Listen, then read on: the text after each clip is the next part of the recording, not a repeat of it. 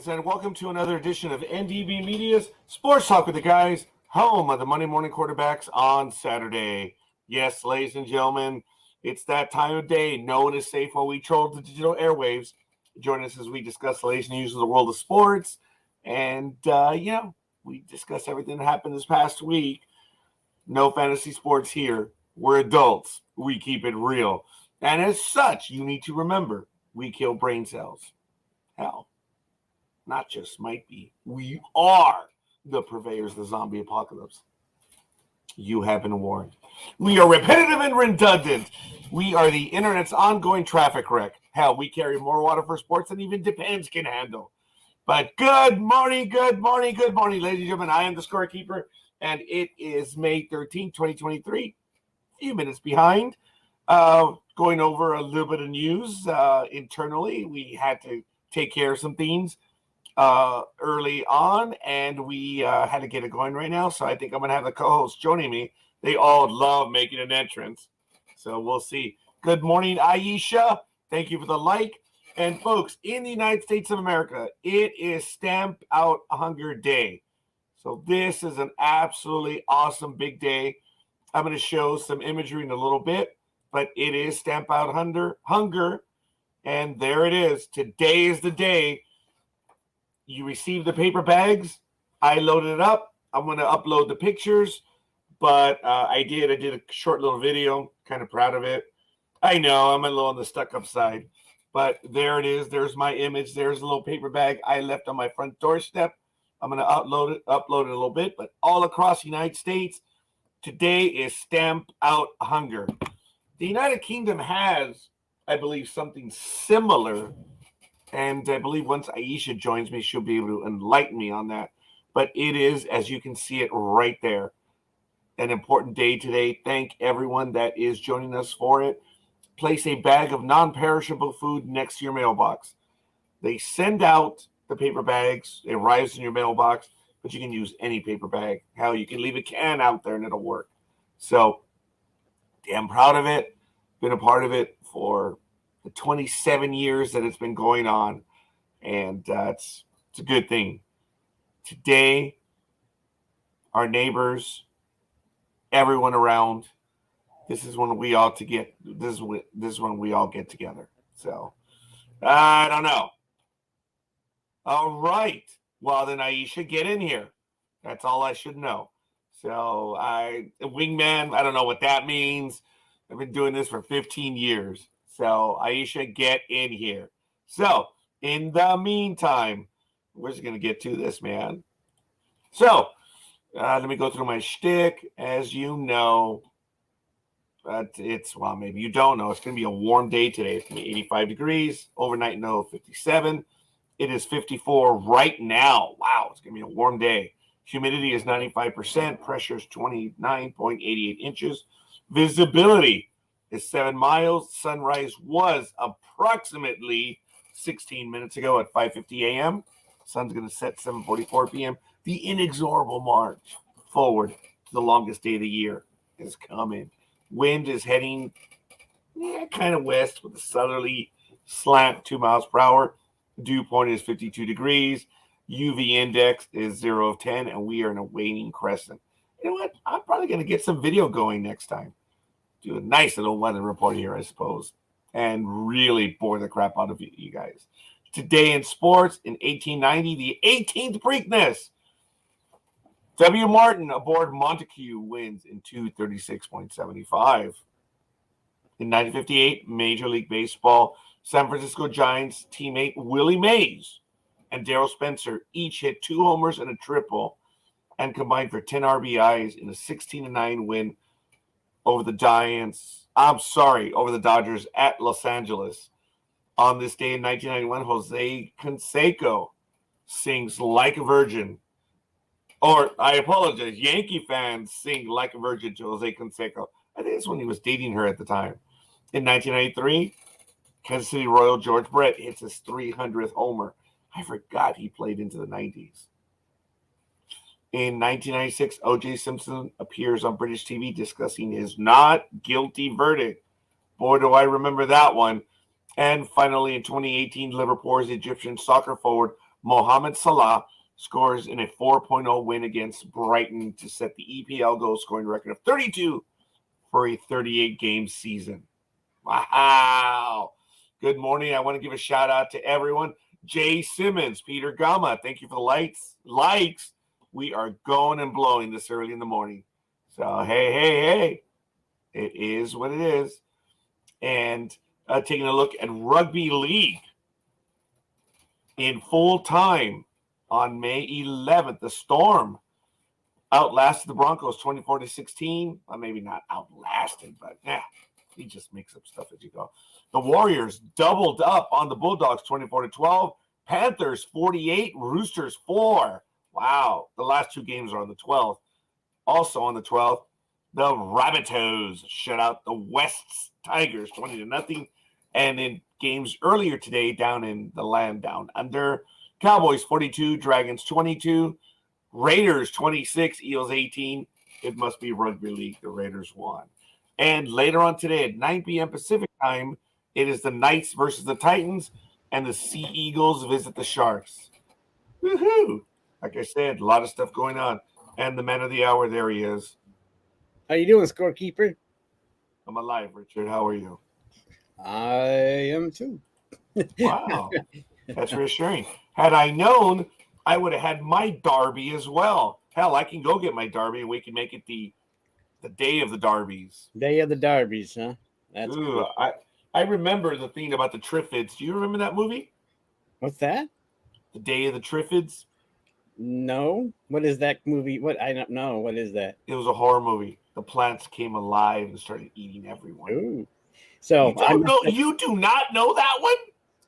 So it's Day of the what?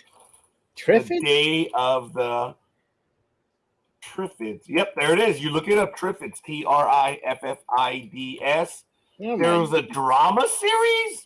Oh, that's funny. A drama series, huh? The Day of the Triffids is a 1951 post-apocalyptic novel by the English science fiction author John Wyndham. After most people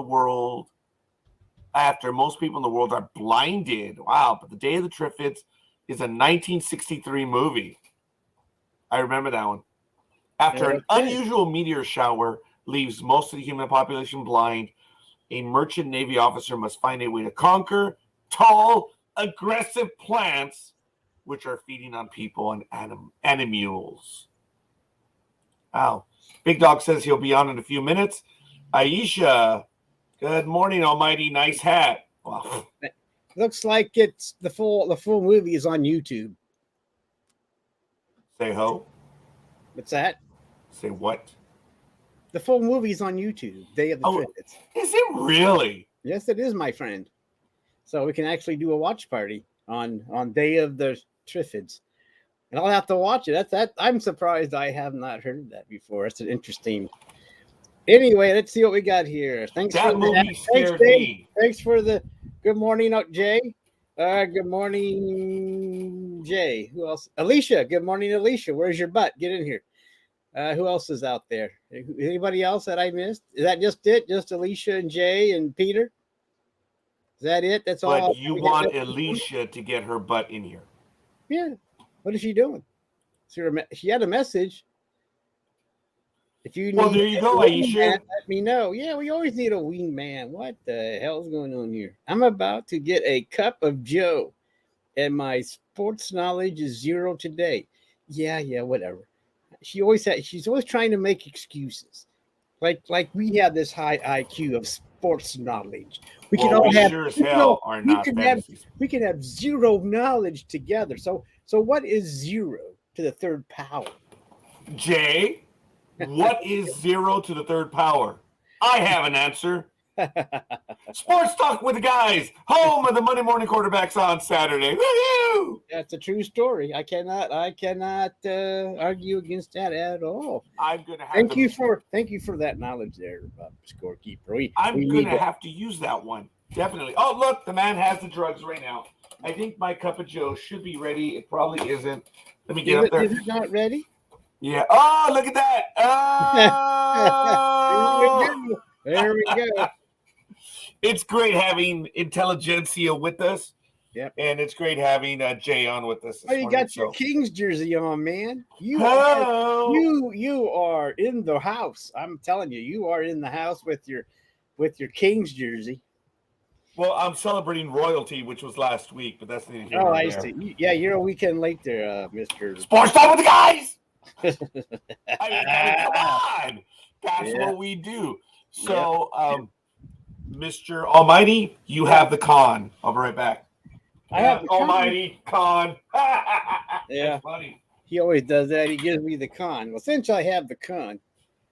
Oh, you didn't dispense. Let's see. What the fuck is everything that I want to do? Oh, go over the baseball standings, which I may have lost my wallet. Now. Damn. So, this is the morning. What is this? The 13th. So, as of the morning of May 13th, here are the baseball standings in the American League East. The Rays are continuing to continue their power over the American League East with a record of 30-10. They're 6-4 in their last 10. So the Rays have the 28th or 27th in payroll. But here's the Orioles, 25-13. Come on. And the Orioles have the 29th payroll in the league, and they have last 10. They're 6-4. The Blue Jays are 22-16. They're 4-6 in the last 10. The Red Sox are trying to make a run for it. They are 22-17 at 7-3. Hurry up. And the mighty Yankees are in last place, a half game behind the Red Sox at 22-18. They're also 7-3. So it looks like everybody's going to make a run for the Rays here. In the American League Central, the Twins are 21-18. They're 4-6 in their last 10. The Tigers are 17-20. They're 7-3 in their last 10. And the mighty Indians are 17-21, and they're a fucking 4-6 in the last 10 games. The White Sox are 13-27, 4-6. The Royals are 12-28, 5-5. So it looks like this is the suck-ass division right now because except for the Twins, nobody else is above 500. In the American League West, the Rangers are 23-15, 6-4 in the last 10.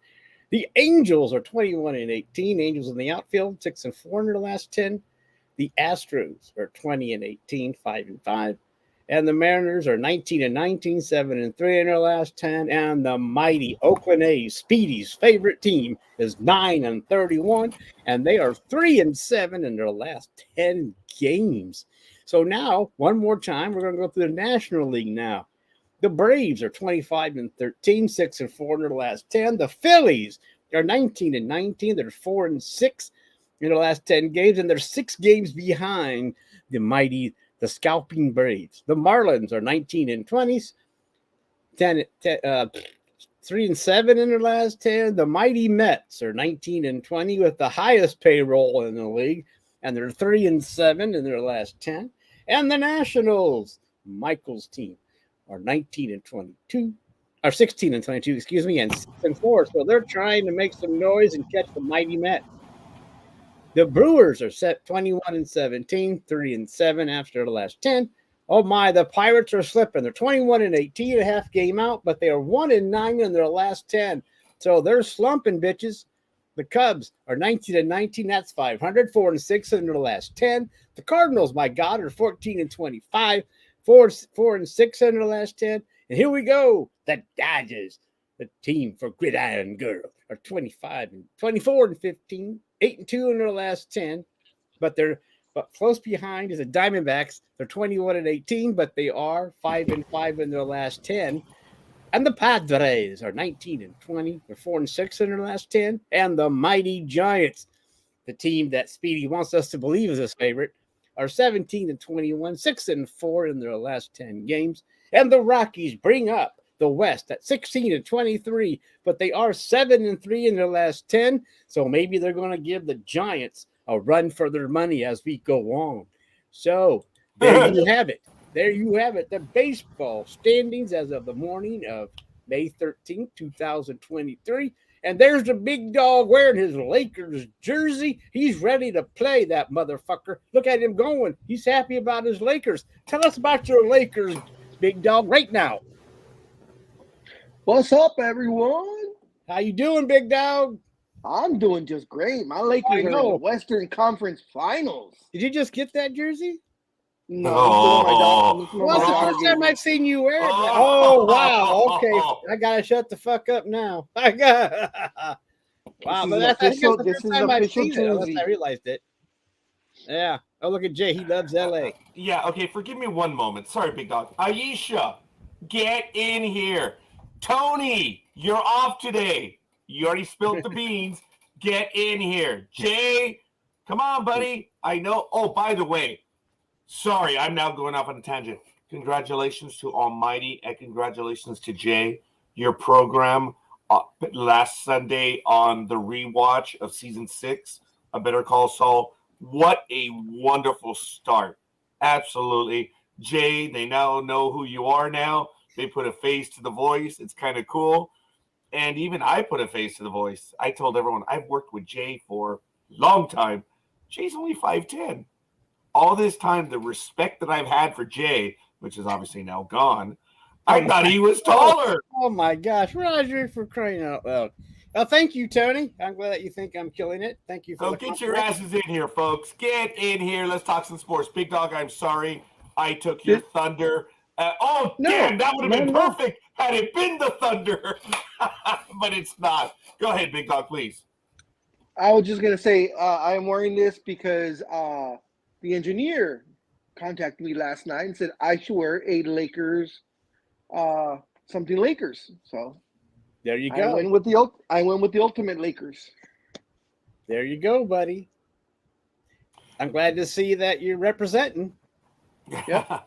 Yeah. And I'm hoping this repeats itself because if there's a big if Boston wins on Sunday, then we will have the exact same Final Four that we did in 2020.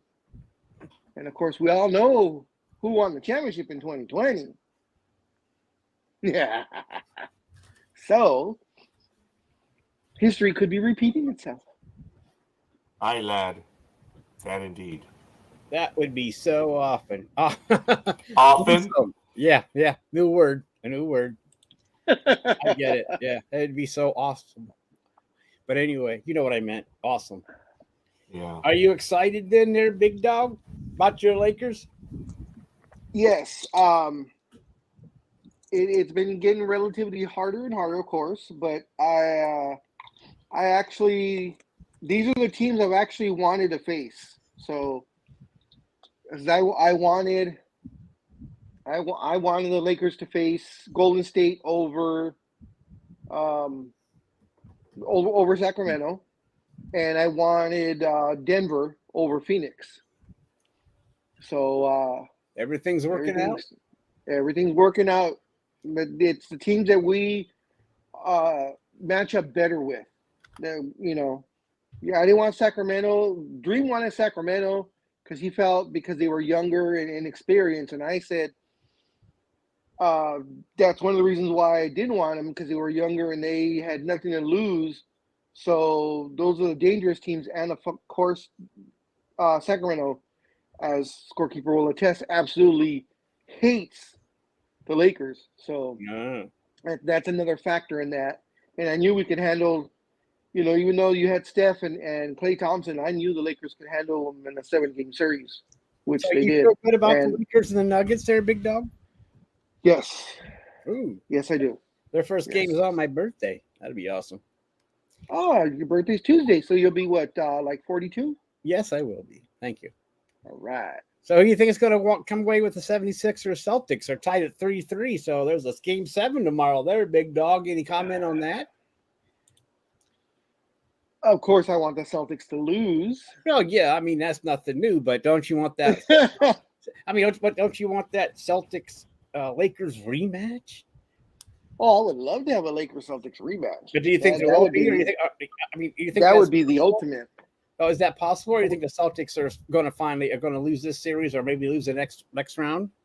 How far do you think the Celtics can go, Big Dog? You have an opinion on that, even though I know you don't really like the Celtics.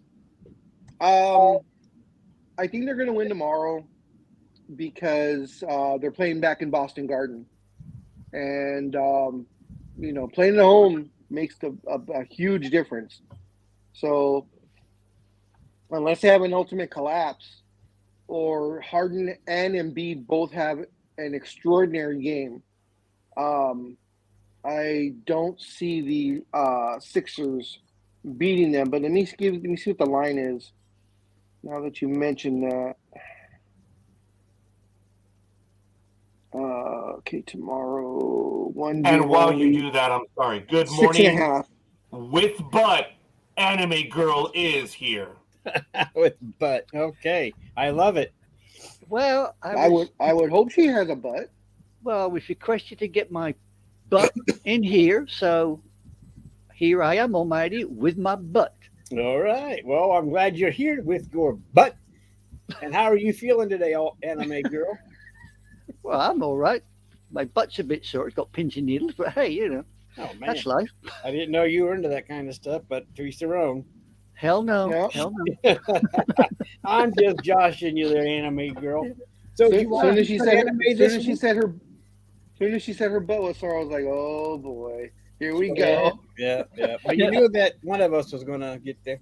Uh, So- Digging a new hat, Almighty. Well, thank you. I switched it up a little. It's still black, but still it's a different type of hat. Thought I'd try it on this week, see how it looks, see how it goes. So thank you. You like it? Yeah, it suits your face. It really does. Well, thank you very much, Anime Girl. I'm here to please you. That's the only. Once I get your approval. ooh. Oh, hell, even I don't do that. Okay. Well, we know that, Raj. But That's me out of here for the day now, guys. I've had the ultimate compliment. I'm gone. Mhm. so You're a good hat wearing person. Your face is symmetrically made for hats. So I have that colonial face, is what you're saying? You look good in hats. That's why you never see me wearing hats. It doesn't matter what kind of hat I put on. It always looks like I'm ready to go pick strawberries or something. Oh my! So that was a good. Yeah. Okay. Yeah. Yeah. So I'll make the sure. only time I've had a hat on was just late last year when we went to the baseball game and they gave a baseball Yes! cap away. Yes. And I put it on just long enough to take the picture. I sent it to my girls, and I said, "This is about the only time you'll ever see me in a hat." Other than, of course, my Wow. hold on, Oh, giant This S. is the here we only go. time this is the Oh, only other my. time you see me in a. That's my Christmas. Well, there you go. Christmas. Yeah. Christmas Day. That's it. Well, all you need is get that beard, big dog, and you'll be all set. And you can have all Yeah, the 'cause I ladies got sit the- on your. You can have all the ladies sit on your lap and tell them what they want for Christmas, and also talk about the Yeah. when it comes up. Well, it usually doesn't work out because I usually want them to sit on my face, but that's the way it goes. Yeah, true story. Anyway, True story. Last time we used that joke. Well, let's put it that way. That's elegant proof. No. It was something like that, big dog. The glasses, 1776, wasn't it, the last time you used that joke? Oh, oh wow, For big dog, it's every other day. wow, That's okay. 1776. Yeah, Wow. that is awesome. I like it. I was gonna say, and Big Dog beat me to it because he's such a kind soul. Said every time we go out somewhere, and being the cheap bastard that I am, I always offer Big Dog, "Hey, look, baseball cap, buy you one, brother." Easiest get in the world. He's like, "Nah, it's all right." You do realize But one I day. offered. You do realize one day he's going to get you back and you say, "Yeah, I'll have that one," and "Yeah, I'll have that one," and you're No, going to he just gets me back by embarrassing the shit out of me. The mother. Oh, hey. No. So Really, Roger? Oh wow. Oh, the light just went out. You see that? What are you See doing? that flash? Oh, Tis my done God. with love. Good. I think the light is out. Yeah, because it's dead. What's It's all done with love. What's the line, big dog, on that on the game tomorrow? Did you find it? Boston Finally by died. 6.5. Oh wow. So is that a fair bet for Dream? Is there such a thing for Dream? I guess you're right. I'm sorry. Dream's been doing really good. We had a conversation last night, and he did exceptionally well in his midweek jaunt to New Orleans in the casino. So, Wow. You mean he actually made some money? oh yeah, he really does. He's a very lucky person. Scorekeeper will I might- attest. I may have to talk to him nicely, see if I can win the lottery over here. Wow. Yeah, I'm afraid I'm one of these people. I couldn't win a one-legged arse-kicking contest just lately, but there you go. Jeez. That's funny. That's funny. It's true, though. Yeah, sure, but it's still funny. Oh my goodness, that was damn. Like me in hats. I mean, I put a hat on, and it's not a, you get the cat in a hat. It's a Pratt in a hat when I wear one, I'll tell you. Oh, jeez. A Pratt in a hat. Oh, Yeah, oh, yeah. That is, wow. Well, awesome. I have the face for the back end of a bus. It's much easier there. Oh, stop Kind of the it. people, kind of the people back there. Put a hat on, that's it. You think, what? 6-inch nail on legs, you know. Anyway, where's this snazzy red uniform you had on the other night, Roger? Oh, it's very kind of you. I was having a moment of stupidity and I dressed in my Admiral's uniform from Star Trek, Picard, so I apologize. I actually did get quite a few charity. I'm sorry, what was that? So you were a red shirt? No, it had red tint, but it was black with a few Picard, red highlights. Yeah. I know which one you're talking about now. Yes. Yes, he did wear that, and he looked pretty good. I was suffocating because it was so damn tight around the neck. Oh, I think that's why I wasn't feeling well. Well, we know you're into that, so it's okay. No, it's okay. But thank you, Big Dog. How do you know he's into this, Big Dog? Oh, here we go. Go ahead, anime girl. You'll know now. Oh yeah, I want to know. Come on, Big Dog, spill the beans. Inquiring minds want to know. Well, Go ahead, Big Dog. I didn't know I was into this. The hidden cameras that I have, so that's how I know these things. Where was that, Big Dog? Was that in California where you had the hidden cameras? No, well, I can't tell you where they're hidden because then you'll take them away. No. But he also told me, during Pillow Talk when we were in Vegas. So. Oh, jeez. TMI there, Big Dog. He started it, and I don't get embarrassed. Yeah, well, Well, now we know why that purchase of Vaseline was on your receipt when you went. Oh, nice try. You go bareback. I got you. All right. Are we talking bro love here? No. Yes, we are. We're talking some kind of love here. So, One or the other. And anywho, in further notice, is anybody going to talk about sports? Or are we just going to sit here and abuse each other for the next hour? Well, I so rudely interrupted Big Dog. We could talk about the Lakers' wonderful 121 to 122 to 101 thrashing of the now dead world champions. The king is dead. Long live the new king. Yeah, the Warriors are out of it already, and they've been a power. Well, they're still a power, but Lakers took care of it this time, and so now we'll have somebody different in the championship. Another different team, and we think it's going to be the Lakers. So you must but you must be proud of the Lakers. Getting past. At first, we thought they just make the play in, but then they surged at the end, and they're still hot after surging and getting into the top 8 to be out of the playoff and play in. Is that right? Yeah, they were. Yeah, they in were the January. 17th. It did not look good. No. No. The trade deadline. Once they got all the trades and such done, it was a completely different team. The chemistry clicked. Didn't they go on a hot streak?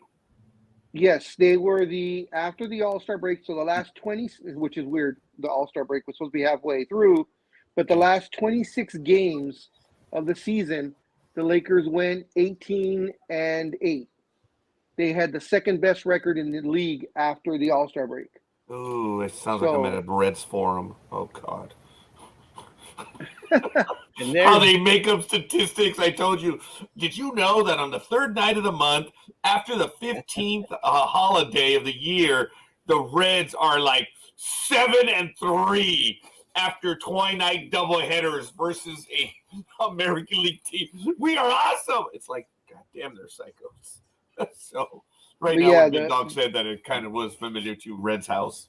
Jay has this comment: Splash Brother went in the pool. Poole. Yeah, Ain't that a there are place? some funny memes out there. I'm sorry, Anime Girl. What was that? No, I said in Poole. It's a place just down the road from where I live. Oh, Poole. It's in Dorset. Is there a pool there? There's a bloody big is- ocean. Actually, almighty, it's on the coast. Yes, we call that a pond. So do you go? Yeah. So do you go to the beach often, Anime Girl? Pardon? Do you go to the beach often then? Me, not if I can help it. It's the aroma down there tends to make my nose twitch. Oh, I Let's see. put it that way. Okay. It's I just thought been you in might the go down news. there to meditate. No, I've got the Stones just down the road to do that. Okay, the Stones. All right. I've Awesome. got Stonehenge one way, or I can go the other way and go to Avebury. Yeah. So when are you going to Big send stones. us pictures of Stonehenge? Oh, you can get them anytime online. Just No, but they're from you. Yeah. That's how From we know me? they're real. Yeah. Otherwise, it's That's fake. Yeah, other than that, yeah, like the moon landing. So yeah, I You can plant- see. you can plant the flag. Last time Britain planted a flag, we got in trouble, so we don't do it anymore. Well, plant. Oh, we did too. We did.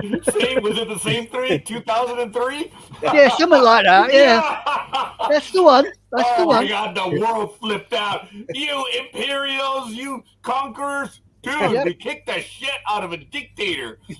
A soldier put a flag while they were pulling the statue down, and the world flipped out, man. Oh my Yeah. God. Yeah. What was it again?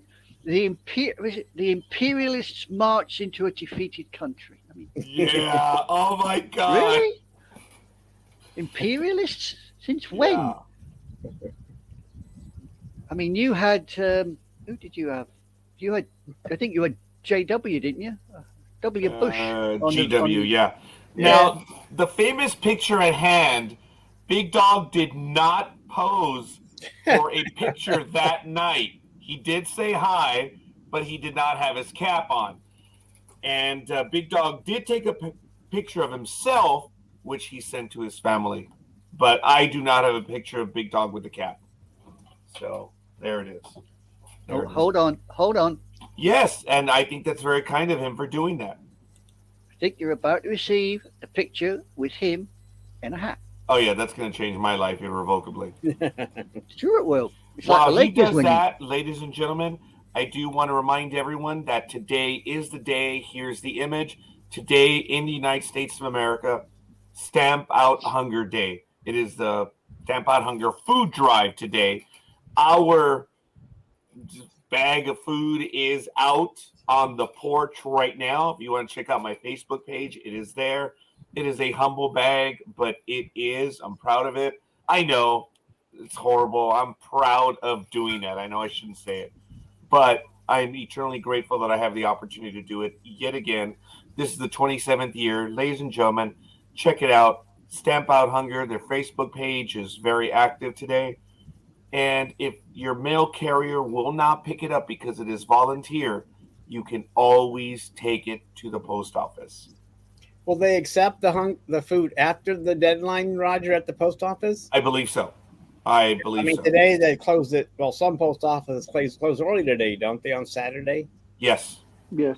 So Yes, it's they okay. So if they don't pick it up, it's okay to take it in on Monday or Tuesday or whatever, right, Raj? They'll still take it, yes. Thank you, Raj, for that information. And I thank you for asking, folks. I'm lucky because of it. And it has always been most close to my heart. And this is a big deal. And I have been told by quite a few people, in addition to Almighty, that he really didn't know what it was. He had never heard of it. And it is disappointing that there are many parts of the United States that don't know of it. And I was thinking, of course, to myself, Almighty, that That's dangerous. we are going to make contact with them. And I'm going to ask the hosts next Saturday or next year, depending on the type of results we get, we might be live and on the road in our locations for that day. It's a second Saturday in May. It's a big deal. We may be involved. Well, I've never seen any information in the I know. post office. When I used to go to I'd walk in. There was nothing that said anything about that. And like you said, there's no Facebook post.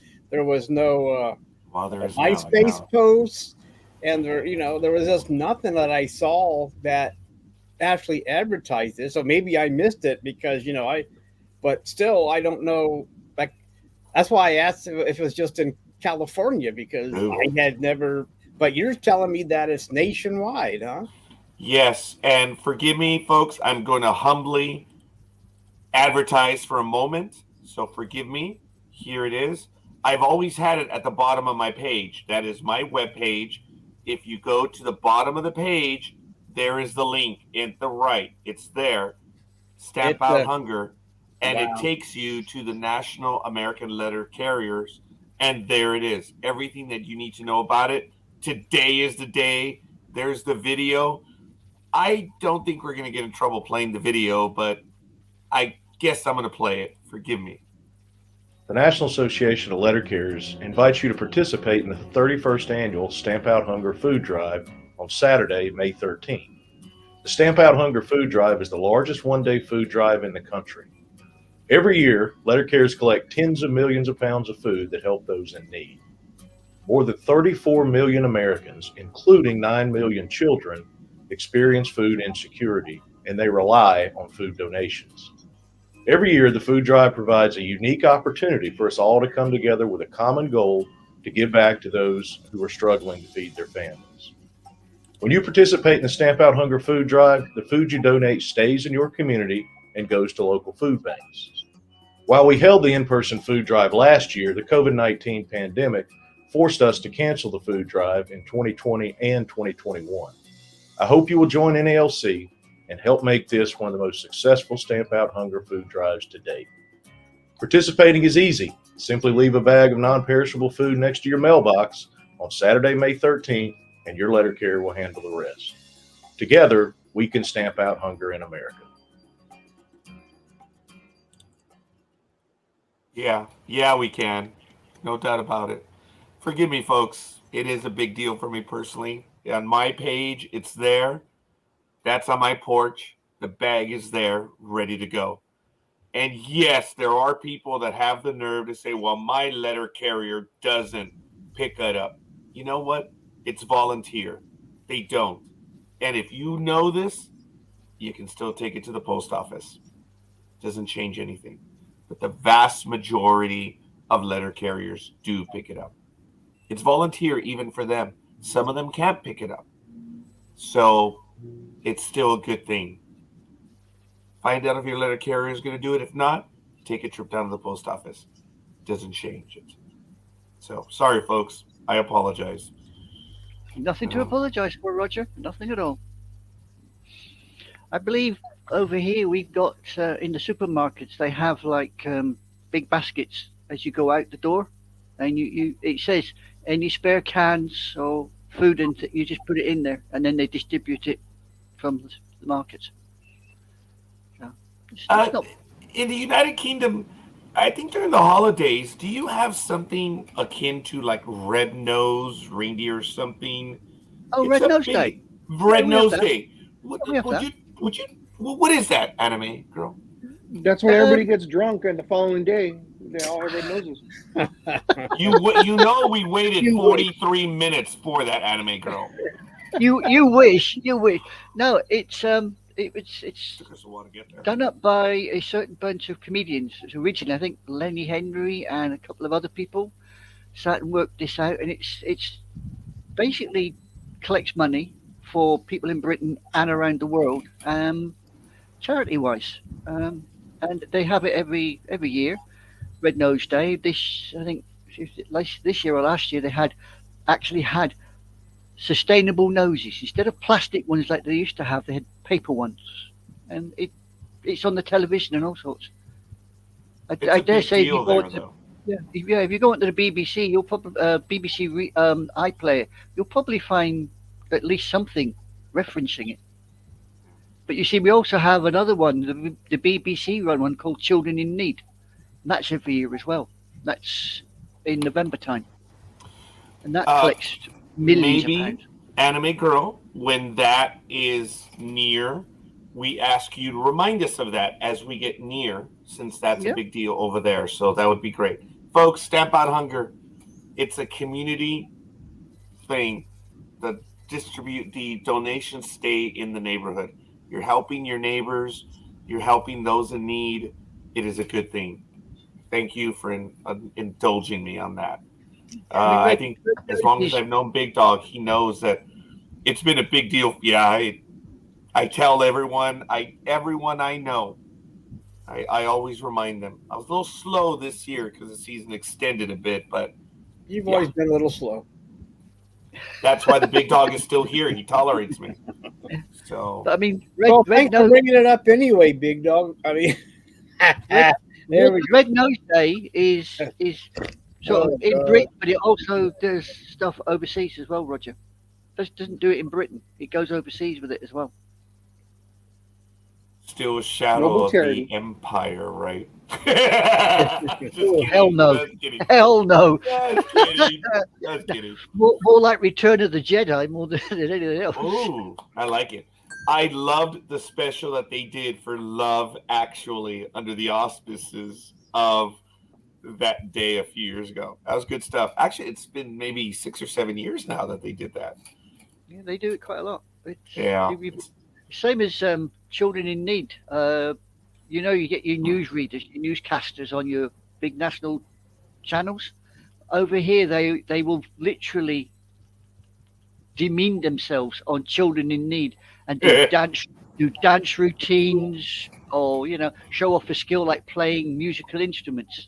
Just for that one day, they will wade in. Reputations mean nothing on Children in Need Day or Red Nose Day. They don't mean nout. Out the window. That is cool. That is. Yeah. All right. Well, ladies and gentlemen, we are going to continue. We have interrupted the Big Dog's. Well, we haven't interrupted his joy parade, but I understand that he is. Yeah, look at that. Look at that. Look at that smile. And the humble man is terribly excited because his Lakers did it. We're going to, once we're done with this, Big Dog, did you give all of the playoff news that you have for us? No, you've already been cut off like 6 times, like I just did again right now. In the other playoffs that were going on, of course, Denver took care of Phoenix, and that happened on Thursday. They put Phoenix out of misery, so we will not see Kevin Durant, nor will we see any more of CP3. Oh yeah. I don't know if anybody feels sorry for CP3 anymore, because he is one of the greatest point guards of all time. Never won a ring, but they showed a stat, and I didn't realize it was that bad. His last 5 playoff appearances has been cut short due to injuries every single time. Yeah. He has broken, hurt, strained something on his body for the last 5 playoff times he's been there.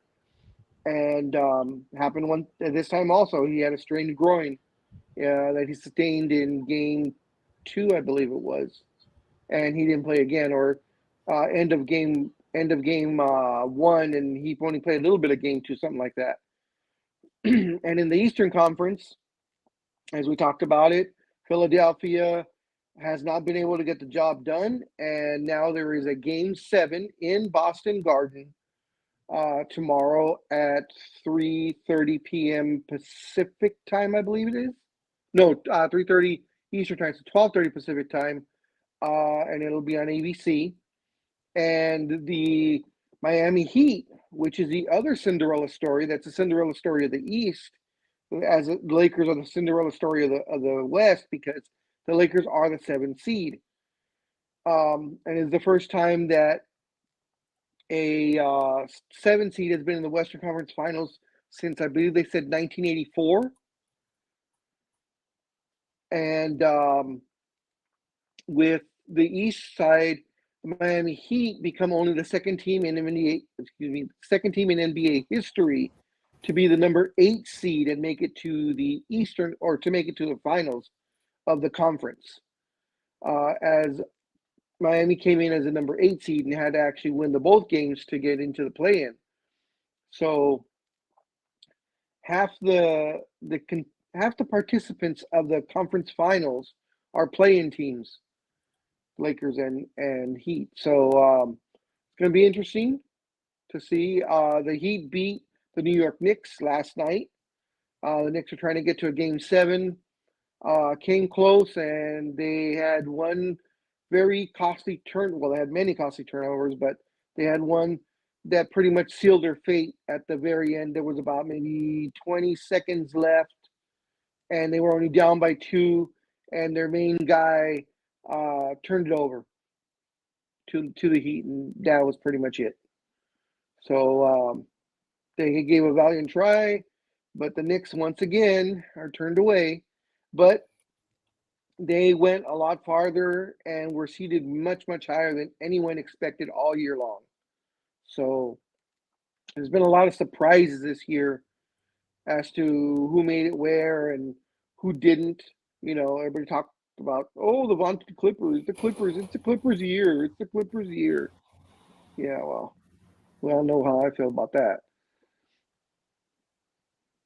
So, but that'll be that though for NBA. So the Western Conference Finals start on Tuesday. So they're going to get a couple extra days rest. And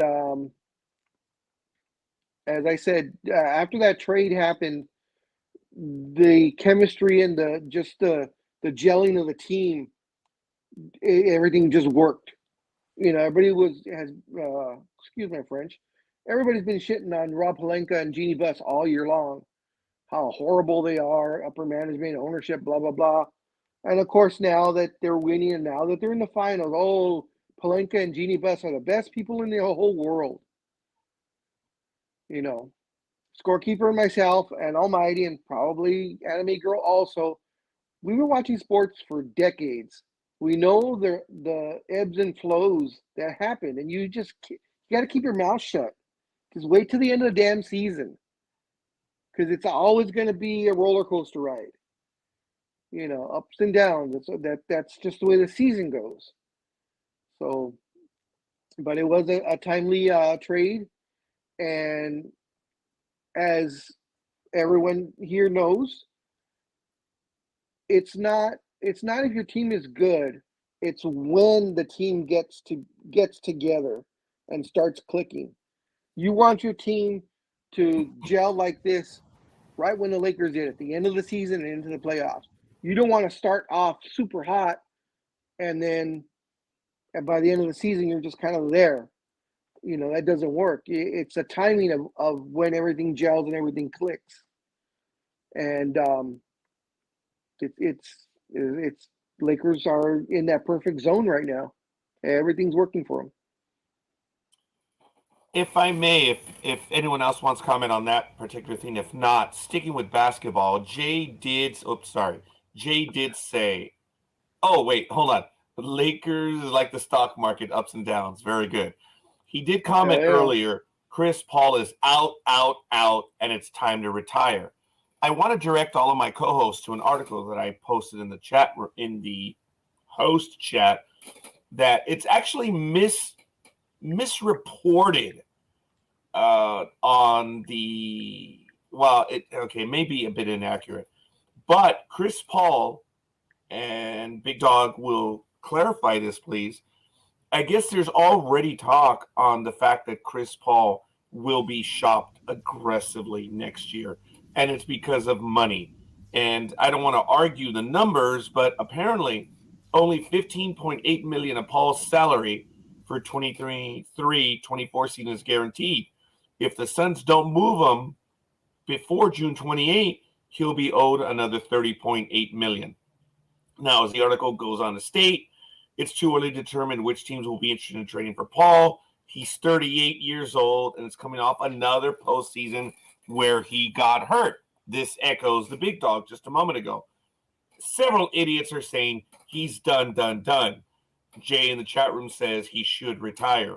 Big Dog, your thoughts first on Chris Paul, and then maybe comment about the article if you don't mind. I don't think people are going to be. Well, no, I take that back. There will be a couple of teams that will go after him.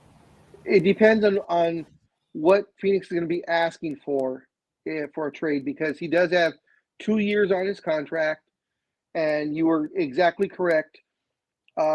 Next season's salary, it is not fully guaranteed, only partially, and it's but the full amount is 30.8, and then the following year is 30 million. So he is owed almost $61 million over the next 2 years.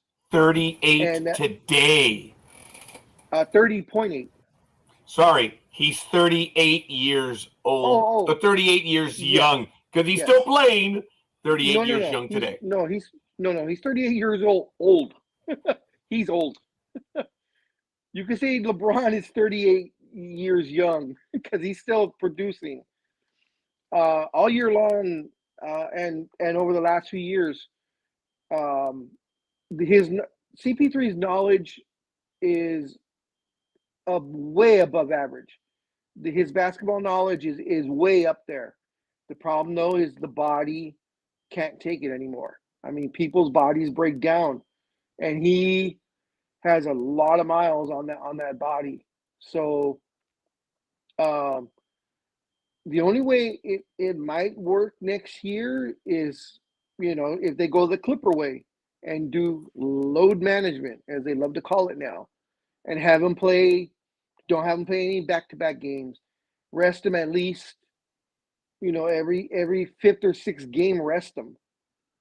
That's the only way he's going to last all year long, and hopefully have enough in the tank left for the playoffs. But retirement, he doesn't need the money. So he's not playing for, because he's money. He wants the ring, Right now, he would go in that category of, and I know Scorekeeper hates this word, but CP3 is a Hall of Famer. He's gonna get in, whether it's the first try or the second try, he'll be in.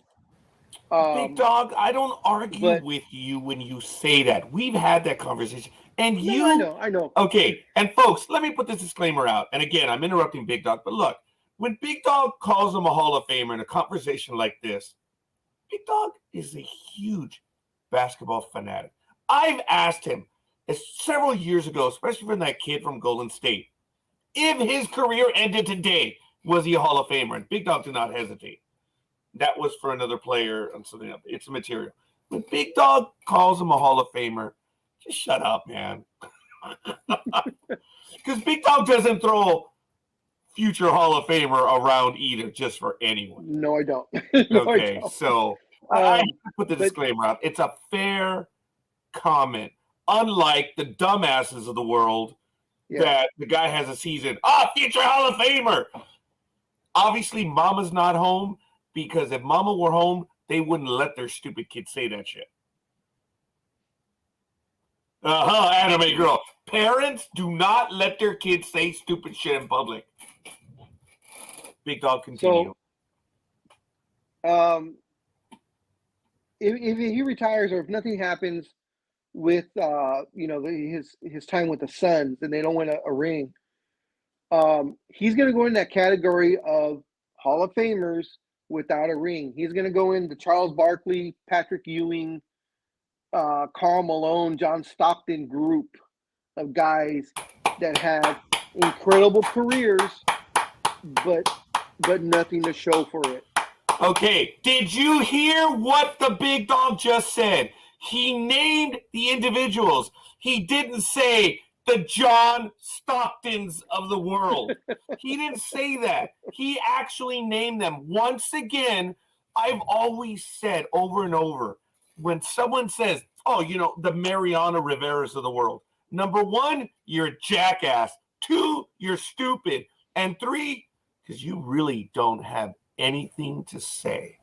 When you say it's because you have nothing to say, you're ignorant. When you use that phrase, oh, the so-and-sos of the world. Yep. I do want to preface that or add to it. There's only one time you can use that, and and I got Scorekeeper on that one, was with the Van Gundys of the world. That was the only time it worked. The two brothers. And I was about to Yep. snap, and I was like, oh, yeah, there's two of them. So that was really Jeff funny. and Stan. Jeff and Yes. Stan. CP3, love him or hate him, has been Yeah. an incredible entertainer. Oh, Jay, come online. Jay, please come online right now. I need your comment if you're really able to, because I want to talk about how apropos what his name is. Just cut a few letters off, and his name is Pip. Once again, the illiterate shows off the 10-cent head that he has. Once again, and we'll get to it. I know Big Dog jumped all over me some years ago when he said something. I said, it doesn't matter. Look at who's talking. Big Dog and I got into it over Scottie Pippen. And once again, the 10-cent head proves me correct again. And we'll get to it in a moment. What did he talk about? Give me a hint. While the article is in the chat room, he said Michael Jordan ruined the NBA. And he's mad because Michael Jordan called him his greatest teammate of all time. It's absolutely hilarious. Mr. 10-cent head, and if you look at inflation, it's worth even more now, or even less now. That's probably because the Ultimate Robin always thought he was Batman. And he can't deal with the fact that he was only Robin. Scottie Pippen believes Michael Jordan ruined basketball and LeBron James is the greatest player of all time. Once again, Scottie Pippen. Go ahead, Big Dog. Before I forget, because, I'm like you, get that idea and then all of a sudden it disappears. Did you know that Malik Beasley, who's on the Laker team, he was on the team. Everybody else thought it was going to be tension there because Scottie Pippen Jr., of course, is on the Laker team. And Malik Beasley, to put it nicely, was in a relationship with the ex-Mrs. Scottie Pippen. I believe while they were still married. Oh, that's rather entertaining. Yeah. I will be back after switch because I didn't realize it was already 7 o'clock and I should already be picking up Kathy. I'll be right back.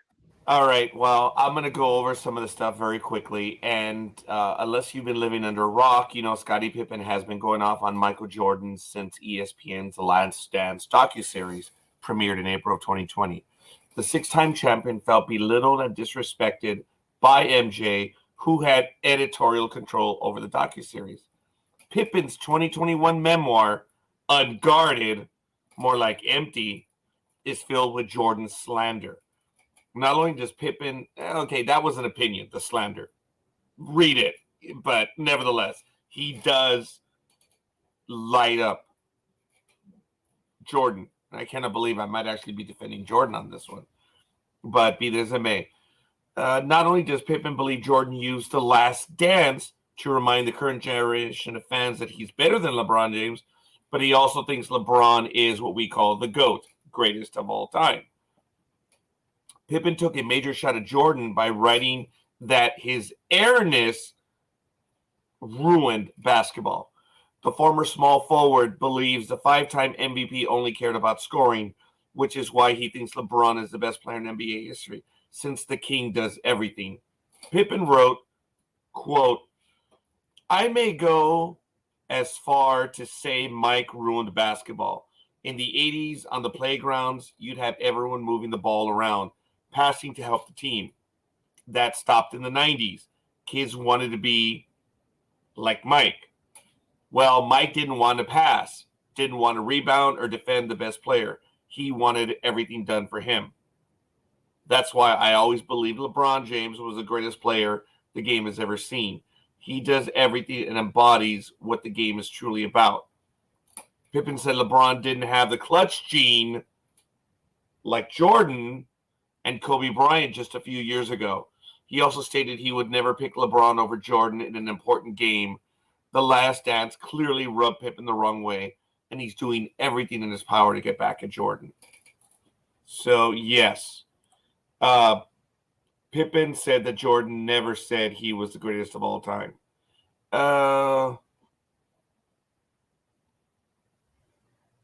I'm not sure, but Jordan never called himself the greatest of all time. It is this guy who is saying he is not the greatest. LeBron is. And no. We have another player that we believe is the greatest of all time, but that's neither here nor there. The Bulls won 6 championships during the 90s. They three-peated twice and never lost in the finals. Jordan won 10 scoring titles, 5 regular season MVPs, 1 Defensive Player of the Year award, and his 6 final MVPs with Chicago. Still, Pippen's contributions were significant as well. He seems to believe he didn't get enough credit for the Bulls' success. Hey, Robin, you had your chance when Jordan was out. What did you do? Oh, that's right. You sat your ass down in a pivotal game because you didn't want to play. I remember that. And you threw a tantrum because the final play didn't go to you in another game. Great players don't do that. Robins do.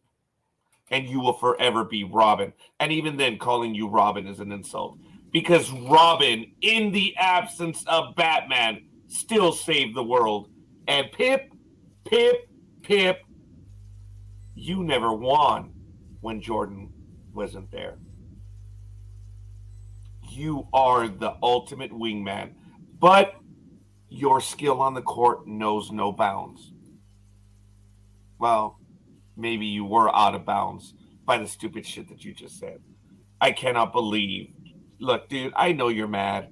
But, dude, usually wingmen are wingmen for a reason. Yeah. And it's interesting, Jordan called him his greatest teammate. Obviously, he didn't realize what the guy's like. 10-cent head. Big Dog and I got into it a long time ago because Big Dog was referencing Pip in, and I was like, oh, waste of time, 10-cent head. And Big Dog said, when he played the game, and just because you play doesn't mean you're smart in any way. And once again, based on this screed, we've proven that calling him a 10-cent head is actually more of a compliment. Anime girl. Yeah, I go with that. I mean, I must be honest. I mean, when Jordan was playing, I didn't actually follow baseball. Basketball. Basketball. Yeah, That was good though. It's round. It's a ball. Who cares? I mean, over here, we very rarely get the scores, and we even rarely see a game. We have to go looking for it. So, as far as I'm concerned, I mean, Jordan succeeded in what he was going to do. He played the game and he played it well. As far as I know, LeBron is equally is as good as Jordan, if not better. I've not seen the guy play, so I can't make that comment. I'm not prepared to call that one out. But to sit there and call a teammate through, or drag a teammate through the mud, nah. Thank you, Jay. Yeah. I got something right without knowing it. But yeah, I mean, no, you don't do that. I sent you the link, Big Dog, via Facebook to you personally and in the Facebook chat for everyone who's in our Sports Talk with the Guys chat. The article is in there if you want to check it out. Folks, Scottie Pippen is liked by a lot of people. But when you start writing stupid stuff like this, the vibe changes. the opinions change. He's been a 10-cent head for me forever. I've heard his interviews. I've heard his post game. I've seen what he's written and posted in the past. 10-cent is being polite. And again, I guess I'm going after him because he's defending Michael Jordan, or he's going after Michael Jordan. Jordan doesn't need my help. But, folks, I do call out stupidity. That's why Sports Talk with the Guys exist. And because of Scottie Pippen, thank you. The word speaks for itself. Exactly. Yes, it does. And I thank you for that, Anime Girl. That was a wonderful comment. It really was. Almighty, I don't know if he wants to jump in on that one right now, but Almighty, I want to thank you for sharing my post on the Stamp Out Hunger. Thank you, sir. There's still time, folks. Today's the day. Thank you. But yeah, I mean, I don't know. I don't want to waste breath on some nonsense like that. I mean, I know that it is a heated issue, but Pippen always likes to come out and say stuff like that every so often. So everybody knows what Jordan does. It speaks for itself. Oh, by the way, I was able to watch Air the other day. It finally became free. Oh, you did? So I did get. It's finally free on Prime, so I did watch it. Air is on Prime right now. Yeah, it was. You have to wait when these movies first drop. They try to get you to rent it. Amazon tries to get you to rent it, but if you wait a week or so, they'll make it free to you. So I was able to take care of it. So it was a pretty good movie. I mean, you know, it had Matt Damon and Ben Affleck. So Affleck, you know, the duck that does the insurance stuff. But no, that was good.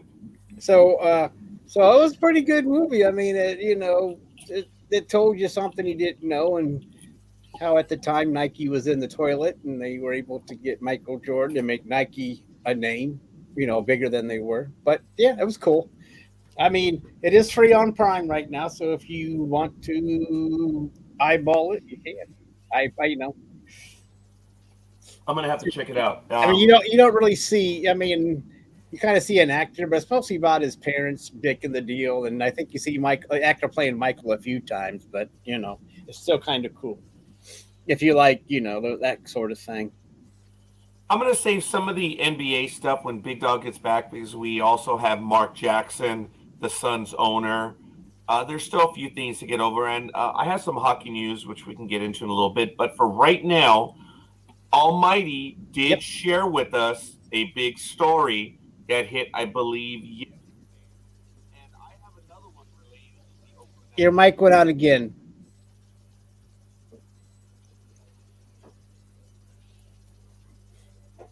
How about now?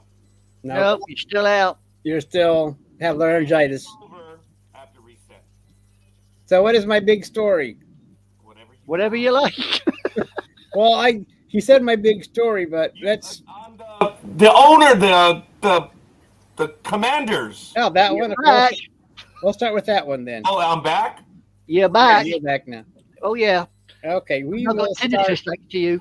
We will start with that one then. The Commanders have been sold, but not to Amazon.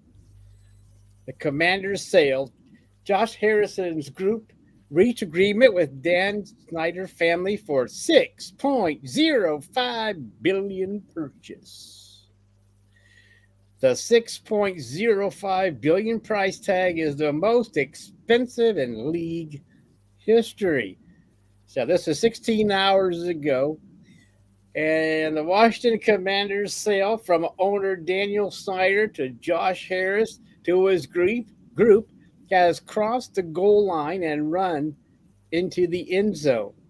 As the Snyder family and the Harris-led partnership have reached a sale agreement, the team announced Friday. The price tag of the sale, of course, is $6 billion, a source confirmed to CBS Sports. The transaction will now be looked over by the league and its owners as part of the final approval process. The deal will set an NFL record for the most expensive sale in league history. The previous record of $4.65 billion was set last year by the Walton Penner Group when they purchased the Denver Broncos, which was still too much for that franchise right now. We are very pleased to have reached an agreement for the sale of the Commanders franchise with Josh Harris, an area native, and his impressive group of partners. Co-owner Tanya and Dan Snyder said in a statement released by the team, "We look forward to to completion of this transaction and to rooting for Josh and the team in the coming years, and also spending all that cash." Harris also put out a statement and a release on behalf of the new ownership, covering their enthusiasm to be closing a deal to become the new owners of the Commanders. On behalf of our entire ownership group, including Mitch Rails, a longtime sports business partner, David Blitzer, ooh, that's an interesting name, Blitzer, for football, and also I think he's a reindeer for Santa Claus, and Irvin Magic Johnson, I want to express how excited we are to be considered by the NFL to be the next white owners of the Washington Commanders, and how committed we are to delivering the championship caliber franchise in this city and its franchise fan base. Growing up in Chevy Chase, I experienced what the fuck does that happen? I experienced firsthand the excitement around the team, including its 3 Super Bowl victories and long-term winning culture. We look forward to formal approval of our ownership by the NFL in the months ahead, and to having the honor to serve as responsible and accountable stewards of the Commander franchise moving forward. Thank you to Tanya and Dan Snyder and the staff of the Commanders for their ownership and cooperation throughout the process. In addition to Mitch, David, and Magic, our extraordinary partner group, local business leaders, Mark Lee Ansley, Eric Holman, Michael Lee, owner of the Grange Group, and the Morgan family ownership of the Morgan properties, and a lot of people are on this type. But anyway, we'll go past that. And individual families have the collective resources and shared commitment to support our vision for the Commanders. We look forward to running a world-class organization and making significant investments on and off the field to achieve excellence and have a lasting and positive impact on the community.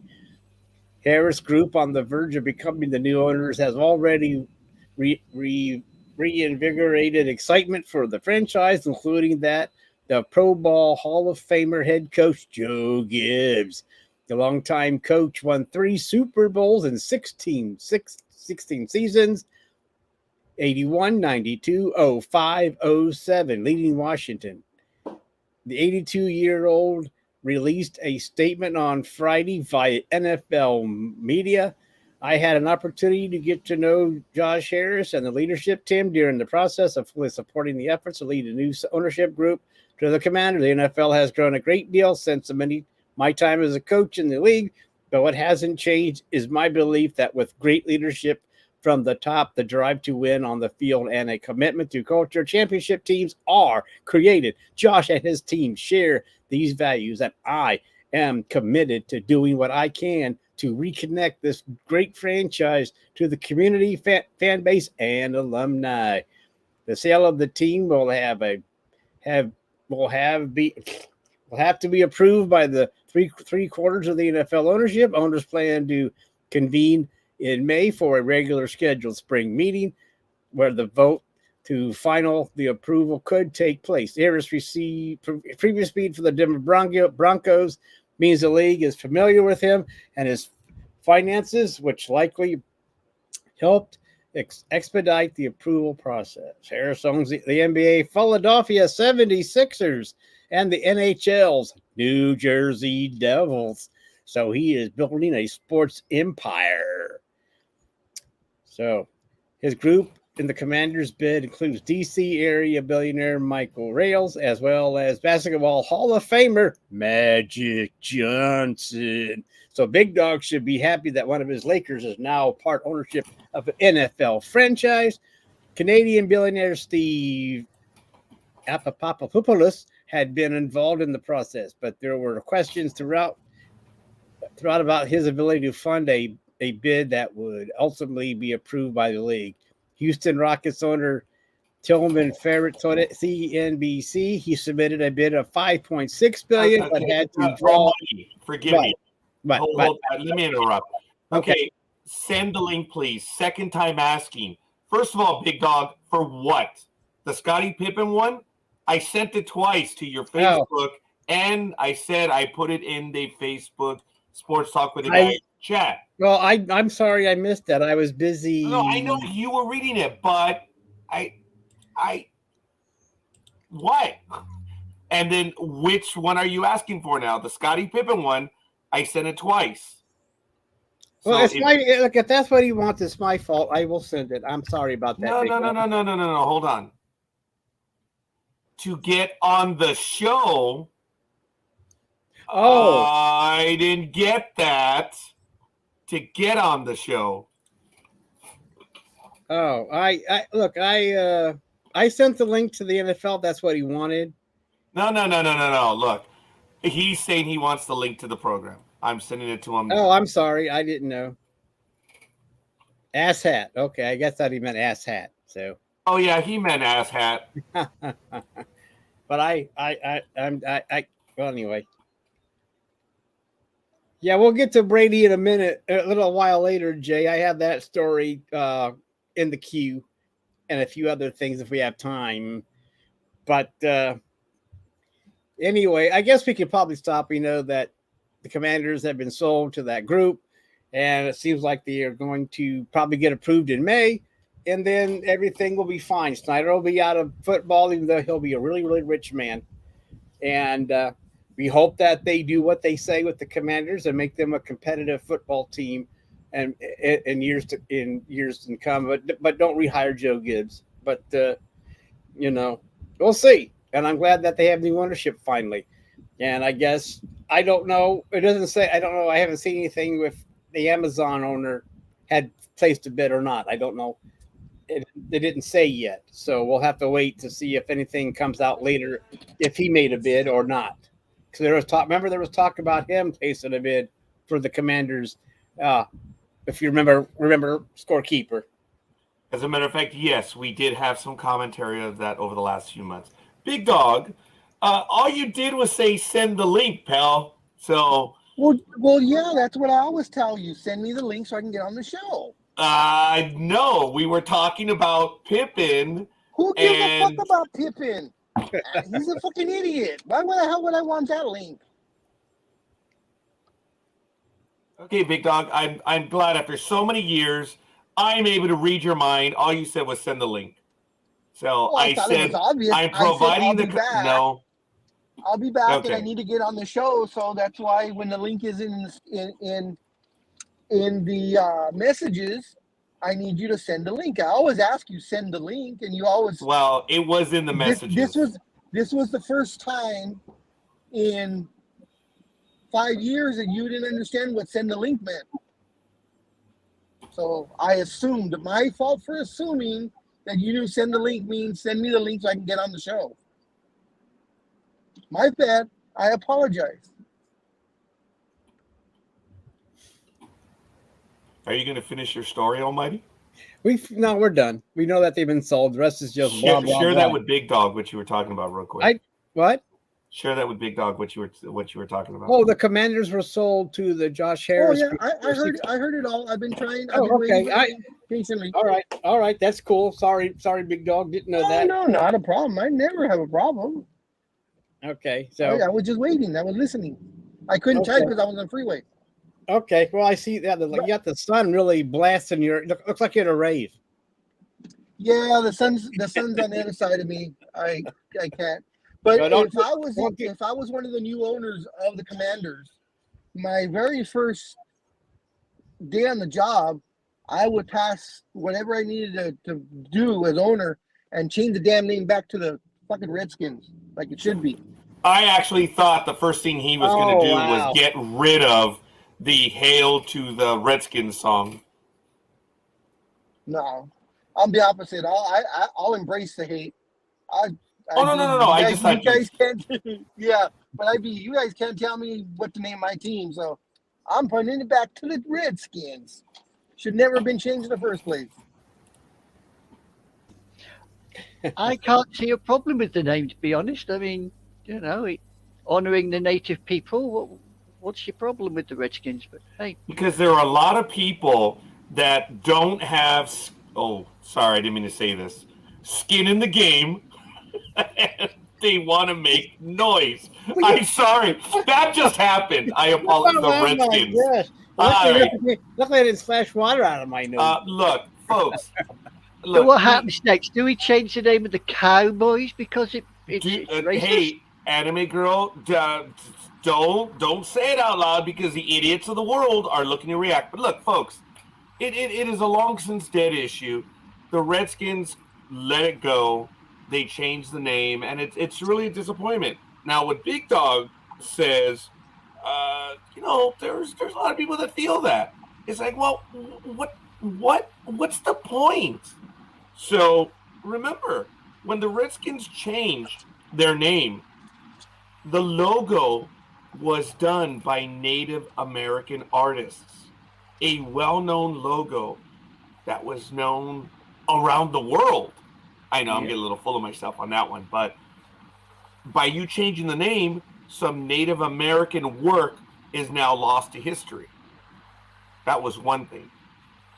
So, Big Dawg, would you add like a little tagline under the Redskins, or would you just say Redskins FU, or what? I mean, what would be the title of the team?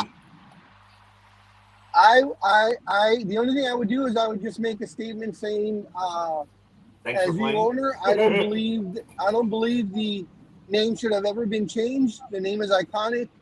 The artwork was done by Native Americans, so we're honoring that and we're putting the name back. End of story. Not taking any questions. See ya. But then they would lose their naming rights from FedEx.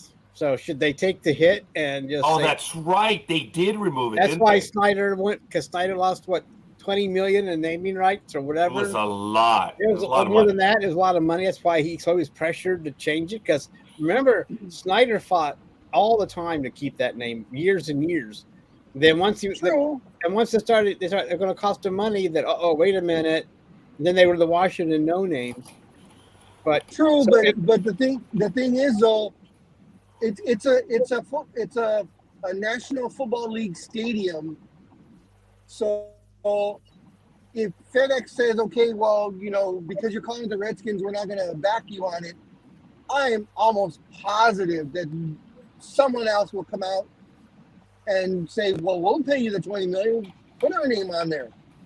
I mean, what could be worse than calling it the Crypto Center? Yeah, well, you're right. Well, I think you're right. Somebody else probably would step in but the thing is, I don't think it's going to happen. I mean, geez, the Indians were proactive in changing their name. I mean, nothing was really happening, but they wanted to be proactive, which I thought was a stupid reason. But now we're stuck with that other name, which no one wants to say. But it's. And I think I read somewhere that now they want to go back to being called Indians. So I don't know. They can't make up their mind. They don't want to be called Native Americans. They want to be called Indians again. Folks, do you want to know, seriously, in Scorekeeper's opinion, why they went after the Redskins? Because of the owner themselves. It was Schneider. Look, no one cared about the Indians. No one cares about the Chiefs. There are a lot of other teams that are out there that no one cares about. But when Schneider, without trying to get, pro-litigious here, the guy was asking for it. And then with all the accusations that came out over the year, it was just easy to pile on him. Now, remember, over the years, we have been following this whole thing about the Redskins and the naming, that they were going to lose the copyright because of, due to the copyright protection, that it was I forget, this is not malicious, but it was a racist name. Now, there was an Asian band about this time, and I'm going to need a little bit of help on this, folks, because we talked about this at length. an Asian band sued over a copyright name, and it had to do with almond eyes, if I'm not mistaken. That was the name that they chose. I don't believe they chose another word for a restaurant that was in New Jersey, which I talked about, but I don't want to mention that name right now because, Jeremy Lin might get a little pissed off at me. But it was almond eyes, wasn't it, folks? I thought it was yellow eyes. Okay, well, you know what? It's like that. I don't remember what it is. We're along the same lines. Yeah. Yeah, it was what a lot of people would say it was racist. Not insensitive, flat out racist. So, they But sued. why? They won. Yep. Why is it Good for them. racist? Why is it racist? Because it's referring to people by a thing. And it has historical precedent that people from Asia have a slight tinge, a hue to their skin. And that's why, yellow and cowardly. There's a lot of other things. I really don't want to get to the I'm No, not but prepared. I lived in Hong Kong for 3 years, and okay, yes, the Chinese people, as you say, or the Japanese people, or even the Korean people, yes, I suppose, stood next to somebody like me, who's of the white persuasion. Yes, they do have a slight tinge to their skin. Stand me next to any person that's even somebody from Italy, and will look different. Call me stupid, but I don't. Okay, thank you. Up yours. Let's say I don't understand this willingness to pick on a certain thing from a certain race and say calling somebody that name is racist. I just don't get it. I really don't. So I have a question. If I call you Big Dick, is that racist? If Call you're a me certain what? color? Almighty, No, would you care to answer that? No, I'm talking to Roger and Almighty. Wait, repeat your My question. came Big right Dog. after. What was the question, Big Dog? Big Dog, would you please repeat your last question? To the gentleman of the group, if I were to call you Big Dick and you're a certain color, is that racist? No. I think most of the men in the room would probably be quite proud to be called that, wouldn't they? Yeah. Yeah. But but I am. You put small in front of it. I don't have one, but I am a big dick. So I will admit that. But it's I don't know. To me, So anyway, it's just that right now, cancel culture and everybody else seems to be so sensitive about every damn thing that happens out there, and it's unfortunate. But that's another story for another day. That's probably for a Tuesday night or a Wednesday night in America conversation, right, Raji? Wow, thank you, Almighty or Almightier. I do want to say that it might come into play on the professionals. Our schedule is really tightening up, folks. We have a lot of programming coming online, and I am excited. That is a bit of a lead-in. It looks like Tuesday night. I apologize. The professionals are now moving to the first Wednesday of the month for now, and on the first Tuesday of next month, which will be June 6th. Ooh, June 6th, the D-Day. Ooh, how apropos. We will have another Comics 101. And it looks like on Tuesdays we have Comics 101 on the first month. First Tuesday, first Wednesday is the professionals, and so on. We, of course, have the Better Call Saul rewatch on Sundays at 3 p.m. Of course, Sports Talk with the Guys on Saturday. Monday Night in America is either on or we have a guest. And programming is coming along real well, folks. So we are terribly excited. And of course, the Anime new show Girl. coming along soon. I'm sorry, Big Dog. What was that? Like I said, and of course, the new show coming along soon. Which The one? horror show. Yep. Oh, that's We have right. yet to- All kidding there has yet to aside, be a name for yes. it. Yeah, but we haven't decided a day yet. I mean, we've discussed it, so I mean, we need to discuss it a little bit more. It just seems like we just need to pick a day and see who shows And up. I don't know. folks, I know I a lot of need I you- want a lot of people involved. I know there are more people interested in this, and I know that Anime Girl is across the pond and she wants to be a big part of it. So that is one thing. And Jay, I think Tony still wants to be in the show, and he showed interest. So I want Tony to be a part of it if he can. I mean, it's just like we've got to pick a time where everybody can be in the same space. And it doesn't matter to me. I'm wide open. I don't know about the big dog.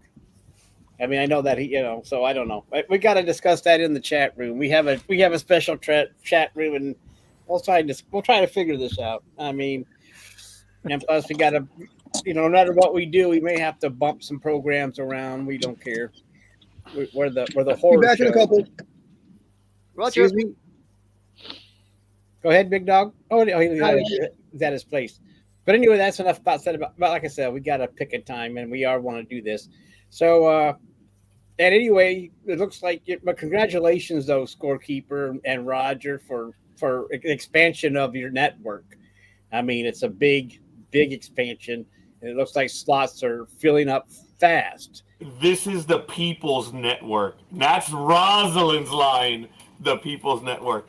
Folks, we have 2 or 3 other unmentioned programs coming online. I am terribly excited about them. As a matter of fact, on Thursday at 7 p.m., starting on June 15th, here's the announcement. Trekking Across the Universe, Strange New Worlds. That's the Star Trek series. It will be reviewed. It looks like I put out some feelers there. You can take that however you want. And it looks like a famous Star Trek reviewer is going to be joining, so I'm terribly excited about that. That's just other stuff. We are going to have, there's at least 4 other programs in the works as we speak. And I'm just terribly, some of them are going to be cyclical. Some of them are going to be seasonal. But now Almighty knows why I was on his proverbial digital ass. But dude, when? How often? And Almighty's like, what the? Lighten up, Scorekeeper. And all I would ask him is when, how often, what time? And he's like, shut the fuck. And now he's like, oh shit, okay, I get it. I'm trying to reserve a time for them because there is a lot of stuff happening. I appreciate that, Almighty. It's not me, pal. It's everyone who wants to do it. It's all settled now. Me and Jay have our time, or Jay and I. Yeah, but how long did that you and I went back for like 2 weeks? And he didn't get it. This dumb little bastard didn't get it. He thought I was just screwing with him. Talking over with the J-Man. I mean, J-Man has to be comfortable with what we're doing. I mean, wanted him to feel at ease and not pressured, and good time for him. Look, he has other duties. I mean, Jay has other duties, and he has a life, yeah. Besides building bridges as the engineer, so I mean, all hands from the city of brotherly love.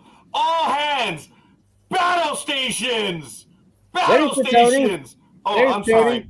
For Anime Girl, it would be action stations.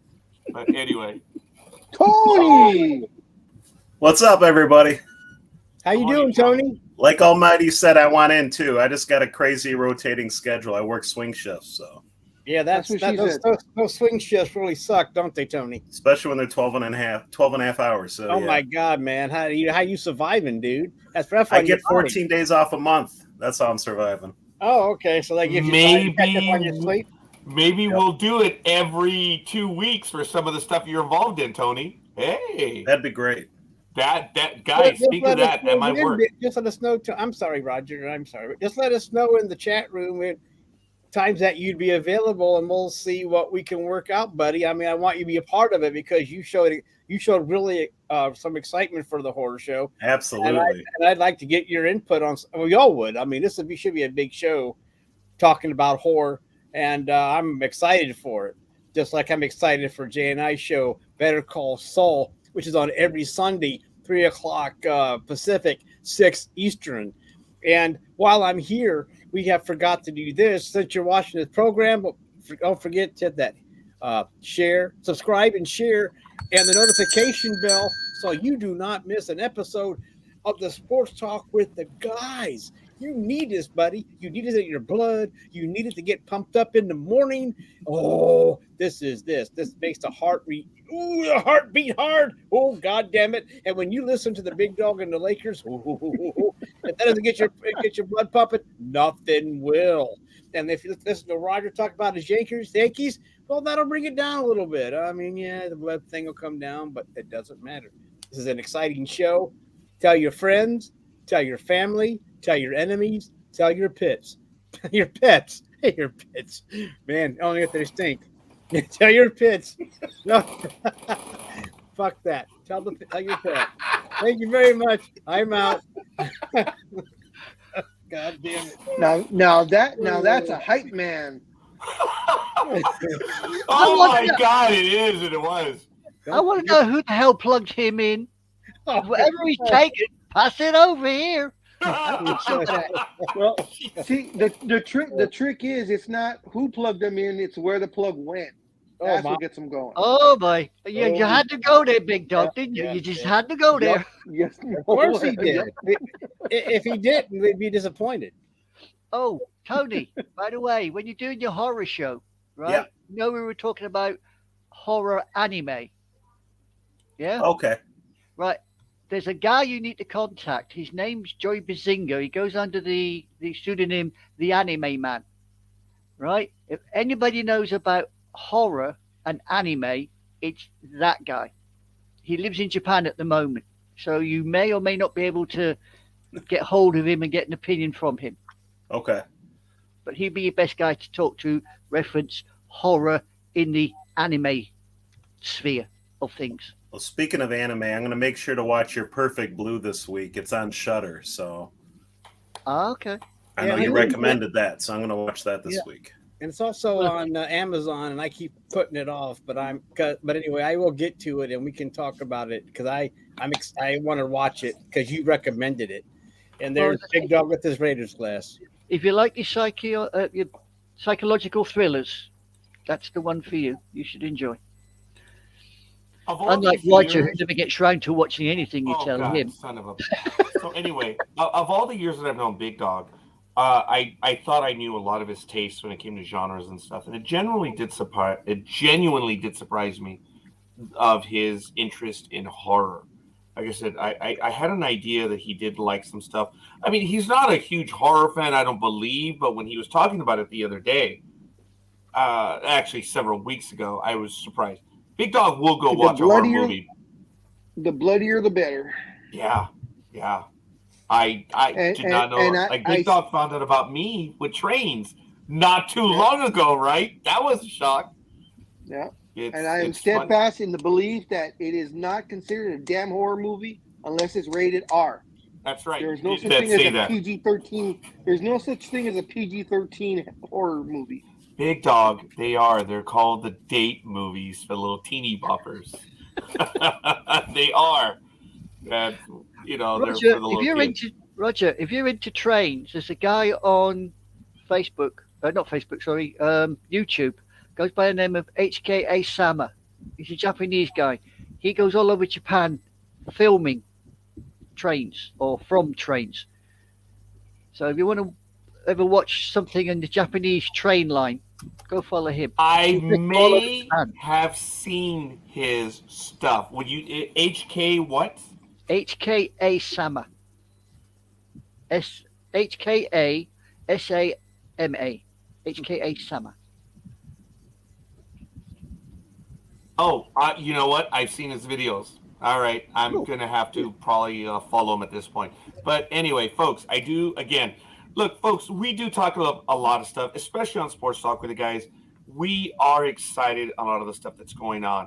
I'm stunned alone on the program that Jay and I did. I received so much feedback on the conspiracy theory, and my plan was to talk about some of the stuff we were going to be talking about later down the road. Almighty and I were on for 3 hours, and we were doing some wonderful conversation about the moon landing and a few other things. But I'm stunned at the commentary that I received. So, conspiracy theory will be returning. I don't know if it's going to be once a month or every 6 weeks or so, because it does take a lot of work to talk about it. The easiest one to talk about is the moon landing. I'm sorry. So is the next one going to be dedicated to the moon landing or DB Cooper? Well, I need to talk to you about that, because there's a lot of talk about DB Cooper, and there's actually on Netflix right now a documentary on DB Cooper. So we may be doing DB Cooper next time. So we just got to put it on calendar. Okay, that's cool. I mean, I can do both. I mean, whatever you choose, that's fine. Folks, I want to give you an internal look at what the calendar looks like for NDB Media right now. It's color coded. I ask for your patience, but you need to check it out. This is what it looks like right now. Okay. So there's a lot of programming coming on, and that's just May. We have June. Oops, sorry. Look at June already. This is scheduled guests and programming. So we have a lot of stuff coming here, and we're just so excited about it. And we always make the announcements here on Sports Talk with the guys. So now, as I said, Almighty gets why I was on him, and he's okay. When? Yeah. I know what's coming. That's always picking on me. Always picking on me. Because I have no one Fridays else are completely open. As of right now, yes. Yeah, they are. So, wow. I mean, can we look at a Friday for the horror show then, Big Dog and Tony and guys? I need to remind you of this one thing. It's not like Blog Talk Radio anymore, where we could only do 2 live episodes a day. That we still have Blog Talk Radio, but remember, we can do 24 hours on the network. Oh yeah, you said that. Yeah, we know that. I'm just looking at the open slots that we could conquer. Even if it is like once a month, we can conquer one of them. Maybe get all set up.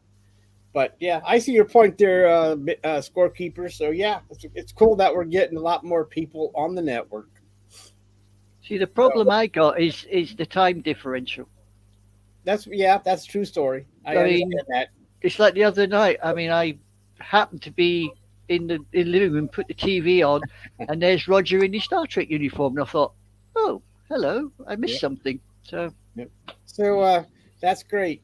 I was stunned as to how many people commented about that uniform, both good and bad.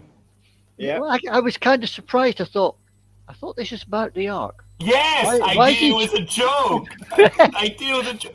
You know, I'm in full Star Trek regalia, and then I see everyone in the chat room, and I'm like, oh shit, aren't we doing Star Trek? But I do have the Enterprise in the background too. So if they want to get to a new planet, this is the ship that they need. Yeah, we are Star Trek hoes. There's no doubt about it. But anyway, folks. So Tony, any sports news you want to get to, because you just popped in. So what do you want to get to, Tony? You got some big news for us? Well, I mean, you already went over baseball, and I was going to say the Tigers and Phillies are finally playing better ball, but you already went over that. Well, I just went over the standings. Yeah, we only went over the standings. And you ripped on Rogers' Yankees being in last place. I have to while I still can. Who knows? That may be more of an occurrence than we care to admit. I mean, it's only I missed that. I missed that. I had a stat. Hold on, let me so I can pull it up. I missed it too. Sorry. I was getting my cup of Joe, and you know what? Yep. Did you see that on Twitter, Tony, where that player on the Orioles... Wait, time out, Tony! What the hell was your breakfast, dude? That took an hour and a half. I want to know what you're having, buddy. White egg omelet. I got about 8 white eggs in there with jalapeno peppers, hot Hungarian yellow hot peppers, hot sauce, and turkey sausage. I guess that's why it took an hour and a half. It takes a long time to make that many eggs. You got your protein, Tony. Yeah. It had to be about 150 grams. Yeah. Sorry, Big Dog. Go ahead.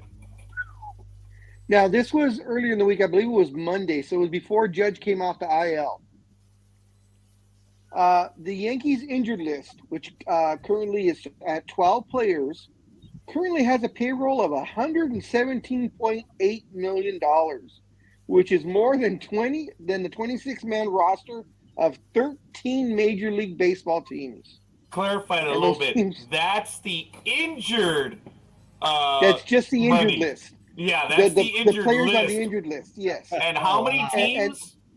That is more than Detroit, Seattle, Milwaukee, Kansas City, Cleveland, Miami, Arizona, Washington, Pittsburgh, Tampa Bay, Baltimore, Oakland, and Cincinnati. Well, the only team that says soccer is Tampa Bay. Because they're actually doing very well with what they do. So is the Orioles that have the 29th payroll in the league, Raji. So a lot of teams with low payrolls are taking over the Yankee spot, but the Yankees are climbing back, I'm afraid. So we'll see what happens in September. So you guys all got it now. The joke's almost now gone, Big Dog, because it was a desperate move. Big Dog caught me off guard. He was being so polite, and we hadn't spoken for, I don't know, 3-4 weeks, Big Dog. And, he's like, hey, Scork, Raj, what's up? And, hey, how are your Yankees?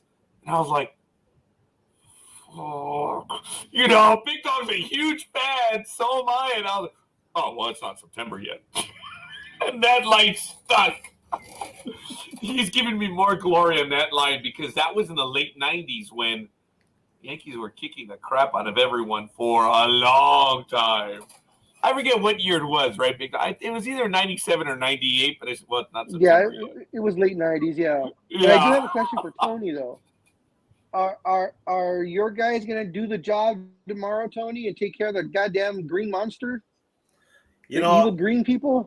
I've been picking them wrong this whole series. I thought Game 5 in Boston they'd lose and they won. I thought Game 6 they'd win at home, they lost. So, I mean, I'm not picking them right. So, I'd say bet on Boston because I'm picking Philly to win, yeah. Wow. They never could beat Boston. It seems like they never could get over that team. Yeah. Every NBA team's got that one kryptonite team that they just can't get over the hump. That's why I was talking earlier that I wanted the Golden State Warriors. All everybody was like, "You're crazy," Steph and Clay and all those guys. I'm like, no, we got their number. Sacramento, on the other hand, we don't have their number. So that matchup would have scared me, but I knew we could take care of Golden State, and we did. So I'm happy. I'm with you, Jay. It's Doc Rivers. You'll have to enlighten me on that one. Is that in Philly, he's Glenn Rivers. He ain't Doc. He's Glenn. There's only one doctor. That's right. Especially in Philly. That's right. Yep. That's good. Who is extremely underappreciated now in this era. Yep. Right. Big Dog, I did post this article in a little bit. I don't know if you wanted to get. Oh, okay. What's this? What are we looking at? Cedric Mullins is the seventh player in franchise history hit for the cycle for the Orioles. So, all right. Well, let's get your strike. Play it. Cedric Mullins sizzles one into right field off of a fastball. Thrown hard and hit harder. Orioles' second hit. Mullins, right center field. That ball's up the alley. That ball is going to be extra bases, maybe 3. Cedric loses the helmet. He's going to go to third. And baby, nice shot. Let's get wet. There we go. Oh, great. The bird bath is alive. Oh, is that what it is? Oh, yep. Okay. Yeah, that needs context there because that bring me the coldest water in all the land. Jeez. It's your moment, Mr. Splash. See catcher. Mullins, right field, base hit, extra base hit coming. He's already got 1 triple in the game, and this time he'll hold at second with a double. And Cedric will start the sprinkler in the dugout and in the bird bath. Look at the angle. It does not look right. In the right field. Deep Mullins, drive, way did back. he do it? Yes. Yes. Wow. Yes, he did. That's It's a cool. tsunami.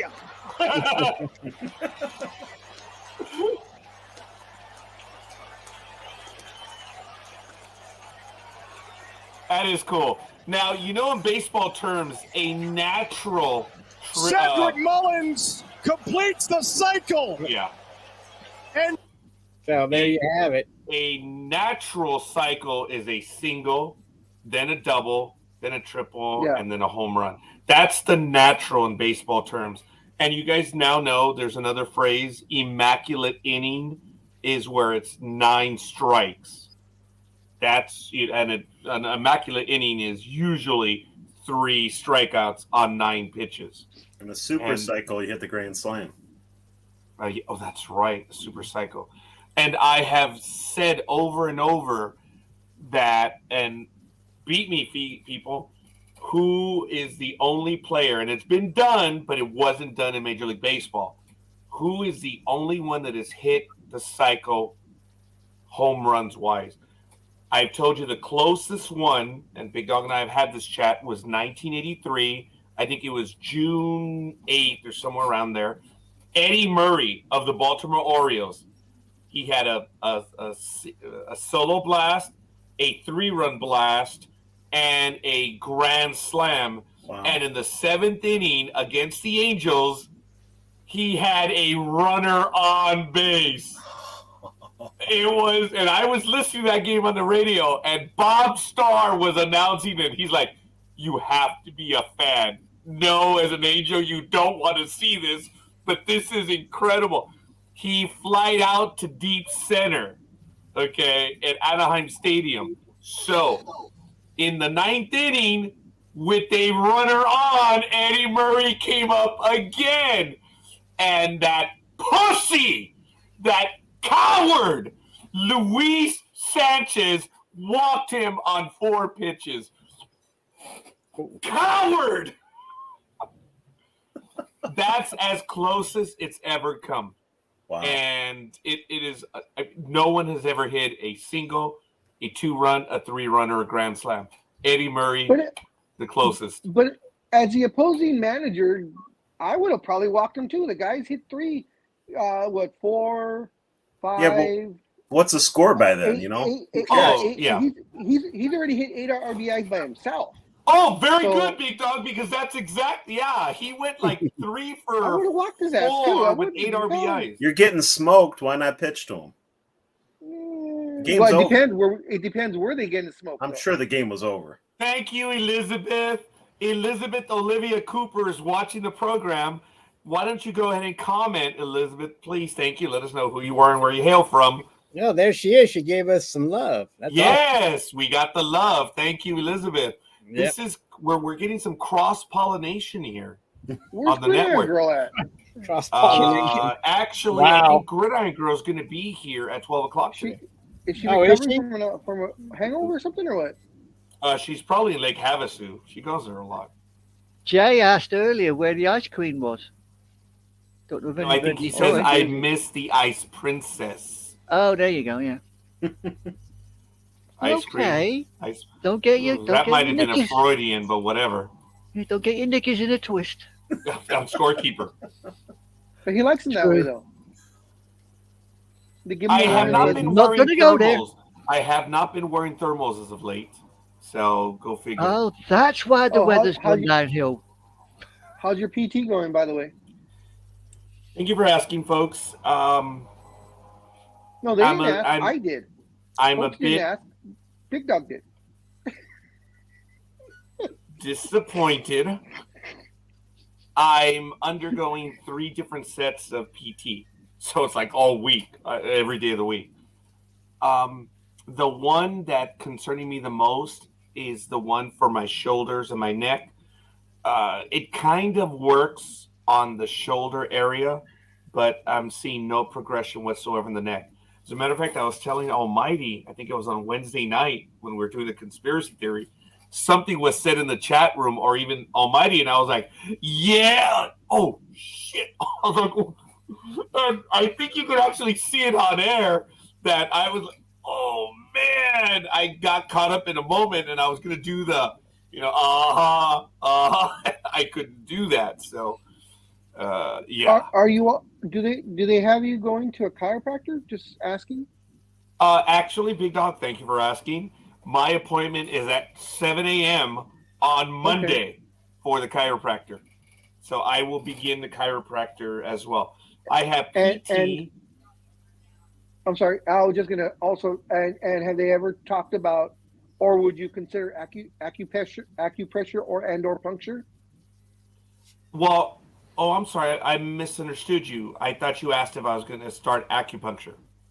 No, I said no, chiropractor. Oh, I misunderstood. You see, I don't know anything. The acupuncture is Monday. Oh, okay. So I'm going by where Any they're pictures? directing me, and every day I get a new appointment. I mean, folks, I'm Pictures. boring the shit out of everyone on my Facebook We need posts. pictures. We need Of pictures what? of acupuncture. Okay. I might be able to arrange that. I'll ask them. I I have still a to this rabid bunch day, of psychos. I still to this day am so pissed off at myself that when I was in the hospital and they put that giant needle in my back to drain my lungs, that I did not take a video of it. I am so mad about that even 6 years later. Oh my God. You remember that day? Wow. That baseball day. Is that the one you're talking? That was a big day. Yes. Elizabeth, I think, thanks for spending time with us. Folks, I've noticed, and I'm eternally grateful, that there has been a lot of cross-pollination as of it. And I got to give a shout out to the fans, Elizabeth Olivia Cooper, yes, psychos, to everyone in the ARC group. They are amazing. And it is cool that we're able to spend time with them. We've met a lot of good people of character, and we love spending time with them, and we're all psychos. So it's good stuff. So, Elizabeth, thanks for showing on up here. Tiffany has visited. I think we scared the shit out of Tiffany, though, because she even commented. She's like, are you guys the same guys? Like, yeah. I think Cosmo handled it all well, though, didn't he? Oh, Cosmo was awesome.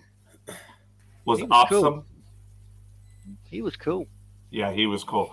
Hashtag priceless. So, yes, folks. So there it is. Good stuff. That is the closest I believe anyone has come to that, and that's Eddie Murray. And if there would have been anyone, I would have been great for Eddie Murray to hold that record, because a silent giant, huh? That guy just showed up every freaking day. And as evidenced by what he did in his later years, give him a glove, that bastard goes out and play wherever you want him to play. Yeah, he was a good guy. He was a really good guy. Not Eddie Murphy, Eddie Murray from the Baltimore Orioles. Me think Jay take us the proverbial there. Yeah, he did. He's messing around. Actually, he's been a little comedian himself. Eddie Murray was a monster at the plate. Yeah, he was. He didn't like him when he was in the Orioles against the Yankees, because he ate us alive. Well, actually, he ate the league up alive, huh, folks? Tony, you saw him play. Eddie Murray. My dad actually had a tryout for the Tigers with Eddie Murray way back in the day. Wow. And my dad knew Eddie Murray. Like before they got into pros. Yeah. Yeah. Because my dad was hold on a minute. I heard before they got into the pros. Well, before Eddie Murray, got into pros. No, my dad tore his knee up and that wrecked it. So it was his senior year of high school, as when he was trying out for the Tigers. He was a left-handed pitcher and first baseman. When Eddie Murray played for the Indians, they cut his contract and said he's just a DH. He's just going to be the DH. So the first baseman got hurt, and Hargrove asked, look, we want you to go in. And Murray said, no, I'm just the DH. I'm just the DH. So he did not. So that burned him in the butt, because he's like, hey, I'm just the DH here. So, screw all, fuck you, Hargrove, or whatever he said. But but he did a good job. But he was still doing shit for the Indians back in the 90s. So he wasn't really washed up yet. But anyway, that was a story that we got from later on, on the stories that happened with Hargrove's era. And I don't know why they cut his contract and just made him a DH, but that was the story. That's my Eddie Murray story of the day. I like it, though. It's good stuff. Folks, Eddie Murray, but he was a silent monster. Never talked crap. He just went out and he said, this is what I'm going to do. He showed up every day. As an opponent, someone who was always getting burned by him, I didn't dislike him. I respected him. I was scared of him. Folks, way. You know what was the one player that I always, and he was always up against my team? That was the Big Hurt. He hurt everybody. He did. Everybody.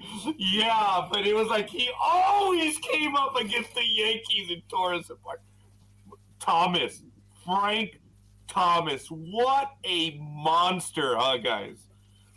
Now he spends his day pushing boner pills. I hadn't seen that. Wow. Yeah, he does. Is that what he's doing, Big Dog? Yeah, they're on I forgot what channel I watched. Some of the reruns of like Law and Order or something like that, and there'll be the Frank Thomas commercial, the herbal. I've seen him do those because all these young women are like, "Oh, Big Hurt," and he's like, if you actually watch, he's an older guy, but yet these young girls are like, "Oh, Big Hurt," and I guess they hurt. I mean, I maybe he is the Big Hurt. Maybe these women know that he's the Big Hurt. They want to find out. Yeah, come here, Big Hurt. Woohoo! Give it to me, baby. Give it to me. So Okay, now we're entering the third hour. Almighty, I'm going to get a refill. Please take us into the third hour on Sports Talk. Into the third hour? Well, guess what, Big Dog? Guess what? If I can find the motherfucker. Guess what? Down there. I'm right here. But guess what? Anyway, did you know that the Raiders might be getting Tom Brady? Did you know this? Yes, I saw that. That's why he didn't join the team. You know, that's why he retired when we all thought he was going to become a Raider. So he had a grander scheme. he decided to retire, and now he's going to buy up to a quarter of the team. I believe so. I just found the article I was looking for. I mean, if he can get in and be a partial owner, it's a sound investment no matter what NFL team you get into. Yeah, any professional team period. Any professional team period is going to make you money. You have enough to put in, you will double, triple, quadruple, even quintuple your money, inside of 5 to 7 years. Because that's just the way that all the leagues have been growing like that. Good for him. Yeah, I was kind of shocked that he was the Raiders because I don't see him as like a Vegas guy. But good for him. Shit. It doesn't say. I can't. Let's see. But he's purchased stakes in the WNBA's Las Vegas Aces. So maybe if the A's get to the Las Vegas, he may invest in them too. But interesting. I wonder. Did he move? He didn't move to Vegas, right? I don't know. I mean, I thought he was still in Florida. Hanging around down there. It just says, don't you guys remember that he purchased a house a year or 2 years ago? Remember all the talk about him becoming the Raiders quarterback? He purchased a house. Okay, I don't know if he purchased, but I believe he leased. But with all the money he has, he probably did purchase a house. Yeah. It says right here they held since they moved from Oakland in 2020. I don't know. Yeah, but anyway, I believe that Brady's 10-year, $375 million contract with Fox, which is due to start next year, would be unaffected by the investment in the Raiders. A source told ESPN that Fox has blessed the arrangement. Sources said that the league policy about team ownership overlapping with media employment comes into play only if the owner holds a position of authority at the media company and could impact broadcast rights negotiation, which we brought up with the Amazon owner buying the Commanders. Fox and NFL agreed to an 11-year right deal in 2021. And so this is not the first time that the 7th-time Super Bowl champion has shown interest in ownership in a minority stake in the NFL franchise. In 21 and 22, Brady reportedly discussed with the Miami Dolphins about becoming a limited partner. A 6-month NFL investment found the Dolphins team owner Stephen Ross and vice chairman limited partner Bruce Beal, a friend of Brady's, violated the anti-tampering policy in conversations with Brady because he was still playing for the Buccaneers. Oh, that's right. Team was stripped of its first-round pick this year in last month's draft, among other disciplinary measures, probably a fine. Brady retired at the age of 45 after the 2022 season, and his 23rd in the NFL, saying that this time he was done playing for good, although Brady came out of a 41-day retirement after the 2021 playoff final year of Tampa Bay. We know all that. In recent years, Raiders have tried to replicate some of success Brady helped inspire to New England. Still hasn't happened yet, even though they have McDaniels, an ex-Patriot coach. We're still waiting for Patriots Western version to hit, right, Big Dog? And Yep. they made some plays, but we find out. But anyway, but none would attract the attention that Brady might, as he would becoming the highest profile former NFL player to become limited owner of an NFL franchise. So, well, if Brady became part owner, would that put butts in the seats, Raider? I mean, Big Dog. I don't think it would. I don't think it would affect the fans, wanting to come out, because I mean, he's only going to be in the owner's box if he's there at all. Being a limited partner. Oh, wow. I agree with you, Elizabeth. I'll do her one better. I lost respect when they went back to Oakland. Yeah, that's when I lost. Oh, from LA? Yeah. Yep. When they're playing yo-yo between the two cities? Yep. He Yeah, played. yeah. I mean, Al Day was a perfect guy for that. He played each city against each other, and trying to get the better deal. And when got a better deal, moved to LA, and then he got tired of LA not wanting to upgrade the Coliseum. So he pitched the idea back to Oakland. They said, "Yeah, we'll take you back." So he jumped ship again. So I lost respect at that time. But the Raiders now, I don't think it'll affect fan. I don't think it'll increase it. Maybe they might see a little surge at the beginning, but I mean, he's not going to be on the field, so it's the product they put out on the field. I think they're going to use him as the face. I think he'll be in a lot of commercials and maybe some meet and greets and that kind of stuff. Right. But good for him, though. I mean, you know what? He's got all that money. He's got to pay all that alimony and child support, to Giselle. So might as well. Yeah. Might as well try and increase the bank. Any thoughts, Tony, on Brady's involvement with the Raiders? Yeah, I personally don't care what Brady does, so I don't pay any attention to him. So, what are your feelings on the GOAT? I think he's probably the best player ever, but I respect that. I just don't care for all the drama stuff. Oh, his personal life? I totally agree with him. Yeah, that has been a mess for a lot of things that he has really done badly over the years as being an NFL quarterback. But yeah, as a quarterback, you can say the GOAT, but if you go into the personal issues, like, oh man, what a dick, on some of those things that he did, Tony, correct? Yeah. No, I'm more interested in week 1. The Eagles are at New England. So that's got my attention. That could be a good game. Go ahead, Tony. The Eagles got the toughest strength of schedule, which they probably should. But listen to this 6-game stretch. Home against Dallas, at Kansas City, home against the Bills, home against the 49ers, at the Cowboys, and at Seattle. Holy crap. Damn. That's a gauntlet right there, Tony. It's going to be a tough year.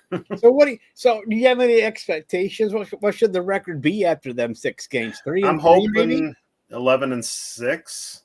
I mean, those 6 games. What do you think? Or 11 and 5. They play 16. Yeah, but I'm just Okay. saying, what No, was the 17. record after the gauntlet, the first 6 games that you were talking about? Oh, those aren't the first 6 games. That's just a 6-game stretch. So No, that's their Oh, okay. toughest stretch. I thought they were the first 6 games. No, geez, no. That'd be really bad. Yeah, I would hope for 3 and 3. I misunderstood. Yeah, I hope they go 3 and 3 in that stretch. I was thought, yeah, okay. I mean, maybe well, since they're spread out, maybe they'll be able to go, do a little better. Yeah, they need to win their first 5 games. Yeah, I'm sorry. I into thought it that was the stretch. first 6 games. Like, holy shit, there's going to be bombed. But yeah, all right. And, I see what and- you're saying. they play on Christmas Day too, so I'll be going to that game. Will you really? Okay, cool. Yeah, Well, we expect some video coverage. I'll be driving at 3 a.m. Christmas morning to drive Oh, there wow. 10 hours to catch the game against the Giants. Oh, wow. Wow. Merry Fan. Christmas there, Tony. Yep. Hey, did you guys? That's a quick little segue. I posted the article in the host chat. Did you guys hear about the quirk? It's only happened like 3 times in 94 years. About the Jets, they're going to have 10 home games this year. What? What? Yeah, the article's in the chat room. Jets scheduled 10 home games. It's They- a quirk in the schedule. Do they play the Giants then at home? Yeah, that's what I was going to say. They probably play the Giants at home, right? And then They the play the Giants game, Eagles. but they're at home. So do the Giants get 10 away games? Well, they're Now probably that- considering the Giants game, even though it's an away game, they're saying it's a home game. 'Cause Yeah, they're playing. yeah. They're playing Well, I at know, stadium. but does that mean the Giants okay. get 10 away games since the Jets get 10 home games? I don't know how that works out, but that's a Well, they do explain but will in the that, article. will that 10 but the thing is, will that help the Jets? 10 home games. That doesn't help the Jets and Aaron Rodgers. That's going to be a bomb. It's going to be a bomb of a year. It's fixed. It's a conspiracy. That's why. Yeah. That's So- why he went there, because he wanted to get the 10 home. The NFL. That's right. I think the Browns play the Jets last game of the week. Think about it, folks. I mean, toward the end of the year, I think the they go to New minute York. Aaron Rodgers signed, the schedule came out. They Yeah. gave him 10 home games. Yeah, I'm I mean, looking forward to the media laying into Rodgers. yeah. We'll see what big happens. time. Big Yeah, well- time. Oh, If they start losing, right, Tony? They won't be coddling them. Yeah, After if they lose, right? Yeah, Yep. you're right, Tony. Oh, they'll be wow. all over them. We'll see how much. We'll see if you have to go take another retreat into a cave and Right. for a week or so. Oh my gosh, yeah. I was And the first I was- Thursday game is Kansas City at Detroit, so that's the first one there. for those that are in the the- chat room, sorry about that. I was going to put the link in the chat room for the Jets article. Sorry about that. No, I was just going to say, I've just been reading the article you put up with the Jets. I noticed further down it states that the Jags have got 2 consecutive games in London. Yes. Wow. That's a new one. Really? 2 games in London? That's Yeah. It says bad. 2 consecutive Yeah, games that- in London. Back to So they're back. going to stay there for a couple weeks? Yep. Must be. 2 weeks of Oh my 2 weeks God. of bland food. Hey, hey. My sister said. Watch it, Buddha. Watch it. You'll be getting a chili stuck up some posterior if you're not careful. Oh, I was looking at the Wow. Raiders schedule and I see that the Raiders their bye week is week 3. Wow. I was like, wow. That's Like, That's horrible. the earliest it started then. That's horrible. yep. Yeah. Well, the Browns is week 5. So. Wow. Eagles are week 10. Well, it's Okay, that's see, half that's about decent, right. kind of That's about midway right. there, right, Tony? Yep. Yeah. Well, also for the Christmas schedule, I don't know if I was able to post it, but the NFL, it's actually, I posted it in the chat room as well. The NFL is going to have a major Sunday Christmas schedule as well. Apparently it's a historic Christmas day for the NFL. Let's see. They're going to have quite a few games scheduled. I So they're have breaking gonna, news for so they're going Scorekeeper. to be. I'm sorry. Go ahead, Big Doug. I have breaking news just came over ESPN for Score. This is for Scorekeeper. Scorekeeper's second favorite team, the Cincinnati Reds, have unveiled their brand new City Connect uniforms. They're all black. So Scorekeeper needs to go out and buy a new uniform. Goddamn. Okay. Love you, Raj. I already did. No, you don't. Go to hell, big dog. I worked there for 26 and a half years. No problem.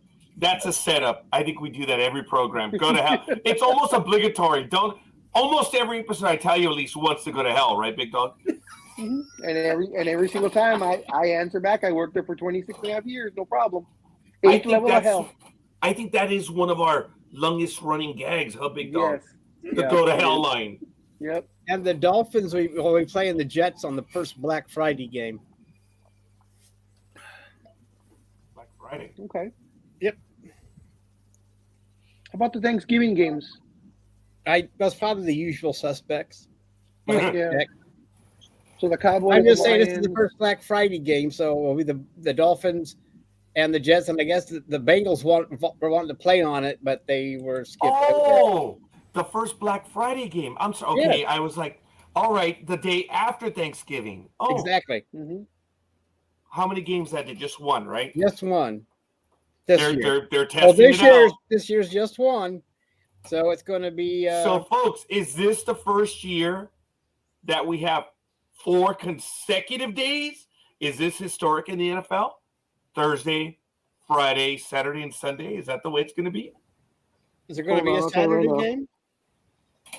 Near the end of the year, they tend to put in Saturday games, like the last 2 weeks, right, Tony? Okay. Yeah. They'll put in Saturday games. Go ahead, big dog. Oh, Tony, they were looking at having Philadelphia and the Giants play on that day, and before they picked the Jets and the Dolphins. Oh my gosh, that would have been a killer game, wouldn't you think? I'm glad to see that game on Christmas Day, though. Yeah, I exactly. But still, if they would have got both spots, big time for the Eagles, buddy. Yeah, that's true. Go ahead, big dog, please. Thanksgiving Day games are Packers at Lions, Commanders at Cowboys, Niners at Seahawks. So the only different team is the Seahawks and Niners. Niners, yeah. Anime Girl shook her head on that one for the Cowboy game. The Commanders? Well, I mean, it's a no. guaranteed win for Anime them Girl, right now. you're muted. I'm saying that's another ass kicking coming up then. Well, they For the did the last Commanders, yeah. Yeah, that's another ass kicking game. It's like the bye week for the Cowboys will be the whole bloody season because they not show up with anything the way they're playing. No, they play well during the they always play well during the season, and then the playoffs happen. Yeah. No. Somebody They're like the decides to Clippers. show up. They're the NFL version of the Clippers. Whoa, no, the Cowboys have won a lot more than they have. And when was the last time was that? Was that like 1952? Wow. The big dog, it doesn't matter. The pedigree is there. They have True, more that is true. championships. The Well, Clippers anybody have has won more how many? How many? What? How many? The Clippers. I'll tell you right now. Darla, where are you? Double D. You just opened that door, so I'm gonna walk right in. I'm gonna blow it open. The only thing the Clippers have to their name that they can put up in the rafters of their brand new building next year or the season after, whenever the hell it's going to be, they can put up their two Pacific Division titles because that's all they have to their name. They have never won a conference title, and of course, they have never, ever won a world championship, nor will they ever. So one of And the they Christmas will always be games will known be the as the Raiders and the redheaded Chiefs. stepchild of Los Angeles. I'm sorry? Yeah. I thought you were done. Go ahead, Big Dog. No, they're No, I was adopted, saying big dog. they will always be known. Okay, they will always be known as the adopted redheaded stepchildren of Los Angeles. You say it like it is, Big Dog. Go ahead. Yeah. Say it like it is. But I was just saying that your Raiders will be playing on Christmas Day. All hands, action stations. All hands, action stations. God muffin. Good morning, guys. Dream Machine, good morning. How are you? And our victim for the first interview will be in June, and it is Dreem. Now, Dreem, it doesn't have to be live. It could be recorded, and then we can just play it. Yeah, So, there's no I excuses. remember. So it'll be no, live. none whatsoever. The way it's going to work is this, folks. We're bringing the hosts on for an interview, and we're going to give them the questions. So they could effectively just read them off and say, why did Scorekeeper twist your arm to be on the program? Or whatever, and then you'll give the answer. But it's going to be 23 questions for the host to answer and, kind of put Who makes up themselves the out questions? there. We're going to mix them. Whoa, we the hosts are going to be asking each other questions. The And How collective. personal can they get? Well, it has to be reasonable. So it cannot be Reasonable triple for X. the It can person be or rated reasonable- R. So I was gonna say, reasonable for the person or reasonable for the show? Once again, There's a it difference. has to be rated R or Oh, less, no triple X.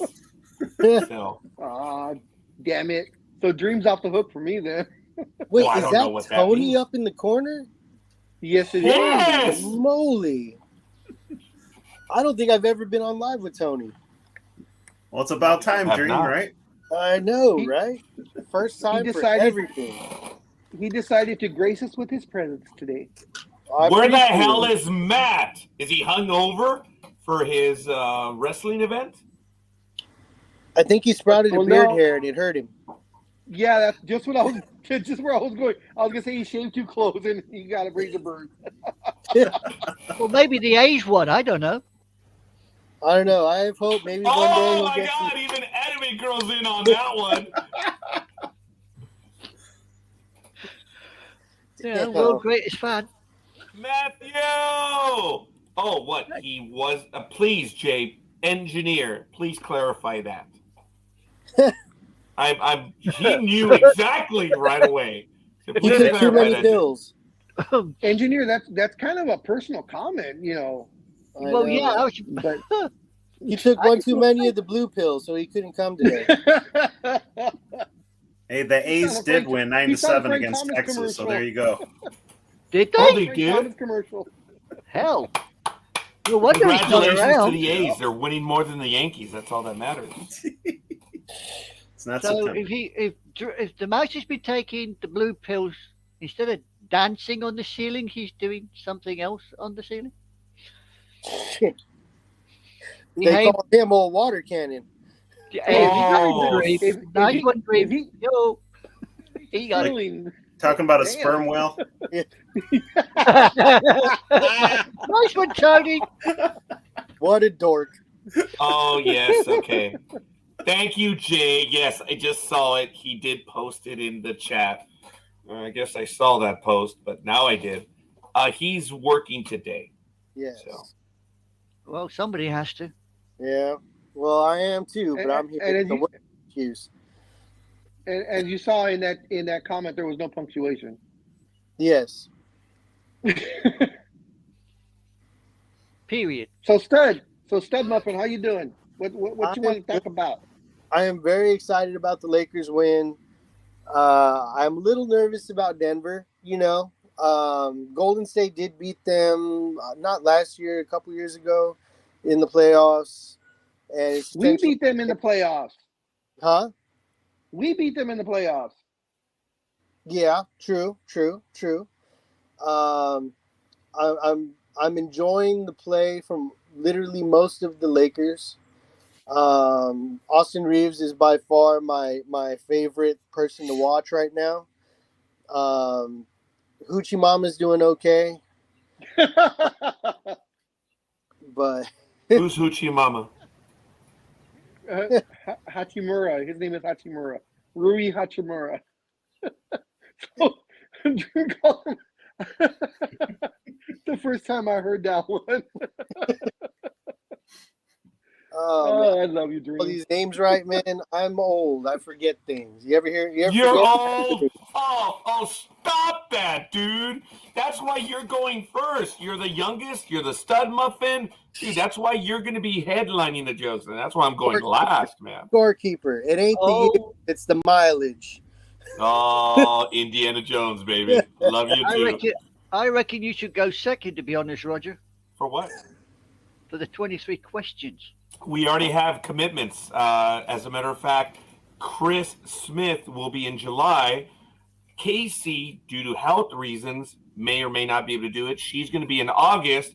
And since you are the next one to question, Anime Girl is going in September. Oh Lord.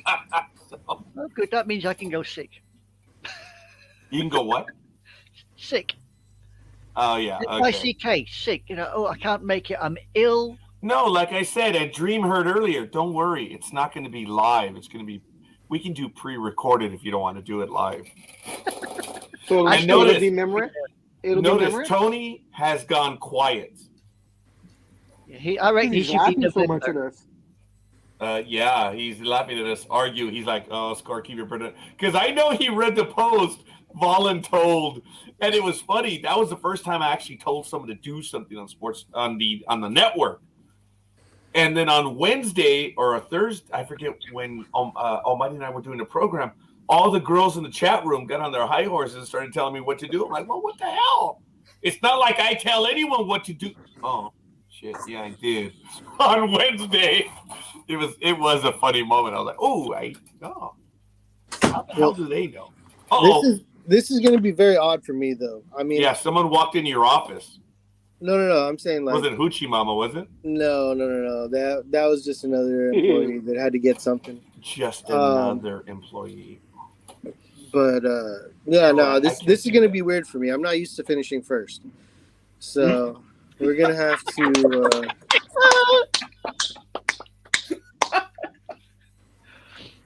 That's why Roger's going last, because he always finishes last. Like, No, he just doesn't finish. I'm Very not being true. interviewed. I'm not being interviewed. It's my network. You got Oh, to start. you were getting interviewed. oh, you're getting those 23 questions. You have to Scorekeeper. go last. You ain't getting out of that one. Folks, do you know how many hosts we have? Seriously, this is going to take a while. I'll get it aside. This is going to take a while. And that's why we do it once a month. I think it's kind of cool. And that way someone else. And the only reason why, and I did voluntold Dreem, and he was really cool about it, is because when we look at who has been here, Dreem was there on day one with me, which is so cool. And that's the reason why I asked Dreem, and he was a cool team player. He kind of knew I was like, Dreem, I need you to do this. And Dreem was like, all right. He played along. I got you, fam. It's all Yeah, it was one of those. I didn't even tell him. I was just, as I was writing the post, I said, I'm like, oh, and Dreem's going first because he was there at the very beginning. Yeah, So- there's a movie a while ago with Dude, 15 Jeremy years. Renner and Ben Affleck. I forget what the movie was called, Oh, that is quoted. That is a meme, but- dude. but well, no. He goes. Ben Affleck shows up Mm-hmm. and he's talking to Jeremy Renner, and he goes, I need your help. You can't ask any questions. We're gonna mess some people up, and I need you not to ask any questions. And Jeremy Renner looks at him, and literally all he does is, so whose car are we taking? Yeah. That's right. Yes. Right. That's one of those moments. It's just like, you know what? Yeah, it's family. It's not a question of. It might be something to do with brothers or whatever, but it's it's something needs to be done. You know, we're family. It's gonna happen. We're gonna make sure it happens, and we'll figure it out. He says, you can't ask me any questions. We're going to hurt somebody. And, you know, we can't talk about it later. And then Jeremy Renner's just like, so whose car are we taking? Yeah, it's a meme, folks. It's really good. Thanks for joining us, Big Dog, again. Elizabeth says, must do the 23 questions. His male stalkers want us. Whoa. Yeah, I don't know. But I'm I'm trying to figure out if the stalkers was spelled correctly. Oh, you know, that Elizabeth talks into the phone for the typing. So, like my brother. That's why my brother always spells Roger instead of Roger. Well, I Or, as was some people say, wondering, 'cause I Roger. didn't know if this was going back to like Rite Aid days. Hey, Dream, are you talking about the movie The Town? Yes. Oh, Okay. the minute Hey. Tony That was a said it, great so flick. did Jay. The engineer got Yeah. it right too. Yeah, Jay's right with me. All right, Jay. Thank you, Tony. Yeah, that was a great like movie. I said, my memory is shot. I Mine have too. I had to look it up. I've had too many fun nights on the town to remember everything. Okay, so we have our October victim, and that is Almighty. Almighty will be doing October. Dang! So we got Almighty in October. We got Tony in November. We got Jay in December. Okay. Tony hasn't said anything yet. Wait a minute. Whoa. Yeah. I said 2025. Elizabeth, I went to bat for you. But she says I hate autocorrect. Believe me, this was not a joke on you or anything else. I was not making fun of you at all. That's why he said, "Are we going back to our Rite Aid days, stalker?" Yeah, I try to make use of any possible in that I can make a stupid dad joke out of. So. All right, so a stupid dad joke with selected forgetfulness. Yeah, that works well, Dreem. Yes. So because the jokes are always new to me. Well, yeah. There you go. Stream. July is Chris. Oh, sorry. I'll stop.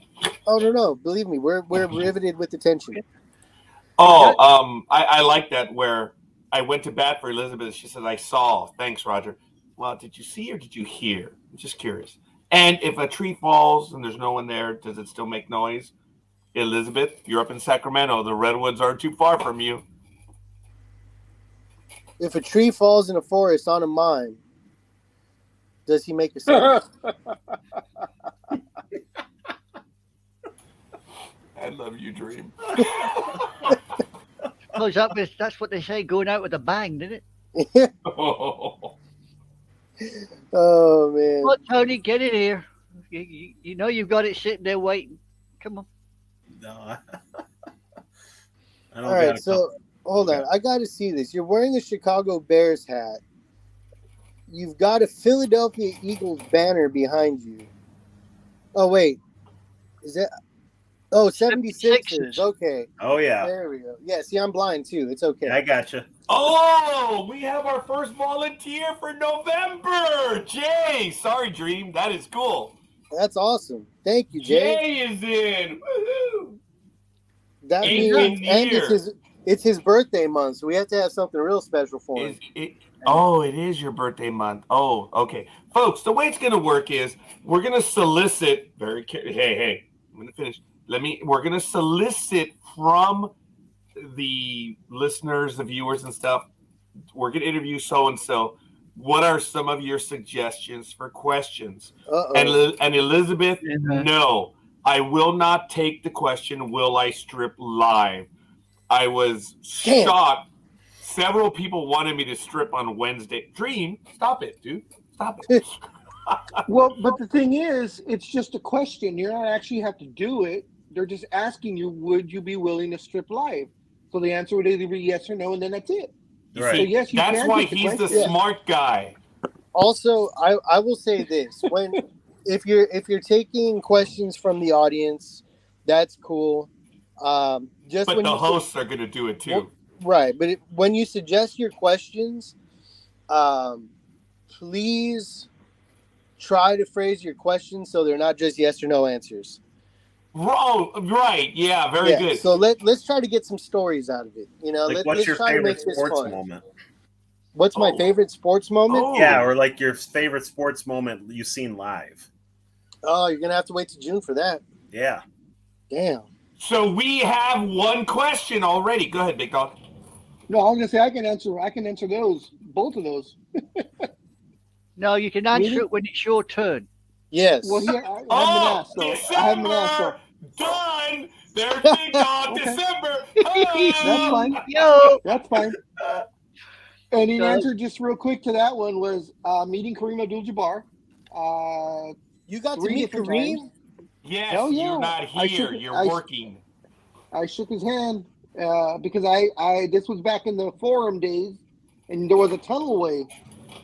For anybody that lives in LA, there's a tunnel, and this is when you could kind of go down the tunnel. And Kareem had his car parked about halfway up. It was SUV, and I saw him walking, and there was no one noticing. So I was like, "Well, shit, I'm gonna go down there." So I walked up to Kareem as he was getting to his car, and I had the game magazine. And I was gonna ask him. I asked him if he could sign it, and he said, "I really don't do auto." He's very, very, very nice, very cordial. He said, "I'm sorry, I really don't do autographs." He goes, "I believe in a better interaction is I like shaking the fan's hand. So can I give you a handshake instead?" And I was just like, I felt like a 15-year-old girl at a concert going, "Oh my God, he's gonna shake my hand." I'm what, 21 years old or whatever it was at the time. So I put my hand, and he had this humongous hand, and he gave a really firm, good handshake. Oh, that's awesome. Thank you. I was like, "Thank you, sir. This means even more." And best moment being there live is 1988 when the Lakers beat the Celtics. I was in the stands in Game 6. That's freaking And I was awesome. actually there the following year, Game 7, when they beat the Detroit Pistons. But being the Celtics, being in that 17-505, to see them beat the Celtics, that was nothing will ever beat that. Man, I've some of my favorite sports memories, like with Kareem, like how you had Kareem. Like, I got to go to the Lakers parades Those were fun. back in the day, but I was right up front in the stand, like when they had their three-peat. Okay. And we were actually on the news. I wish I could remember which channel it was. I think it was a Spanish news broadcast. But me and my friends ditched work, and we were like, "Oh fuck, we're gonna be on the news when we're supposed to be sick." But that was fun because we got to see Shaq dance, and Kobe was up there and everything else. Cool. So that was a lot of fun. Live, I got to see, it was preseason, but I got to see Peyton Manning versus Tom Brady in preseason. Wow. That was a Damn. great fucking. I'm sorry, not Peyton Manning, Drew Brees. Brees versus Tom Brady preseason. So I actually got a good whole quarter out of them that I got to watch them on the field doing their thing, and that was pretty awesome. I got to see Michael Jordan play when I was a kid. Unfortunately, it was a Clippers game, but I got to see Jordan versus the Clippers. So, it was the Jordan show.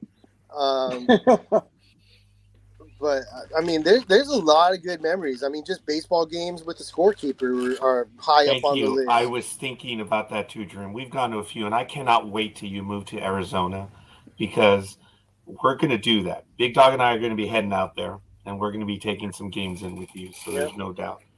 But I do want to think, folks, I think that we have a topic for everyone on Sports Talk with the Guys, and that is your top 10 moments. And we may be doing a special sports thing. Look, Dreem, Big Dog, we have more than 10, both personal and professional, the stuff that we've witnessed. Tony, Almighty, anime, the stuff that we have witnessed, we've either been there, seen it on television, or had a part of. Big Dog, and I have a personal highlight. Big Dog knows. I remember we went to a game. I don't think it was a playoff game. I think it was against the Houston Rockets. And the Lakers were trailing most of the game. And there was a pass up court. And it went through the legs of the basketball player. That was a Spurs game. I remember that play. Okay, and I told Big Dog they just lost the game. Yep. And the Lakers had been trailing. They were down by 4 points at that point, and they were looking to go up 6. And when it went through his legs, I told Big Dog they just lost. Yep. And he looked at me, people around me, and says, because this is going to be the tagline in the news tomorrow. They were on the cusp of victory, and it went through their legs. And sure enough, the Lakers got the next 6 points on Big Dog and went on to win. That was crazy. I think that was my Groundhog Day moment, huh, Big Dog? Yeah, I think That it, was I the think one it in went, a- I think it went through either Duncan's legs or I Robinson. think it was Duncan. It was either Duncan or Robinson. One of the when it was their big man. It was their big man. At the time. Yeah. I want to say it was. I want to say it was Robinson. Yeah, I do I'm want to thinking say Robinson also. because I believe Duncan was too quick for that back then. Because he's still on the younger side. Robinson was the vet. And I believe it went through Robinson's legs on that. You'd have to go back to video to prove me wrong, and I know you're not going to do that. No. No. Maybe one of our audience members will. Dreem, I actually can't wait for you to move out this way so that we go visit you in Arizona, and the three of us go out, because you and I are going to go get Scorekeeper drunk. We don't even need to go out to do that. I have enough whiskey to get an entire army drunk. Yeah, but it's not as fun. Did you hear that? Yeah, I heard it. Wow. It's not as fun. It's not as fun though, unless you're out in public. Oh no! You get him trashed first, and then we go to public. See, this is why I love you. This is why you and me are dangerous. If we ever really get together, then we're gonna be dangerous. Yes, because we're gonna just be adding to each other's shit. Kareem gave Lakers good luck, but Walt Frazier gave New York sad luck. Folks, I'm going to ask you to do that for next month. We're going to do it sometime in June, and we're going to ask for your top 10 moments. And maybe we're going to do a countdown, 10, 9, 8. This could go on for about 2.5 months. Your number 10 moment, your number 9 moment, your number 8. And we all have a chance to talk about it, because I have a personal one that was early in April of 1998. We were given tickets to the Easter Sunday night game, Astros versus Dodgers. And I went with my mother because it was Easter Sunday. No one wanted to go. No one. And I was like, I'd never asked my mother to go. And well, that story will be there. That on a personal level, that is probably my second favorite game I've ever attended. My first was, of course, June 29th, 1990, Dodger Stadium. St. Louis Cardinals versus the Los Angeles Dodgers. Fernando Valenzuela was on the mound. I've told you I have that ticket right up there. I'll go get it in a moment. Fernando Valenzuela threw a 6-0 no-hitter versus the Cardinals. And I'll never, ever, ever forget that game. And both Raymond and I, my buddy at the time, we were daring each other to go. How stupid is that? And we did. And we went. And it was the best. And I actually called it in the second inning. I told Freudian slip. I told Raymond, we're going to see history tonight. And he said in the second inning, no. I said, I don't know. But we're going to see history tonight. And yeah, I don't know. I knew something big was going to happen. Don't you love when you get to call something crazy like that, right? Jesus. Then you just wish you had money on the game. Yes. Oh man, yeah. I was asking for your commentary, Big Dog. Oh, well, okay. When I said Jesus. Yeah, you gave my Well, Almighty was unavailable, so a little bit of a tease. You've heard the story from Big Dog. You've heard it from Dream. You've heard it from me. Tony, give us one of your moments, and then Anime Girl, give us one of your moments. Either witnessed, been there, or you were actually a part of it, because we played sports growing up as well. Okay, looking up the date, it was January 11th, 2004, playoff game. Philadelphia Eagles at home against the Green Bay Packers and Brett Favre. Eagles had 4th and 26 late in the fourth quarter and made the first down and went on to win the game.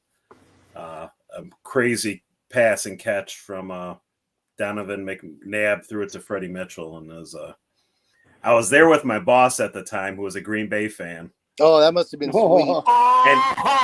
And right before that pass, he looked at me and gave me a little smirk.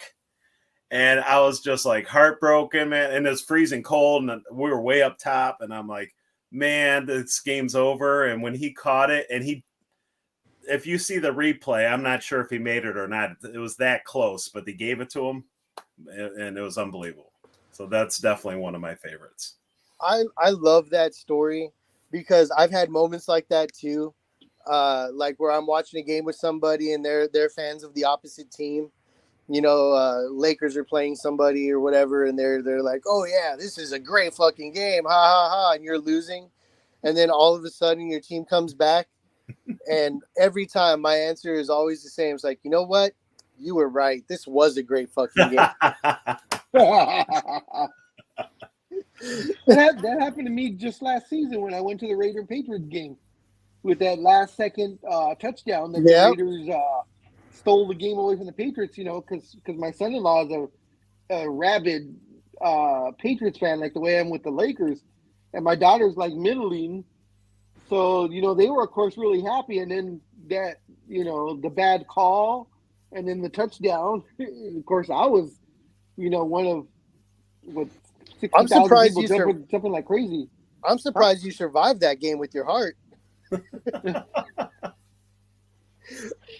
I'm not gonna lie, I was a little worried. Hey, just curious, Tony, was that 4th and 26? Yes. Was it Donovan McNabb? Yep. That's what he Threw said. it to Freddie Mitchell. To Freddie Mitchell, right? Yep. Okay. Yeah, that's nuts. There's a lot of stuff on the internet for that. I would love to see like freaking the 49ers, playing the Packers over in New England and shit like that, but it's just too cold. I don't know if I could survive those games. I forgot to add that was my first game in Philly too. Oh wow! Yeah, Wow. I totally forgot. Yeah, that was my first game. I'm spoiled by California games, man. I'm not gonna lie. Like it's just nice balmy weather. Hey, I seen your Raiders play in Philly like 4 years ago. It was on Christmas. You guys might remember that game. It was cold as hell. They ran out of hot chocolate. It was so cold. The final score was like 9-6 or 12-7 or it was horrible. That's right. I remember that. Yeah. You remember that game? Oh my god. Yeah, it was really so low scoring. brutal. It was Tony, for you. Here it is. It is 4th and 26. McNabb is back. He's looking. He is firing, and it is caught by Freddie Mitchell. Short of a first. I don't know. Did he get it? Does he have a first down? He does. He does have a first down. He's across midfield, and he's into Packer territory at the 46. Don't bitch. Look at the smile on his face. Yeah. That's a true fan. From what you said, Dream. Now, if I hit the lotto or something, I'm taking you to a Packers game in the middle of December, and I'm gonna make sure it's snowing. Man, you know what? I will be in the bathroom pissing on my hands. I don't even care. I'm gonna warm that shit up somehow. Almighty, if there was an ever transition to you, brother, that would be you right there. Man. What is one of your favorite moments there, Almighty? And Anime Girl, you're going to be up next. So, Almighty, go for it. It would have been Lynn Barker's perfect game in 1981 on May 15th against the Toronto Blue Jays. You got that football audio in the background. Yeah, somebody's got it somewhere. Hold on. Almighty does. Yep, I have.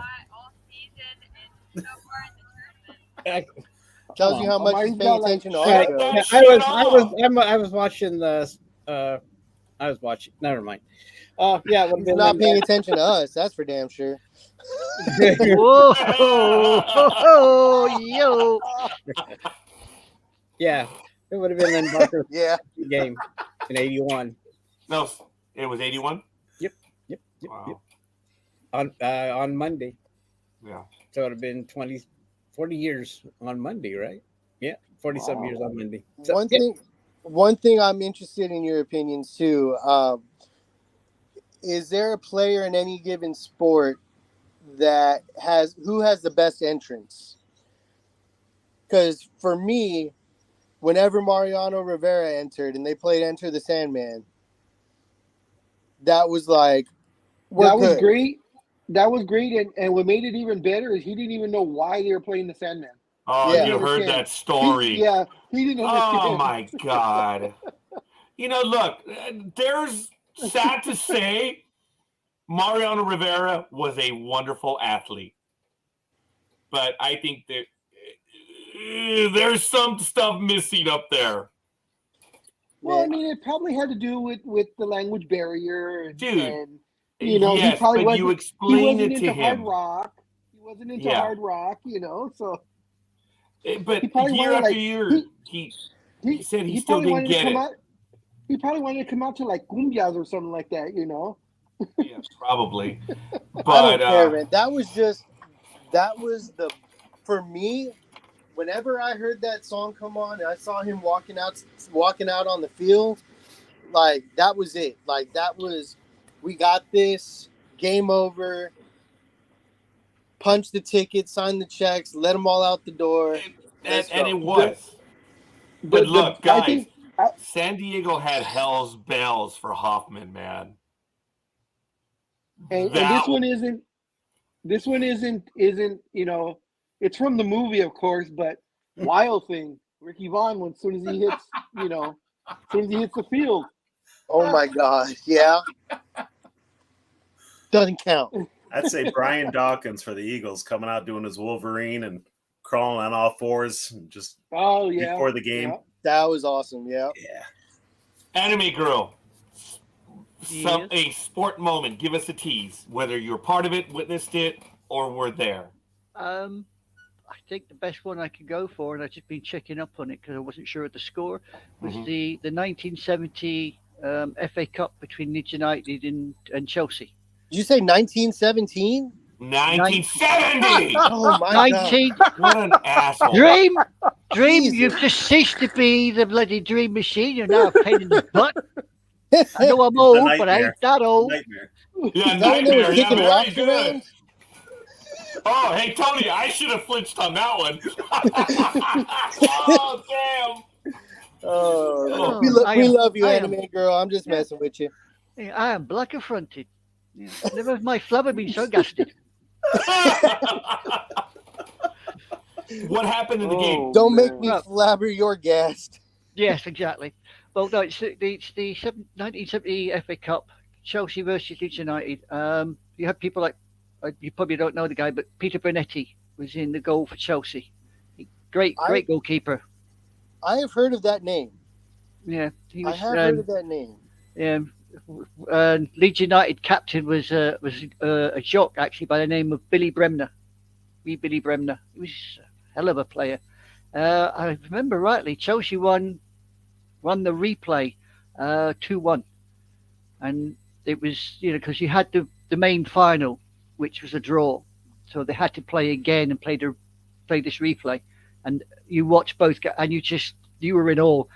And I followed Chelsea for years after that, just because of that one game. It just drew you in. And okay, it's just unbelievable. Anime girl, I have a couple questions for you since you are a soccer fan. Go ahead. One, who is your favorite team now, and how long has it been? No, I'm dead serious. I'm sorry. How long has it been since what? I last went to a game? No. Like, how long have they been your favorite team? Oh, at the moment, I don't have a favorite soccer team due to the fact that during the sort of like the late 80s, early 90s, there's a lot of violence. So I walked away from it. Okay. Seriously, Raj? Sorry, like an hour and a half. That's why I started laughing. I'm trying to have a This shit to me serious. at 6:37 a.m. I'm trying to have a serious discussion here with Anime Girl. All right, so second. That's all right, for Drake. you. I'm used to it.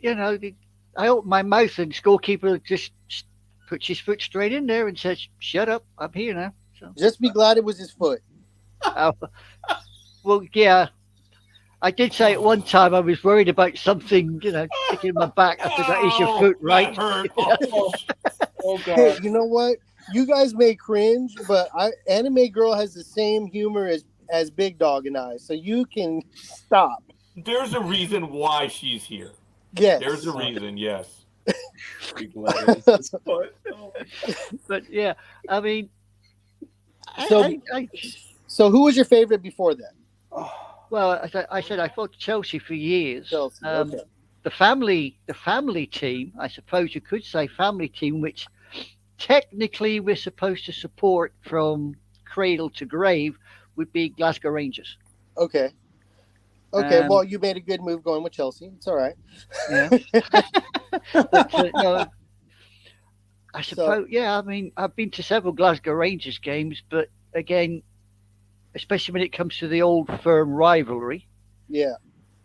you really have to be careful because you say the wrong thing to the wrong individual, you've got problems. Yeah. And I got fed up with it, so I walked away. That's why I ended up following the Dallas Cowboys because I wanted to watch something that didn't They can have say all the anything to violence. their You know fans. what? They don't care. They score about the same amount as a soccer game, so it's okay. Well, yeah, I noticed that. I mean, you got 20, you got 11 guys in the soccer team. You know, Yeah, you but got they twice might put up 3 points, so it's okay. Well, and that's also why Arlington Stadium, the end zones are considered tornado shelters because there's never a touchdown there. Oh God. I knew Tony would love that one. Yeah. All right. So my other question for you: who do you think is the better player, Messi or Ronaldo? I'd say Ronaldo. Good question.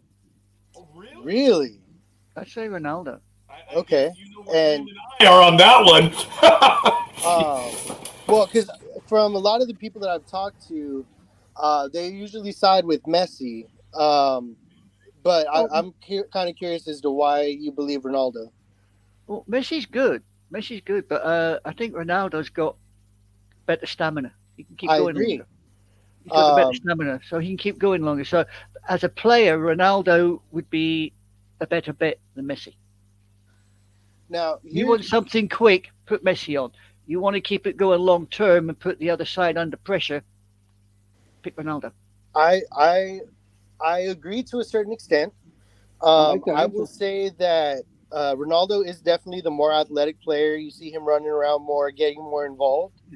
Whereas Messi spends a lot more time analyzing the game, kind of keeping out on the side and taking more of a manager type role, or captain type role, I would say. But if you look at him, every single movement that he does make is very calculated. Messi has more of an intellectual game where Ronaldo is more of a Hands-on. Yes, he's way more agile, way more athletic. Yeah. And he's getting where he wants to go, and he's going to take the ball and take the shot. Exactly. Which So, is, but I why see both- I would, yeah. When Yeah, I want I to see- watch football, that's what I watch it for. Yeah. I don't watch it for guys to sit there to analyze it. I want to see the guys get in there and put the ball in the net. If they I do get that, fine. I get you. Like I said, I see both sides of it. That's why I was kind of curious as to your opinion on it. No, I go Ronaldo more than Messi. Okay. Let me go ahead and interrupt, ladies and gentlemen. This Please is Sports Talk with the Guys, home of the Monday Morning Quarterbacks on Saturday. Our counter is a little bit off because we did start about 2 minutes late, so I do apologize. But it is Shame now on you. 9:01 a.m. Pacific time here on the West Coast. Absolutely awesome. We have 6 of our primary guests on right now. Matt Alvarez, where in the hell are you, dude? You need to be here. But absolutely incredible amount of fun. That's Tony over there who's taking a call, I believe, or finishing breakfast. Almighty, who's listening to anything else but us. Anime Girl, reliving the last 50 years of sports life. Big Dog, as cutting as he normally is. And the Dream being our well, at least my nightmare today. And, of course, I'm the scorekeeper having a glorious morning. How was breakfast, damn it? Tony? Because I know Big Dog did like it. I think he commented in the chat room. It sounded good or something. Hey, something Dreem said earlier to keep his hands warm, what he would do at a football game. It made me think of a baseball trivia. Do you know what player used to pee on his or urinate on his hands to make them tougher? He didn't wear batting gloves. I read about Pete that. Rose? Chicago Cubs is a hint, and Montreal Expos. Yeah, Andre Dawson, right? Nope, Moisey Alou. Oh, that's right. Yep. Oh, damn. I would have lost that one on You Want to Be a Millionaire. You're right. Oh, my God. I should have remembered that one. I thought of Moisey Alou right away when Dreem said that. You know Folks, what, man? Baseball players are stupid. Yeah. And you see Tony is not like, oh, yeah. And everybody's got their little superstitious traditions, and it's funny, but at the same time, if it works, it works. You know, I'm a superstitious man. I believe in luck to an extent. Oh, Dreem, you got some love on this program before you came live. Really? Sorry, until you showed up. Oh, anyway. Keep digging, Scorekeeper. Keep digging. You get got there. a lot of love before you showed up. Big Dog was giving you kudos on your luck. Well, yeah, I did okay at the casino, so that was very nice. My last trip, it was a lot of fun, and that's all that matters. But I am a fan of gambling. I am addicted to gambling. I have a problem, but I will never call the phone number because I recognize that I have a problem. You're not a quitter. Yeah, I'm not a quitter. That's right. 99% of gamblers quit before they hit the big one. So I got more chance of hitting the moon than hitting the big one. but yeah, so I had a lot of fun. My game of choice is roulette, and I had some good luck on it. So I will leave it at that. Like, as I said earlier, Dream, I couldn't win a one-legged arse-kicking contest right now, so you got no problem for me. I'll tell you that. One thing. Jesus. Oh, that's great. Yes. If I was in a one-legged ass-kicking contest, I'd lose to a man in a wheelchair. So, Join the club. Yeah. Join the club. oh, man. All right. Anyway, guys, I got to get going. I got to open up my shop. But you all have a good one. Thanks for having me on. It's been fun. Yep. You Take rock care, on, Dream. Dream. All right, Dream, don't All work right, too Dream, hard. take care. It was Solid good catching everything, you, man. Tony. Great catching up with you. Yep, All right. sure was. All right. Yep. See y'all. Adios. Before we get back to some of the sports stuff, as you know, we've been having a lot of incredible programming here on NDB Media. And I have to give a shout out to Michael Day, who has been far and away been the lightning rod. He has been the morning star. He has been quite a bit when it comes to arranging to have all these guests be on with He's us. been Lucifer? Hey, well, I have lots of names. Astomata. Well, Look you that said- word up, you all said right? he was the morning star. That's Lucifer. So, I mean, Yeah, he's well, been you Lucifer. know, he's also moody, but that's neither here nor there. I'm just kidding. You got me on that one. I was just waxing poetic. So anyway, he is the one that has been able to arrange for all these guests and for quite a few people as well as joining and doing stuff. I want to give a shout out to him. I know he does spend some time with us here on Sports Talk with the Guys, and every now and then he is in the chat room. So if he is here, maybe he can give a quick little shout out. Just say, hi, I'm here. And if not, we'll get him in because he does pay attention from time to time. He does come in because he says, you didn't tell me who was on the programming or on the programs. What do you mean? Because he's the one that does the IMDb credits. Whether you people know this or not, you are on IMDb. Yes. No way. This is how real Sports Talk NDB Media is, folks. Yeah. So it's absolutely awesome. Go ahead, Big Dog. I just want to give a belated happy birthday to our resident Hobbit, Lenny Milnick. It was his birthday, I believe, yesterday or day before yesterday, and I think he turned 142, if I'm not mistaken. So happy belated birthday, Lenny. Happy birthday, Lenny the Legend. That's right. One of our He was very first here calls. on our second program, which ended up being Yep. our first program. Yes. Because the November 1st episode has been committed to the digital dustbin of the internet. It is out there forever And in our that was memory. that was a damn good show too. For the very first one, that was a damn good show. And you know what? But After that, Big Dog and I said, "Oh fuck! After all that work, let's just do whatever the hell we want." No. That might have been look, that might have been the undercurrent because man, we were so proud of that episode, and that's why I don't go back to listen because I went back to listen and we couldn't find the episode. So for me, maybe it's the baseball guy in me is superstitious. I don't want to go back and listen. So. yeah, we all talked. We were both talking, saying, "Oh, that was a great show, and then Roger went, "Oh shit, I forgot to hit record." No bullshit. Bullshit. That's funny. Again, even Almighty laughed on that one. That's bullshit, man. Because I'd already been doing Blog Talk Radio for about 2-3 months. Even though we officially started in September. Once we went live on September 30th, 2008, the hardcore press started on the Big Dog. I was friendly speaking. I was on him for 4 weeks, and we were talking about it. It took an incredible amount of cajoling. I got to tell you, I went broke buying the Scooby snacks, and it was something where I wanted to do the sports show, but he's like, "Well, just go and do it. You're doing it now." I said, "Nope." Says, if I'm going to do a sports program, it's going to be with you, Big Dog. And 15 years later, we're still doing this shit. Yep, that's crazy. Time flies when you're having fun. Oh, is that what we call this? I guess so. Oh my God, it's all good in the hood, ladies and gentlemen. Really good stuff. So, as I said, we're now in our 4th hour here, and we're moving on forward. You got a taste of some of the stuff that we all like as sports fans.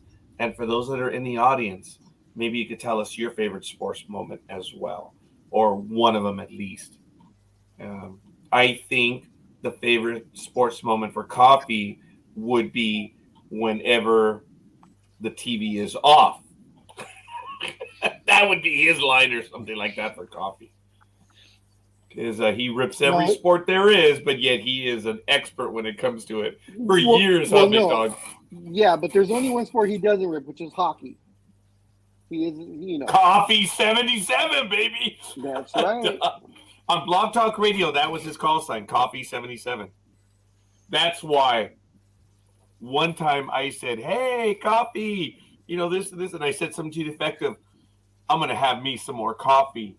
And I was like, Big Dog and I were just looking at each other and said, "Oh, shit, I can't say that anymore. I cannot say that on it." Because remember, it was radio. So I said, I signaled to the Big Dog, "I'm going to have me some more coffee." And I was like, "Oh, never again." That's why I never say coffee. I say, me, I will see outside guy. Hi, big brother. Oh, you're going to see outside guy? That's all? No. That's my brother right there, Luis Noriega. No, the outside guy, is that Saul? I don't know. The outside guy. I'm trying to bring Saul back into the fold. I see him almost every Friday for breakfast.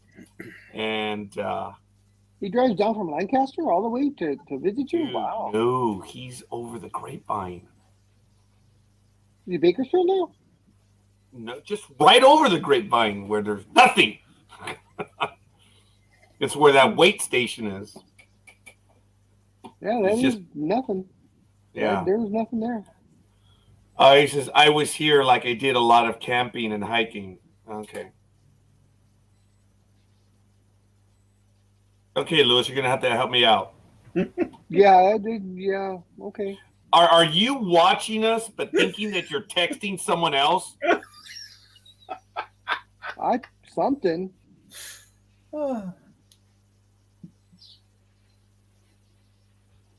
I don't know.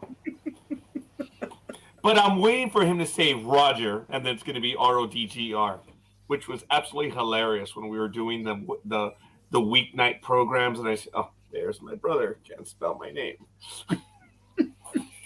That was hilarious. I couldn't make that up. Private chat.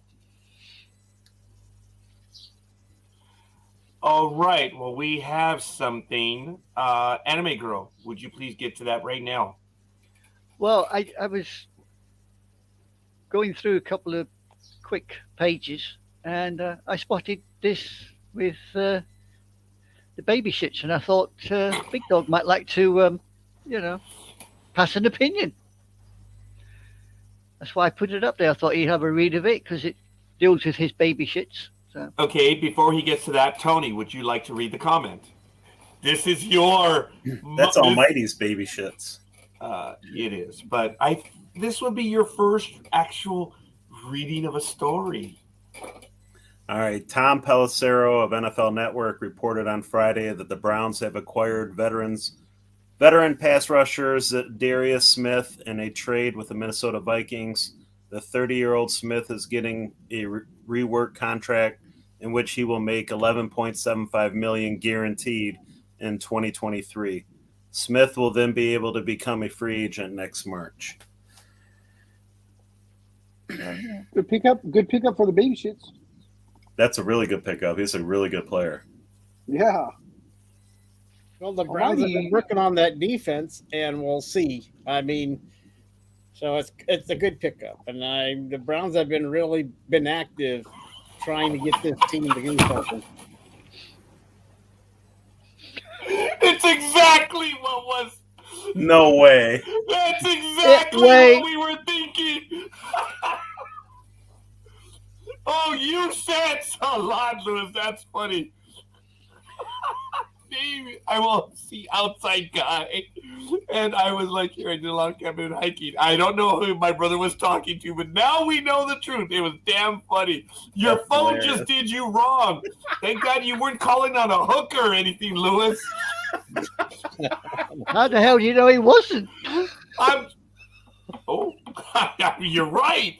I don't know, but that's damn funny. I know my brother wouldn't do that, but thank God. I mean, Lewis, your phone did you wrong right now. Sorry about that. Go back to Almighty. I'm so sorry. So this is definitely going to be good for the team then. Yes, we'll see. Who'd they give up? What's that? I don't know. I just read it. This is the first time I saw it with Anime Girls posting. So, well, I picked a little bit out that he said about the Vikings and how much he was worth and things. I can't say I remember him being in the Vikings. Was he any good with them? Yeah, he only played I think 1 year. He came from Green Bay. He was really good. Darius. Oh, so he's a Packer originally then. The Browns will acquire Smith on a 2025 6th and 7th round draft picks in exchange for sending 24 and 25 5th round picks to the Vikings. So that is the deal on that one. So good deal. So we'll see. And plus with him getting a reworked contract, that will also make him get him okay with the salary cap. So because remember they got rid of the Clowney because they gave up on him, so they needed someone to replace him. So he did record 10 sacks and 44 tackles. So we'll see. This is going to be interesting. The Browns were weak at defense. I mean, they had the offense, but the defense, sometimes didn't. I mean, we saw a lot of comebacks. I mean, if you remember last year's Jets game, which really sucked ass. But they need to.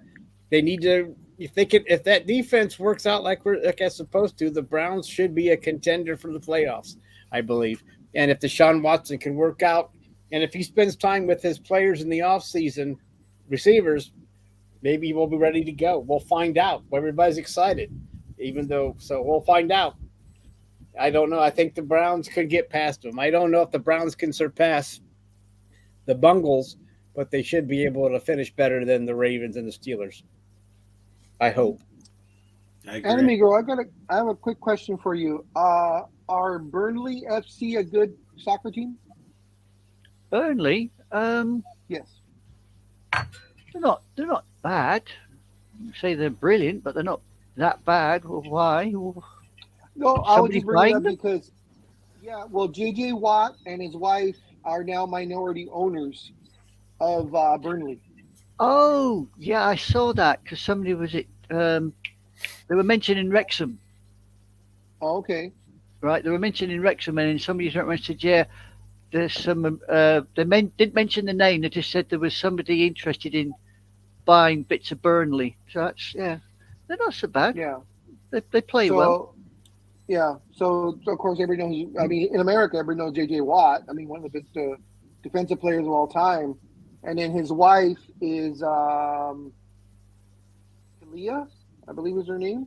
She used to be. She played 7 seasons as a midfielder in the women's soccer league before giving birth to the couple's first baby this past October. And I guess they decided to invest in Burnley. They said they got the idea. They got the idea from Ryan Reynolds when he got into Wrexham. Yeah, I mean, over here actually starting to take off now is the women's soccer sides. They are really, they are really taking off. I mean, Manchester United, Manchester City, Chelsea, Arsenal. They've all got their female equivalents now, Really? and they are really doing. They're really doing well. I mean, you only got to look at the Women's World Cup and the Lionesses. Most of those players play for what we would classify as the big teams of the female league. Okay. It's really taking off over here. I didn't know about that, Burnley. I'd heard something about it, but I didn't know who it was. But there you go. Oh, morning. Browns and Lions in next Super Bowl. Lewis. Yeah. Sorry. No, I'm sorry. I shouldn't have laughed. I apologize, Almighty. Sorry. Well, since he brought it up, had to answer him. I think Detroit Lions are a bit like the Cowboys. You know? I'm going to tell Dreem to bet on that too. That's my suggestion. So I don't know what the odds are for them to be in the Souped Up Bowl. That'll be kind of cool to find out. Oh, I give them 100 to 1 on that, possibly. Oh, it's probably more than that, Anime Girl. It's probably 1,000,000 to 1. So yeah. Who are the favorites? Tony, do you know going into the season? I think they got the Eagles and Chiefs again. Really? Yeah. Wow. That's a safe bet. I mean, that's a safe bet. So yeah, it is. I know the Eagles definitely in the NFC. I'm not sure about AFC how it goes because the Bengals are up there too. Well, the Bungles have made some improvements, so we'll find out. And plus, the Bungles usually play the Chiefs in the championship game, but we'll see if the Bills are there too. So we'll find out. It could be a surprise. But then again, I'm thinking the Browns, so you might as well, give up on that. Yep, the 1,000,000 to 1 shot will finally make it. We'll find out. And the Lions. So we'll find out. That'll be an interesting Super Bowl. I don't think anybody would watch it, but it'd be a nice Super Bowl. Probably the lowest rated Super Bowl ever, but we'll find out. I wonder what the odds would be for Raiders versus Cowboys in Super Bowl. Oh, jeez. Wow. Raiders, huh? Wow. Just to update you on Burnley, Big Dog, I'm just checking on here. They're top of the championship at the moment. Oh, okay. Burnley. They're not in the Premier League. They're top of the championship. They played 46, won 29, drawn 14, lost 3, and they've got 101 points at the top of the championship league. Now, is the championship league just like a tier under the Premier League, or? Yeah, if they stay there, I remember rightly, I might get this wrong. The top 3 go up. So the top 3 teams would be Burnley, Sheffield United, and Luton. Now, if those 3 teams stay there, then next season those 3 teams would go up into the championship. Oh, okay. And the bottom 3 teams of the championship would drop down into from the Premier into the championship. That's basically how it works. That's why Southampton at the moment. Imagine if that worked that way in baseball. That'd be cool. My Tigers would never be in major leagues, but that'd be cool. Dallas Cowboys wouldn't get out of college football. That's for sure. Yeah. Wow. But yeah, I mean, hang on. Issues. Let's have a look. Yeah, the bottom three in the Premier at the moment is. Hang on. Bottom three is Leeds, Leicester, and Southampton. Is the bottom of the championship, bottom of the Premier. So if those three teams stay on the bottom, they drop. There'll be championship next season, and then the three teams from the championship move up. That's where the big money is in the Premiership. Oh, of course, yeah. That's where your Manchester Uniteds and your Chelseas and your Arsenal, they're all in the Premiership. The Manchester United of the world? Yeah, Manchester City, Manchester United, Newcastle United, you know. No, I'm just doing that because look at Scorekeeper. I think he just died. He dies every time. I mean, just mention baseball to him and he dies because his team can't show up anymore. They give up. Ooh. I can't do that as much right now because it's hurting big time. He got a You crick in his notice I neck. can't turn that much anymore? You need to switch the position, Scorekeeper, so you look down instead. So you don't have to look Oh, back. but that's easy. That's what she said. Oh my. Oh my. Okay, Sulu, take the call. I was Yeah, not no able to kidding. do that on Thursday. Oh my God, what an embarrassing night. I missed time. As for those of you that know and don't know, I'm taking a lot of medication right now. It's actually kind of affecting me right now. I can feel the twitch in this eye and it's bugging me. And I've actually wanted to throw up a few times already, so forgive me. It's a lot of stuff that I'm taking, but I mistimed it. I'm supposed to take it with food. And when we did the episode, right, Almighty, that was bad, huh, dude? I mistimed it, so I got the full brunt of it. Man, I got to bring that episode down. It was bad. I mean, it's bad when everyone in the chat room is, dude, are you okay? All right. That was not good. So pendejo, why didn't you bring food just bring food into the office? I did have food, but I mistimed it. I didn't take it quick enough, so like I said, Big Dog, you should have just sucked that pendejo. I didn't have to answer that one. I should have just left it at pendejo. It's like,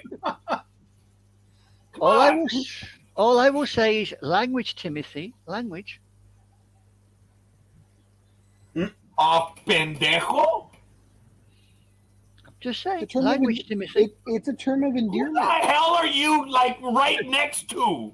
Term of endearment. Almighty.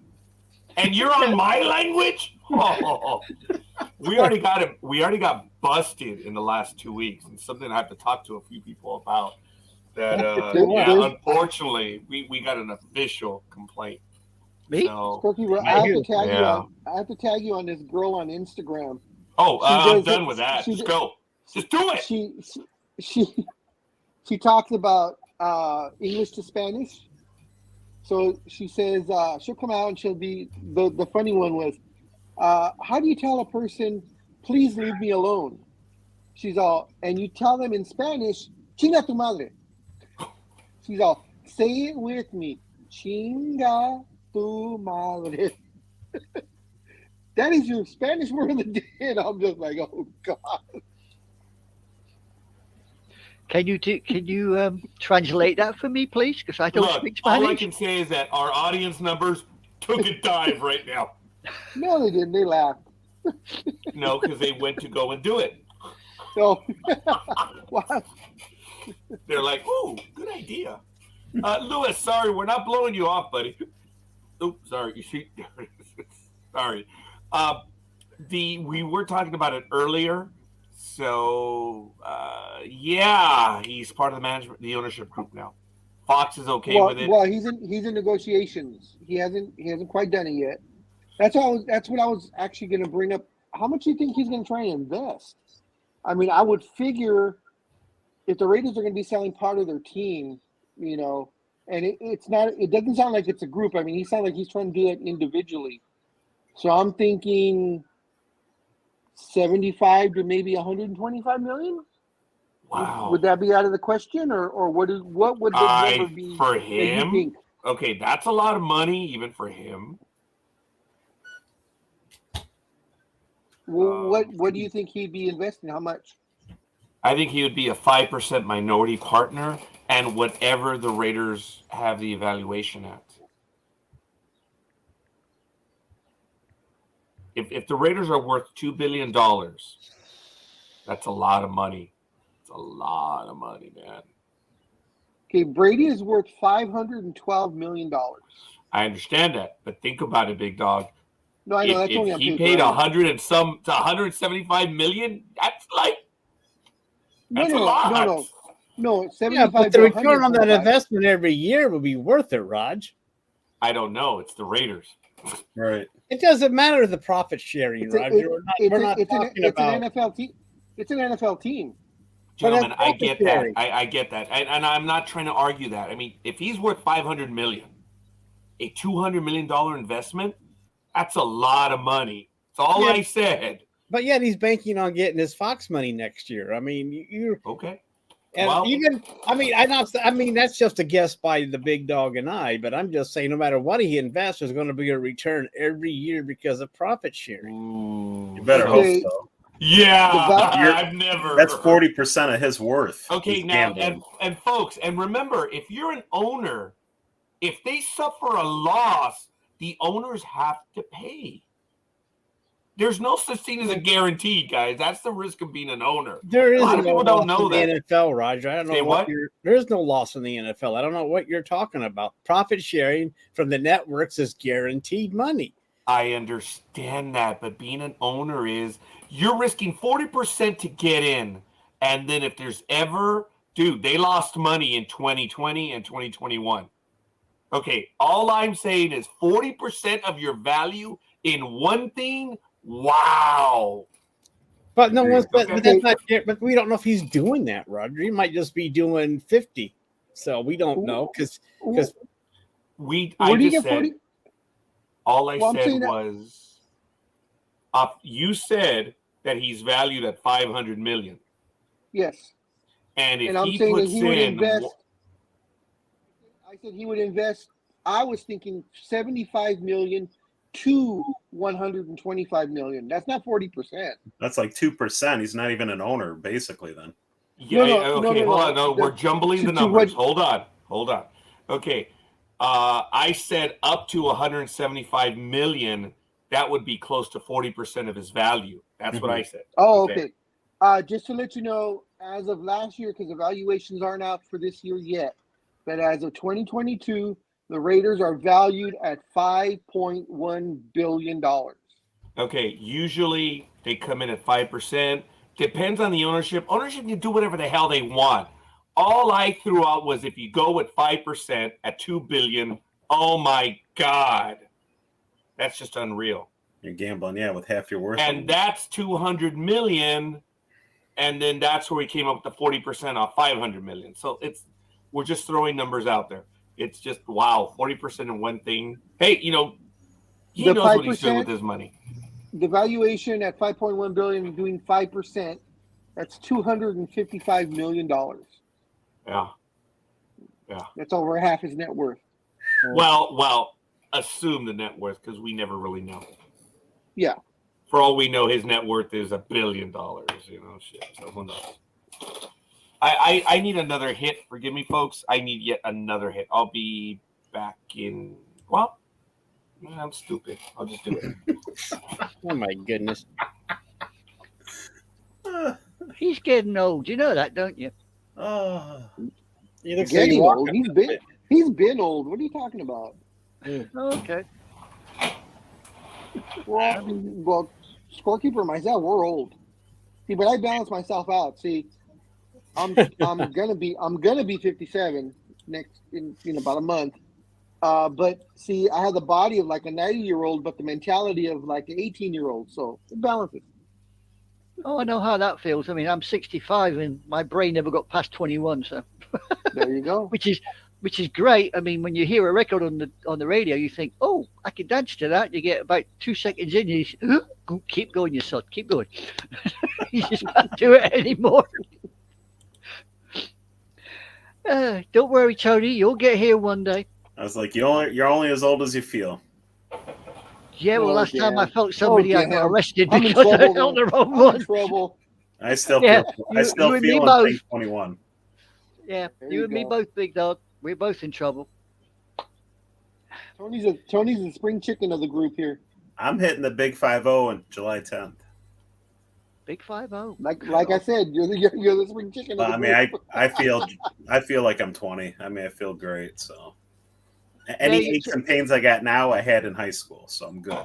Okay. Don't worry, you'll wake see- up one morning, I get out know. of bed, I know and it's go, coming. you think, oh, you I know, know. hip, knee, arm, shoulder, and you think, what the hell? Then you look in the mirror and you think, who's that? Christ, it's me. You know, overnight. See, Boom. See, Oh. Tony is the epitome of the current thinking of 50's the new 30. Yeah. Yep. When my daughter said that to me the other day, she's, "Oh, Dad, you're gonna be 57. That's just like being 37." I said, Yeah. "Bullshit." I was like, "Bullshit, no way." It's like saying 60, 65 is the new bloody 35. No, it ain't. No way. There's things I could Yeah, do at 35, not a hope in hell doing it now. I would love to be able to the knowledge that I've gained, in my almost 57 years, and then go back to like when I was 27. That would be invaluable. Oh yeah. If I had half the knowledge I've got now when I was 21 and in the service, there's no way I'd be sitting here in the condition I am now. No way. Yeah, you'd be a general. Well, no. Mon General. Roger's like, what I walk into. Yeah, that look. Like I said I have one no time, illusion. I'd probably be a major bloody There disaster, she but there you is. go. Good morning, Gridiron Girl. Rod, when you walked away, we were talking about how old we are versus how old we feel versus the mentality that we think we are. That's impressive. I missed out on it because I could have just summed it up by saying, "Where the hell's my Social Security check?" I saw you when you put that the other day. You got it. You like it? You like it? Oh, God. At least I'm consistent, big dog. I'm consistently stupid. I know it's almighty never chimed in though. About what? About how old I am? How you Yeah. feel? Just, Oh, I don't just feel bad. remember, Scorekeeper, just remember that when you do, What's on you? if you do get medically retired, just remember all the paperwork takes about 8 months before you get that first check. Dude, I am living proof I of got that. a letter about that. I got a reprimand. It's funny. Funny you would say that. I just got a letter saying, "Hey, dumbass, we sent you a letter on April 3rd advising you that you may be entitled to benefits under your blanky blank long-term disability plan if your leave is expected to last more than 6 months." I'm actually on that now. With the letter, we sent an application for the benefits or whatever. To the date, we have not received your response, and in block lettering. As a reminder, failure to apply within 1 year from the first day of absence due to your disability may result in a denial or delay of benefits. I think that's so funny that you would mention that. It's block lettering, guys, where it says, "Hey, stupid, we sent you the application a month ago and you haven't responded." Like, wow. Hey, what? You know why? At least you. Why? No, I was going to say, well, you know why? It's because of all the damn appointments I have.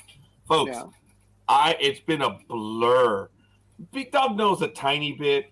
Almighty knows a tiny bit too. Folks, I'm averaging 5 to 6 appointments a day. Oh, no, sorry, a week.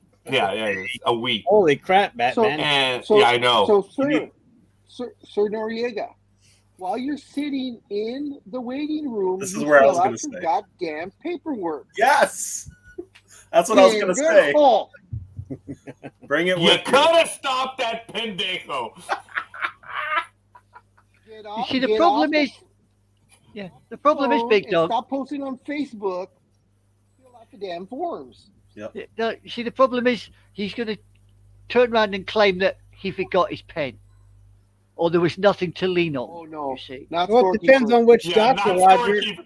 It's more embarrassing. Go ahead, Almighty. I'm just saying that it depends. The doctor could fast track you. So, I mean, you got to really fill in that paperwork. The doctor can fast track you faster than what Big Dog said. It's absolutely amusing, though, that Big Dog were to bring that shit up right now. I'm like, oh, by the way, I can't make this shit up. It really says that. He says, we sent you an application 30 days ago, and you haven't answered, dumbass. Well, did you get the application? Anyway, so Yeah, could have you stopped did. that pendejo. no, I said you could have stopped that pendejo. And it's funny, Big Dog says pendejo, and it's like her ears just chime up. She goes, oh, someone's making fun of Scorekeeper. So Gridiron Girl jumps in. So, what is Sonia? morning, Sonia. What's up, Gridiron Girl? What's up, Good Dr. girl. Good Fan? morning. Glad to see you. So all kidding aside, I can't make that shit up. I mean, the timing that we have sometimes. And Yeah. I do have the paperwork. I have to get to it because getting a letter like that, it's funny. Folks, I shit you not, man. It's right there. To date, it says to date, we haven't received it. And then it goes in block lettering, where it says, hey, if you don't do this shit, you could. It's freaking hilarious. It's like Mama sent you a letter saying, did you forget to take out the trash, dumb shit? So in remarks, you got to put "I sorry" when you send it in.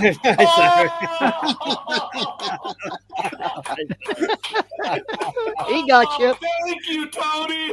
I'm sorry. That's a good one, Tony. You came through, buddy. Yep, you sat there, you waited. Boom. Tony, the Tony man. Yep, there he goes. Wow. Yeah, I got one of those sort of letters from the pensions people as well, saying I'm now entitled to a state pension or something I've got to apply for. Put the letter down. You know something? Damned if I can find it.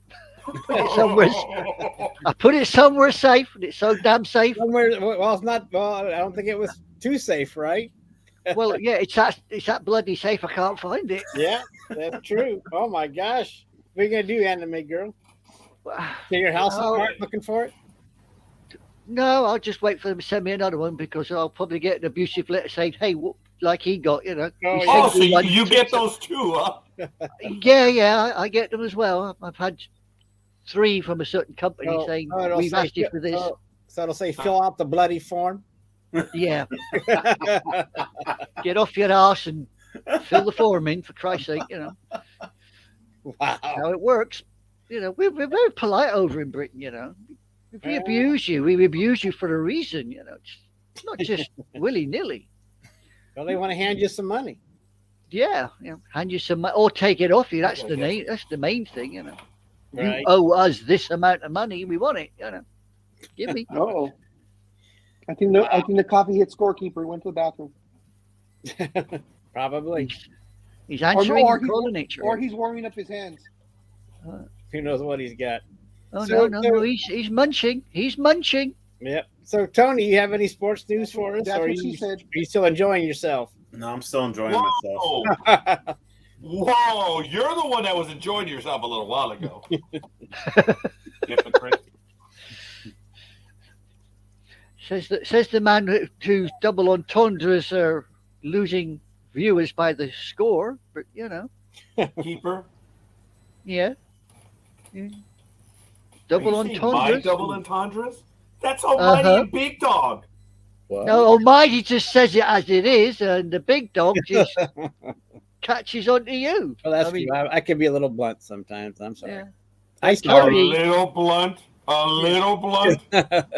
It's Tony I'm worried about. I mean, his halo's around his bloody ankles. I mean, that's the guy him. that walks around with an AR-15 and says, yeah, I'm not fully armed. Oh, I got problems, guys. I've lost all my vision. Uh-oh.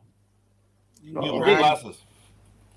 I've disappeared, so I've start doing stupid things. Please forgive me. Okay. We still see you. Yep, we still That's see you. cool. And because- hear you. And hear well, you. yeah, well, guess what? I can't see you, and I can't press any buttons because there's nothing there to press. What happened? Did you Might lose be your a blessing string? in disguise for you. No, I That's probably funny. look like a geek now because everything's gone. Oh, there you are. You're back. Oh, good. You're back. Well, I don't know if that's good or bad. Well, I don't know. I mean, I've got Tony smile like a Cheshire cat. Big Oh, dog geez. looks like he's contemplating, and as for Roger, all I can see is him making funny movements. So, He always does that. yeah, Well, Sorry, I was I just- had to- well, had to the- put the something reason in. why I was contemplating is because when you said I can't see you, I was gonna say you're supposed to do this. Oh, yeah. oh, I that has different connotations from where I come from. Well, Oh, this is a wrestling. do That's a tell. wrestling thing. Yeah, well, Do in tell, Germany, please. if you go like that in front of your face, you're accusing the person you're looking at as being stupid and dumb and thick. Oh, okay. If So they go like that, they go du bist Oh, doof. you should not have told Roger that. Oh Yeah. no, If they turn around and say du bist doof and they go like that, that's all basically Roger's what gonna they're be telling doing you. now. I don't know. Do we have any viewers from Germany, Roger? Yeah, actually, we do. All right. so they'll probably confirm what I just said. All right. I accidentally flipped someone off at work. How do you do Really that? sure. I was in Yeah. program management division in 2013, I think it was, or yeah, I think it was 2013. Oh, And these guy, he Holy was of yeah, it's a little while ago, and we were working on a project, and the guy was kind of like giving me gruff about, well, we need to have the memo in this format. And I said, I'm sorry, I was just following the format, but no problem. I will have it done as you suggest, you know, provided the division secretary says so. He says, well, that would be great. I was like, well, I was being a dick, you know, like, you got it. Well, culturally, I just flipped him off. And he got mad. And I just gave him a look like, we'll do it. And I walked back, and then I thought about it, like, holy shit, I just flipped him off in his culture. So he was debating as to how stupid I was, and it died there. But I was like, a few days later, since HR didn't do anything, I was like, ooh, I got away with it. So, statute of limitations. You got to be so careful with. I didn't know I was doing it. I really Yeah. didn't. But after, I was like, oh, damn, oops. So, you know, hey, and we got along, so it wasn't a big deal. But he did give me a look like, are you flipping me off? Yeah, but hand gestures. I mean, the Germans have got them, the Japanese have got them, the Brits have got them. You know, we've got the famous hand gestures. Germans got a lot of hand gestures. Yeah. Yeah, I find a lot of people, actually, the Italians can talk with their hands, which always surprises me. Hey, hey, hey, hey, Yeah. hey, hey, hey. The Germans have hand gestures and arm gestures. Let them Mhm. go. Let 'em go. And they have You leg, started it. and they have You leg started gestures. it. That's what I learned from the Italians. Yeah. No, you can't do that. What's that one? You get arrested. You can get arrested for doing that in Germany, you know. What's that Yes, one? they do. Yeah. Oh, that's what's face. Arrest- Sorry, What, yeah, wrestler what's his face? actually- Yeah, thank Sorry. you. That's what's his face. Yeah. Schuttengruber, isn't it his name? No, No, there Roger, was, no, that's- no, all that's it. kidding aside, there was a Excuse wrestler me. in the early 2000s, JBL, John Bradshaw, Layfield, and he was a bad guy, and they did a tour in Germany, and he thought, oh, I'm going to get the crowd going, you know, I'm going to really get some good heat on myself. So Oh, he went and he did the goose step and the Heil Hitler thing in the ring. And not even 5 minutes went by, and they had about Showed 12 up. different. Yeah, the police showed up, and they took him away, and they were going to arrest him. I And- think you could get away with the goose stepping, but the minute you do the hand Yeah. gesture and all that, yeah, you're done. You're done. Yeah, I mean, the And goose. he he said he didn't know, that you weren't supposed to do that. He's like, I'm a wrestler. I'm a bad guy. I'm trying to get people to not like me. I was just doing my job. So Vince McMahon had to have lawyers meet at the at the jail to get him off. I mean, Wow. the goose stepping. I mean, the East Germans used to do a lot of it still, but Yeah. the actual hand gesture and the verbal words that go with it. If you do that, especially in the high street, you will get arrested there and then on the spot. They will not hesitate. I mean, I was serving with a certain individual who decided that at a New Year's Eve party, bang on the bells, he did it. And literally, as the hand went up to do the little gesture, he got a hand on the shoulder. What he didn't realize was the chief of police was behind him. Oh my God! Yeah. Wow. I didn't know the guy was there either. I'd spoken to him earlier in the evening and thought, it's a German cop. Just forget it. I didn't realize he was the chief of police of the town that we were. I'm trying to explain that the guy was half cut. He says, I don't give a damn if he's stone cold sober. He's gone in the cells. And off he went. Wow. Took the army about a week to 2 weeks to get him out. Wow. He must have got an kind earful. He must have got an earful from whoever his commander was after he got Oh, out. yeah, I believe the CO had, shall we say, words. I He had bet. words. I'll bet. How Surprised long he was didn't get the busted. Dreem duty? He's still doing it. He's still doing it. He's been retired for 10 years. Yeah. I put it this way, I know he was on restriction of privileges for at least 3 months. Oh wow, yeah. Wow.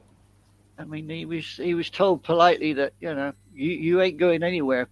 You're going to be that stupid. You ain't going anywhere. If you're going to be that stupid, you could have stopped it right there. If you're going to be that stupid, that's what it comes down to.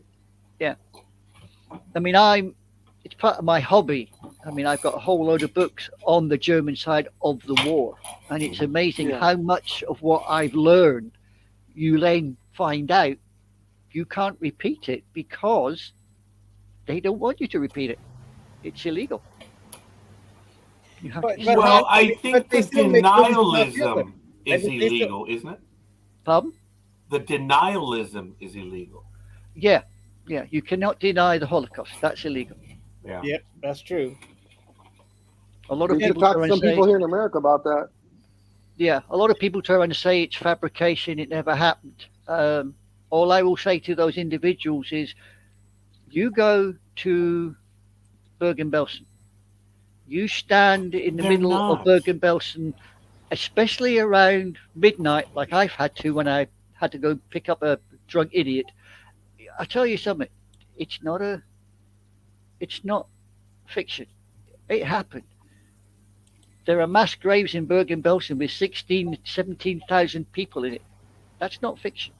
They don't care, Anime Girl. These are the same idiots that believe the world is flat, that 9/11 was an inside job, that that there's a pizza place in Washington D.C. where pedophiles get together. These are the same idiots that never leave Mama's basement. Okay, these are the same fools that they want to be something, so they do that to make noise. But we have gone significantly. We've strayed. I do appreciate the commentary and the opinions. We have strayed quite a bit, folks, and I do. I apologize. My fault. No. I apologize for having strayed. Do not apologize for what you said. Do not. That's my job. And all I said was I apologize that we strayed off topic. I do not apologize for what any of you have said. I just got to cover for Richard when he keeps getting me in trouble. That's all. Oh, Richard gets you in G. trouble? Was that a Freudian slip? I wonder. Richard gets you in trouble. Better than a Richard slip. Nah, never. I would never. Not do that. Not That that. doesn't Look sound- at that that doesn't- innocent. that doesn't Look sound at like that me. innocent-looking man. That doesn't Look at how sound like innocent he looks. No. He would I never saw get the anybody movie in Otto trouble. yesterday. Oh, how was that? It's a good movie. But did you see Raji? I did see it. It's You saw the previews are misleading significantly, and it's a good preview. These are the previews when they were previews. They give you a taste of what it is and stuff. When you see the movie, or compared to the preview, it's a bit of a shock. But it's a good story. It is. Tom Hanks. Yeah, it was good. What movie And I did don't you want to see? say anything else. Roger. What movie did you see again? Otto. Otto. ATTO. Oh, I started watching that. TTO. I started watching it. I did not finish it yet. I thought it's in my queue, so don't worry. I will probably get to it. How far in did you? About 3 minutes. Oh, yeah, okay. Well, I mean, I want to watch it, so I probably will get to it. But I'm also, getting ready for tomorrow's great show. There's a great show tomorrow at 6:00 Eastern time called Better Call Saul Rewatch Season 6 with Jay and I. And Jay knows his shit. So if you want to know stuff about Better Call Saul, you better tune in tomorrow at 6 Eastern, 3:00 Pacific time. So anyway, what were we talking about again? Some sports thing? Getting back on course. Tony was asked like 80 minutes ago, you have a story. And then, holy mother of everything. Oh, yeah. Yeah. It's like, Then on off there the was hook. Tony, and there's the exit, and we took the exit and went that way. Yeah. Yep. It's all good. Tony, I'm sure you have some stories, buddy. And if Stories. not, thanks for being with us. Yeah. No, stories on what you want to go over, No, I think we covered pretty much Ooh, everything in sports. You demand. We didn't cover hockey, but I'm not up to date on hockey, so. But are you a Tony, hockey maven? I want to get so much more into hockey, man. I am with the Flyers, but they're horrible. I'm with the Kings, and they're out. Flyers were out when the any season playoff started. updates, Tony, for the hockey? You know anything about that? If you could do that, that would be awesome. But I mean, Because I think there's the no Kings were taken championship out by until June, Edmonton. right, Tony? No championship until June. I'm not even sure. I know they last as long as the NBA. So yeah, I think they're in the conference finals right now. I'll have to check right now. Yeah, they're in they the are. second round. Sorry, Big Who, Dog. the Go ahead. NBA or NHL? No, NHL. Actually, they're in the second round. They're not in the conference finals yet. But as of right now, I just want to give a quick update. We do have Carolina did beat the New Jersey Devils 4-1. So they are in the conference finals. And right now, Florida did beat the Toronto Maple Leafs 4-1 as well. And they're also in the conference finals. For the other side, the West, Dallas leads. They lead 3-2. Wow. And over on the other one, the Las Vegas Knights lead 3-2 over the Edmonton Oilers. Wow. That's crazy. All right. So that's just a tiny, quick look at the NHL Stanley Cup playoffs. So the East is determined for the conference round, and the West, not yet. So there you go. Woo-hoo. Hey, Gridiron Girl, you have an appointment today. You gonna be here? Gridiron Girl. So if she's in the chat room, we'll see. Supposed to be here at 12 o'clock. We shall see. That's probably why she woke up a bit later. Maybe she's outside. Oh, I know. Yes. Ooh, a little bit of attitude. It's all right. I was just checking on the Army Navy rugby game. Oh, please update. Yeah, the Navy won it. I didn't bother to read the score. The Navy won. The Navy won. Huh? Yeah. You've got folks, the Army Navy football game. We get the Army Navy rugby game over here. No, Gridiron Girl, and thank you for sharing on a personal level that but I have news for you. 2 of them. Anyway, so she said that in the singular. Like, no, it's plural. Anyway, I don't know if you guys caught this, but over the last week, a lot of stuff has broken over in Kentucky Derby. As you know, we talked about it. Yeah. The horse that kind of was the expected one to win did win. I'll get into that one in a moment. But now the Kentucky Derby favorite has been disqualified from their win. So Forte tested positive for meloxicam, an anti-inflammatory medication, after winning the Hopeful Stakes at Saratoga Racecourse in September, along with a disqualified result. Trainer Todd Pletcher received a 10-day suspension and a $1,000 fine. Now, Ooh, my. what broke very quietly prior to Kentucky Derby was 6 horses died or were euthanized right before the Kentucky Derby race. And I think, Big Dog, was it maybe 3 years or 4 years ago when we were here on Sports Talk with the guys and we were discussing what was happening both in Santa Anita and at large, but almost exclusively at Santa Anita, where folks, I'm sorry. Yes. And go along with me on this one, and whatever I miss, help me cover up. They redid the track twice, and they used different materials. They did everything, and the horses were still dying excessively. Do you remember that, Big Dog, and everything that we were talking about? I know this is like, oh, hey, let's go play baseball. Ready? Yeah, that was it was a couple of years ago at least, and it was almost a horse a week was dying, and they couldn't figure it out. No one figured out what it was.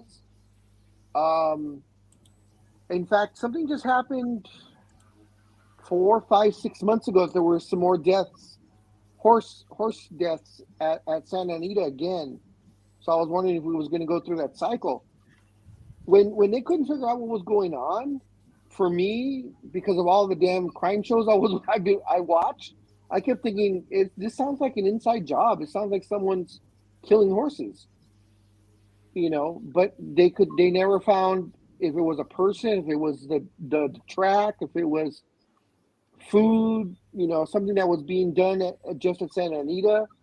It seemed like every single angle was covered, and no one could figure out why. And to this day, it's still a mystery of all those horses. I believe over the span of, at that time, it was a span of maybe 2.5 years. There was like 30 horses that died or more.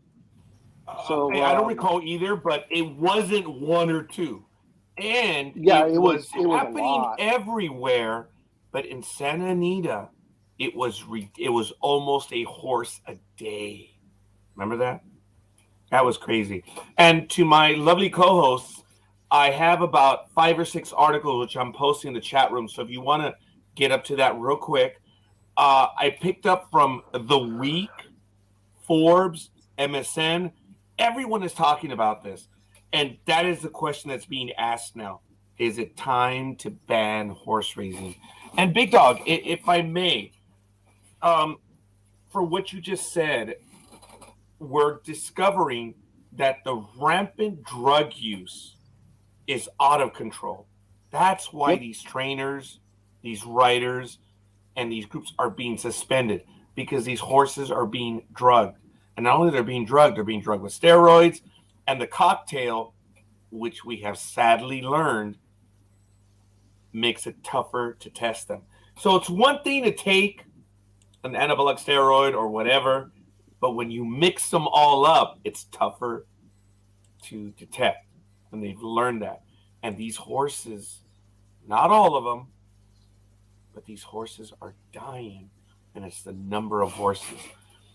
As you folks know, I do read The Week, and they brought it up. Is it time to ban the horse racing? And there's an article there. I'm going to go to that one, folks. This is a periodical which I read weekly. because it is the week. It's good stuff. I'm Penthouse going to put it Forum? in the chat room. I'm sorry, say ho? I said you read Penthouse Forum every week. What was that? God. Oh, jeez. Oh dear. Oh, here Are we you go. actually are you screaming out your own name, Almighty, when you say God? No, he's Was calling that out you. orgasmic for you? I guess No, he calls you. He's calling your name. Oh, Let it wow. go. I did not. Yeah, It was funnier. They all chuckled at that, Big Dog, but thank you for the reprimand. Yes. The joke is I got on someone's nerves at work. What a shock. And the No gentleman way. turned around and he says, "What? Do you think you're God?" I told him, "Well, yeah." So it stuck. Big Dog remembers that. So for the longest time, I was referred to as a deity. So it was damn And funny. of course, I, being the asshole that I am, Never. I expanded on that because since he's God, I am seated on his right hand. So that's why whenever anybody says Jesus, I answer. And as you heard, he's been answering twice. So, hey, how's Punch's Pilot up there in the upper right-hand corner? Punch's Pilot? Yours truly? Yeah, why not? You're the only one with military service. Oh, okay, I'll take that. Just kidding, young lady. My Just kidding. my hands are clean. My hands are clean. Oh, ooh, well said. Well said. Anyway, folks, I do have those items in the chat, and I have one more.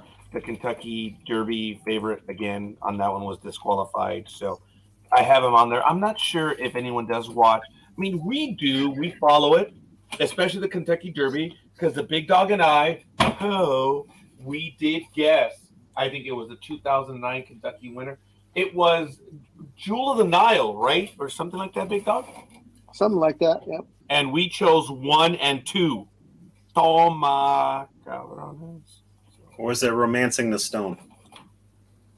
Could have been. I love you, Tony. I love you. Very good. I love you. I actually thought of when I said that. I was like, I knew it. what was it that the second movie? Oh, no, it might have been Pharaoh. Something like that, Big Dog. But it was. Curse What of a the shock. Mummy? I got it wrong. But anyway, very good, Tony. Very good. Folks, the We called Preakness. all I know is we called 1 and 2. Oh, God. Yeah, we did. Preakness. And the thing was, is the one, he was a long shot, remember? Wasn't he like 101 long shot? More a long shot. When we called it, the guy who was in the chat room was like, "You guys are full of shit," and left. He came back next week, though, remember, and apologized. Actually, he did comment. I didn't remember that he apologized, but he did return. And I guess he was hoping for us to call the next ones, and we're like, huh? Big Dog and I were stuck up that day because we won. That was funny. Preakness, the 148th Preakness will be on the 20th. That is next week, of course. And then the 155th running of the Belmont Sweepstakes will be on June 10th. Very quickly, looking at the schedule, the NASCAR Goodyear 400 is this weekend. And then you have NHRA Gerber runs May 19th to the 21st. NASCAR All-Star is on May 21st. Formula One Italy is also on May 1st. And ending out the month of May, IndyCar 500 is on the 28th. NASCAR Coca-Cola 600 and Monaco for Formula One is in May. And Big Dog, if anyone is interested, folks, the NASCAR Toyota Save Mark 350 is on June 11th, Sunday. Folks, if you're going to watch a NASCAR race, humbly, that's the one that I suggest you run. Because that's in Sonoma. That's what they call a road course. And it has its ups, its downs. They're tweaking the the race court, or the racetrack. But it's a fun race. I don't know, Tony, have you ever seen that one in Sonoma? No, I like have that not. one. No. If you are ever interested in giving it a shot, that one. And what was the other one, Big Dog, that Saul talked about where it's that very small race course? I think it starts with a B. I just can't remember right, but it's like a 3/4 of a mile racetrack. It's very small. Yeah, I And remember. I wish Saul could tell me about that, but he gave up when Toyota took over NASCAR. Whatever. Do you think that they're still going to continue racing at the Coliseum? Oh my God! Money-wise, it's a massive hit. Yes, that pre-season race, yeah, it's a hit. I'm surprised the Dodgers haven't gone back to the Coliseum to play. Because remember when they invited the Boston Red Sox about 5-6 years ago? It was sold out. Over 100,000 people went to see that game. I'm surprised that they haven't done that again. Do you think now that Kentucky is closed down that they might incorporate the Coliseum race into the regular season? While they build the new racetrack in Kentucky?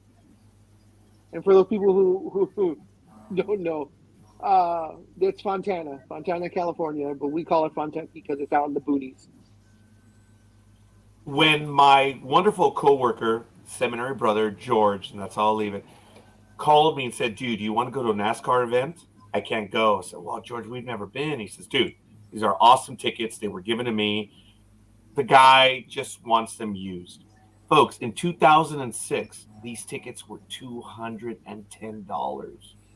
Then, that's almost 20 years ago. These are like $500 tickets. I couldn't afford them then. I probably couldn't afford them now. So we went.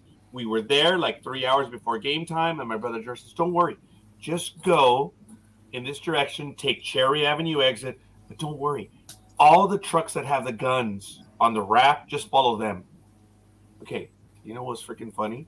There was a truck that we got behind that had a rack, but the guns were empty. There were no guns in it. I was like, holy crap, George was right. And we followed the truck. It was just a nightmare, huh, Big Dog, getting in and out of there. There's 100,000 fans would get in there. And it would take an hour and a half to exit. Yeah. That was the fault of that place. It was difficult to get out of there. But it was a good race. And we were on TV on that race, actually. Some of my coworkers on Monday said, it was you. You were there. Dude, you were on TV a lot. And I said, of course, because we were the only minorities there. That's just what I was going to say. That's why you stuck out like a sore thumb. You were the only Mexicans out there. Dude, we were. And they kept saying, yeah, dude. They kept saying, and NASCAR, America's fastest growing sport. And then they would turn to us. And I was told that we were on TV like 4 times, man. You guys should get royalties. I guess I should. And they turned to us too because it was a cold day, and I don't remember which one. I think it was my oldest daughter at the time. It was cold, so she, was close to me, and I was, giving her a hug, warm body temperature because it was cold. And then Steve, a dumbass, says, "Dude, who is that? The one that you were holding is that your wife, your girlfriend?" Like, that was my daughter, you dumbass. It was funny, but we were on TV quite a bit that day, and I haven't gone back to look, but because you can get that game, or you can buy it and view it, and I'm like, I guess maybe one of these days I will. But I feel like Rex from Toy Story 2. Hey Rex, aren't you gonna play? I lived it. I was there. and weren't you one of the only 4 people that actually bought concessions? Yeah. You didn't know about that. Bitched to Big Dog. Since all we had to do was pay for parking, we had the tickets. I'm like, okay, well, no problem. We'll get the food. Guys, it was a slab of, it was just a piece of meat and 2 buns, $8. In 2006. Okay, now, do you know what was really funny? is when you went to use the restroom, I looked at the female restroom, no lines. The men, there was a line. I'm like, ooh, that's different. That is different. Yeah, that is different. That was funny. I was like, ooh. So I told the girls, if you want to go to the restroom, there's no line. That was funny. What I learned is everyone around us, they bring their bags, their coolers, and they have the meals there. And I'm like, okay, well, if we ever come again, I'm ready to go. And they allow that. They allow you to bring in food to do that because you can be there 6, 7, 8 hours easy. Folks, the race was 6 hours. Yeah, you can be there all long day. now, Raj? I'm sorry. Imagine sitting that long right now. I think you and I could do it, but we'd be biatching and Big Dog and I would be like, we'd be dying, man. Don't get me wrong, folks. It was an experience. I'm glad I went. I'm eternally grateful that I went because we had the tickets that were right above the race wall in Fontana. Nice. So we could we could see them. Yeah, when they were right in front of us, they were under that screen, so you could lose them a little bit. But we had incredible sight lines, and I now know why those tickets were so expensive. Folks, I couldn't pay $200 and some then. I probably still couldn't pay $200 and some for 4 tickets, man. That's a lot of money. Tony's like, Mm-hmm. Tony, how much do you pay for your tickets? If I pay I'm sorry, between $350 and $400 a piece. Yeah, but I only got to buy one, so that's a big difference. Yeah, but the prices that you're paying now are what I was paying. Well, what I would have paid then. If you look at the way every 10 years everything doubles in price.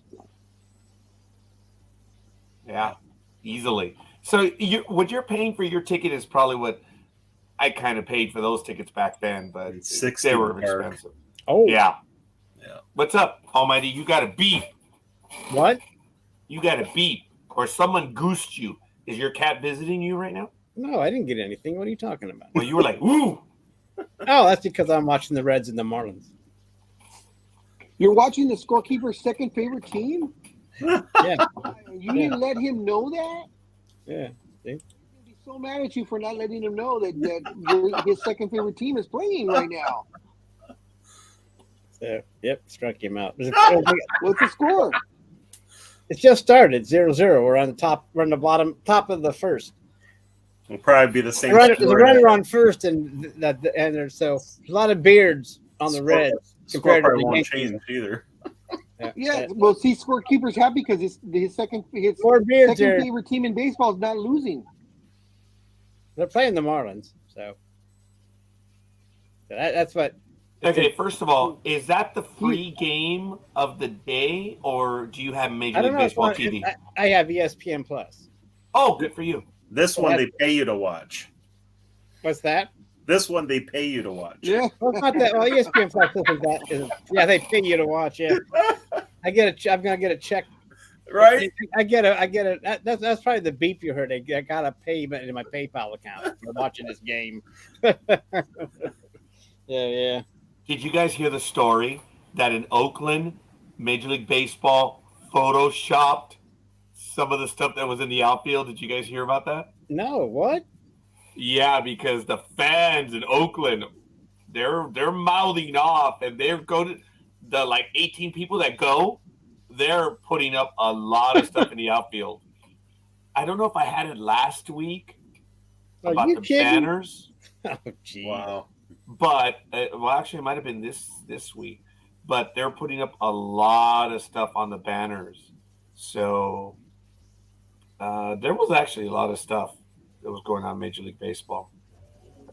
We can get to some of those stories in a little bit. Folks, we are now in our 5th hour on here on Sports Talk with the Guys, home of the Monday Morning Quarterbacks on Saturday. We just went into our 5th hour as if nothing. But Major League Baseball did Photoshop.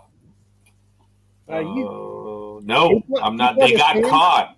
They got caught doing it because someone was at the game and they had the angle, and I guess they took a picture. And then when it was showed later, you could see that it was there was some chicanery. Chicanery? Wow. Chicanery, huh? How many? What they? Thank you, good Tony. story. I appreciate it, Tony. It's a I appreciate Rogerism. that. No, wait, what was that? Rogerism. A Rogerism. Ooh. Come on, anime girl. You're English. I was going to say, is that like a spoonerism only backwards? That's definitely backwards. Yeah. Wow. Made me think. I think I'll put it down to his ethnic origins, personally. Don't you shake your head at me. I'm looking Oakland Athletics. Yeah. I mean, bloody Colonials at it again. Jeez. I must have called you that hundreds of times since I've known you. A little bit. So, When I don't call you a Colonial, you're going to start worrying. That's true. wow. Interesting.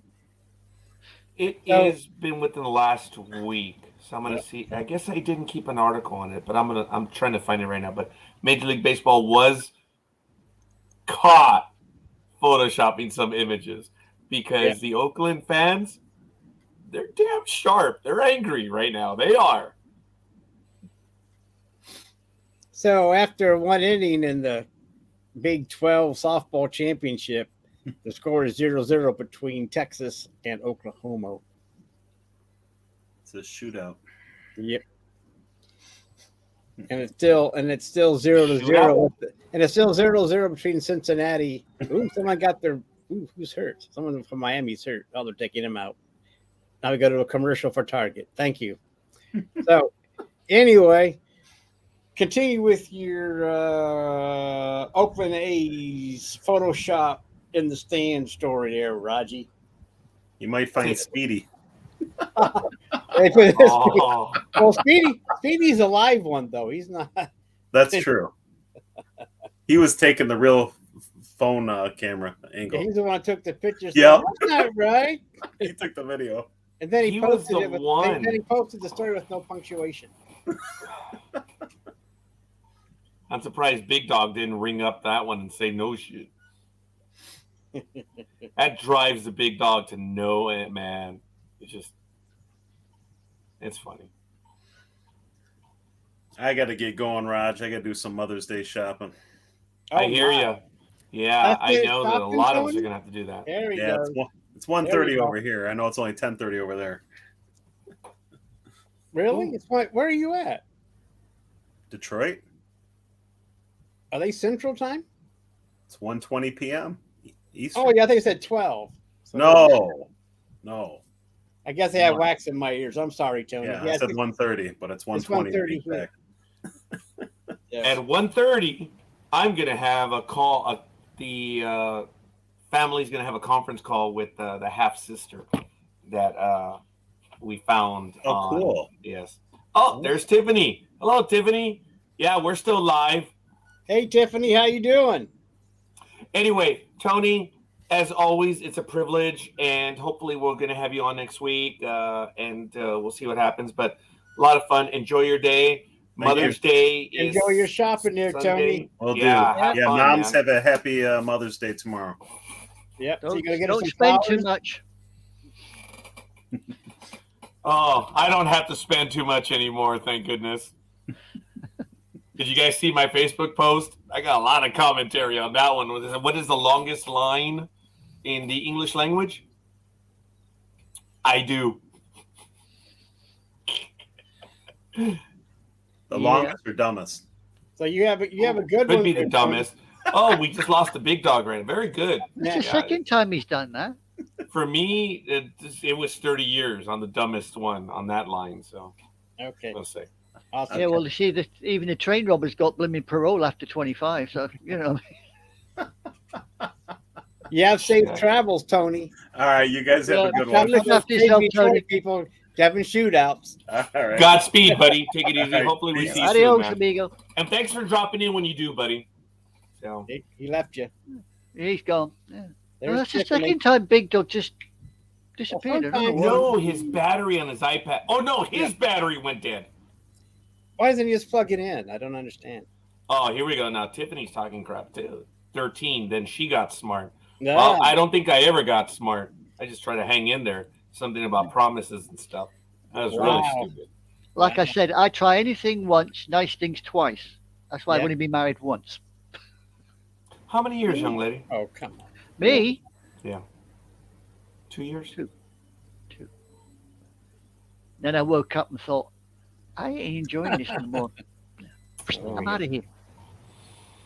Oh, Mm. there we go. So Things were not as they should have been. So I'm sorry. I got smart. well, we're glad that you did. Now I'm sitting here doing this and thinking, really, me on TV? I must be breaking thousands of cameras. Oh yeah. Oh, ha, ha, yeah, whatever. Oh, your That- mom likes you. Your mom likes you being on American TV. Oh, Golden Benny. Yeah, I said to her, was it last week? I was a bit late getting in, and she went, well, I went, well, what? She says, was it okay? I went, yeah, but I'll probably not do it next week. You will bloody do it, she says. Those lads invited you. You will go. You will not let them down. And I thought, hold up, it's voluntary. This not, it's not compulsory, but no. That's what you think. Well, I'm blaming Roger. It's his fault. He made me do it. Yep. It's always Roger's fault. Yeah, as we say in Scotland, wasn't it me? It was him. No, I am not Mrs. Doubtfire before you even go there, Roger. And if you're not careful, I shall come over there and back the back of your legs. You're not like that, my boy. See, I can come out with it when I want to. I just gotta want to. Oh, I'm sorry. I just came across something that I just saw, and I was considering making a part of the community next year. And I just happened to see the link. And a program that I was watching, which was near and dear to me, was Alaska Daily. It was on ABC and Hulu. And Hilary Swank was in that one. And I thought it was a good program, but I suppose they just canceled it within the last day. There was no news on whether it would continue, and it was canceled after one season. And they were filming in Canada, no less, but they did a lot of on-site in Alaska. And I was like, man, I've been there. It was kind of neat where they had done some filming. I was like, oh my God. They were in some places where they actually were. I stood in the brief time that I was up there, I'm like, oh my God, they filmed right there, which was kind of neat.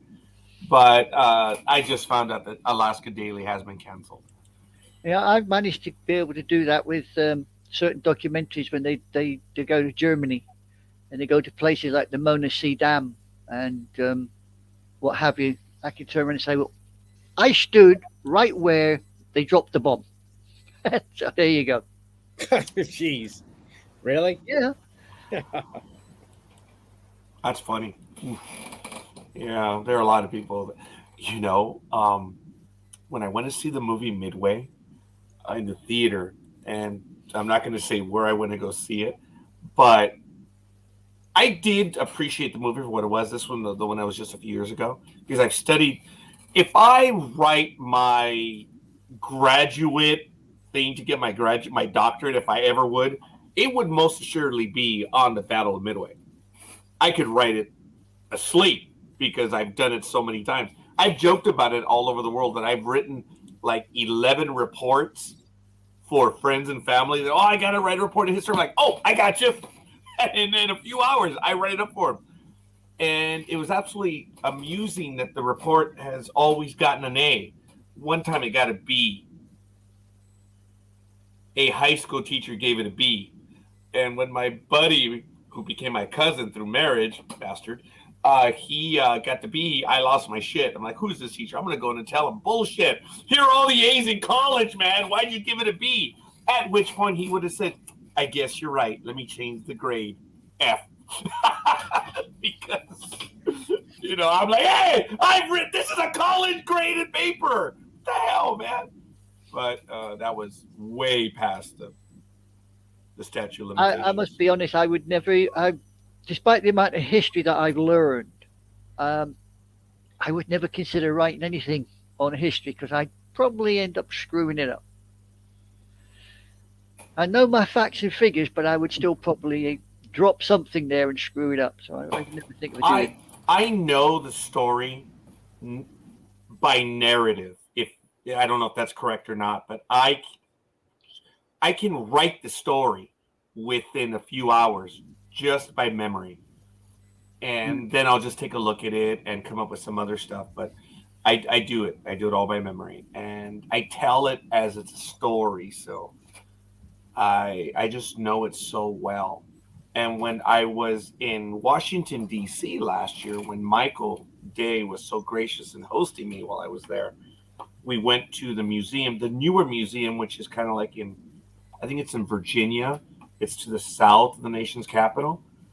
And it's near Dulles. So, yeah, that is Virginia. So, actually, that's not south. That's actually west. Well, southwest of the capital. The new museum there, as you've seen on my Facebook page, it's immense. Immense. And the planes are there. And, folks, I lost my shit when the Enola Gay. It's right there. And you can almost reach up and touch it. Obviously you can't, they won't allow it, but it's there. Isn't one of the flat tops a museum ship somewhere that was in Medway? Well, there's one in New York. That's I forget which one that one is, the Intrepid or something like that. The United States doesn't have too many carriers, and I'm absolutely crushed. And now this is going to become I'm so angry.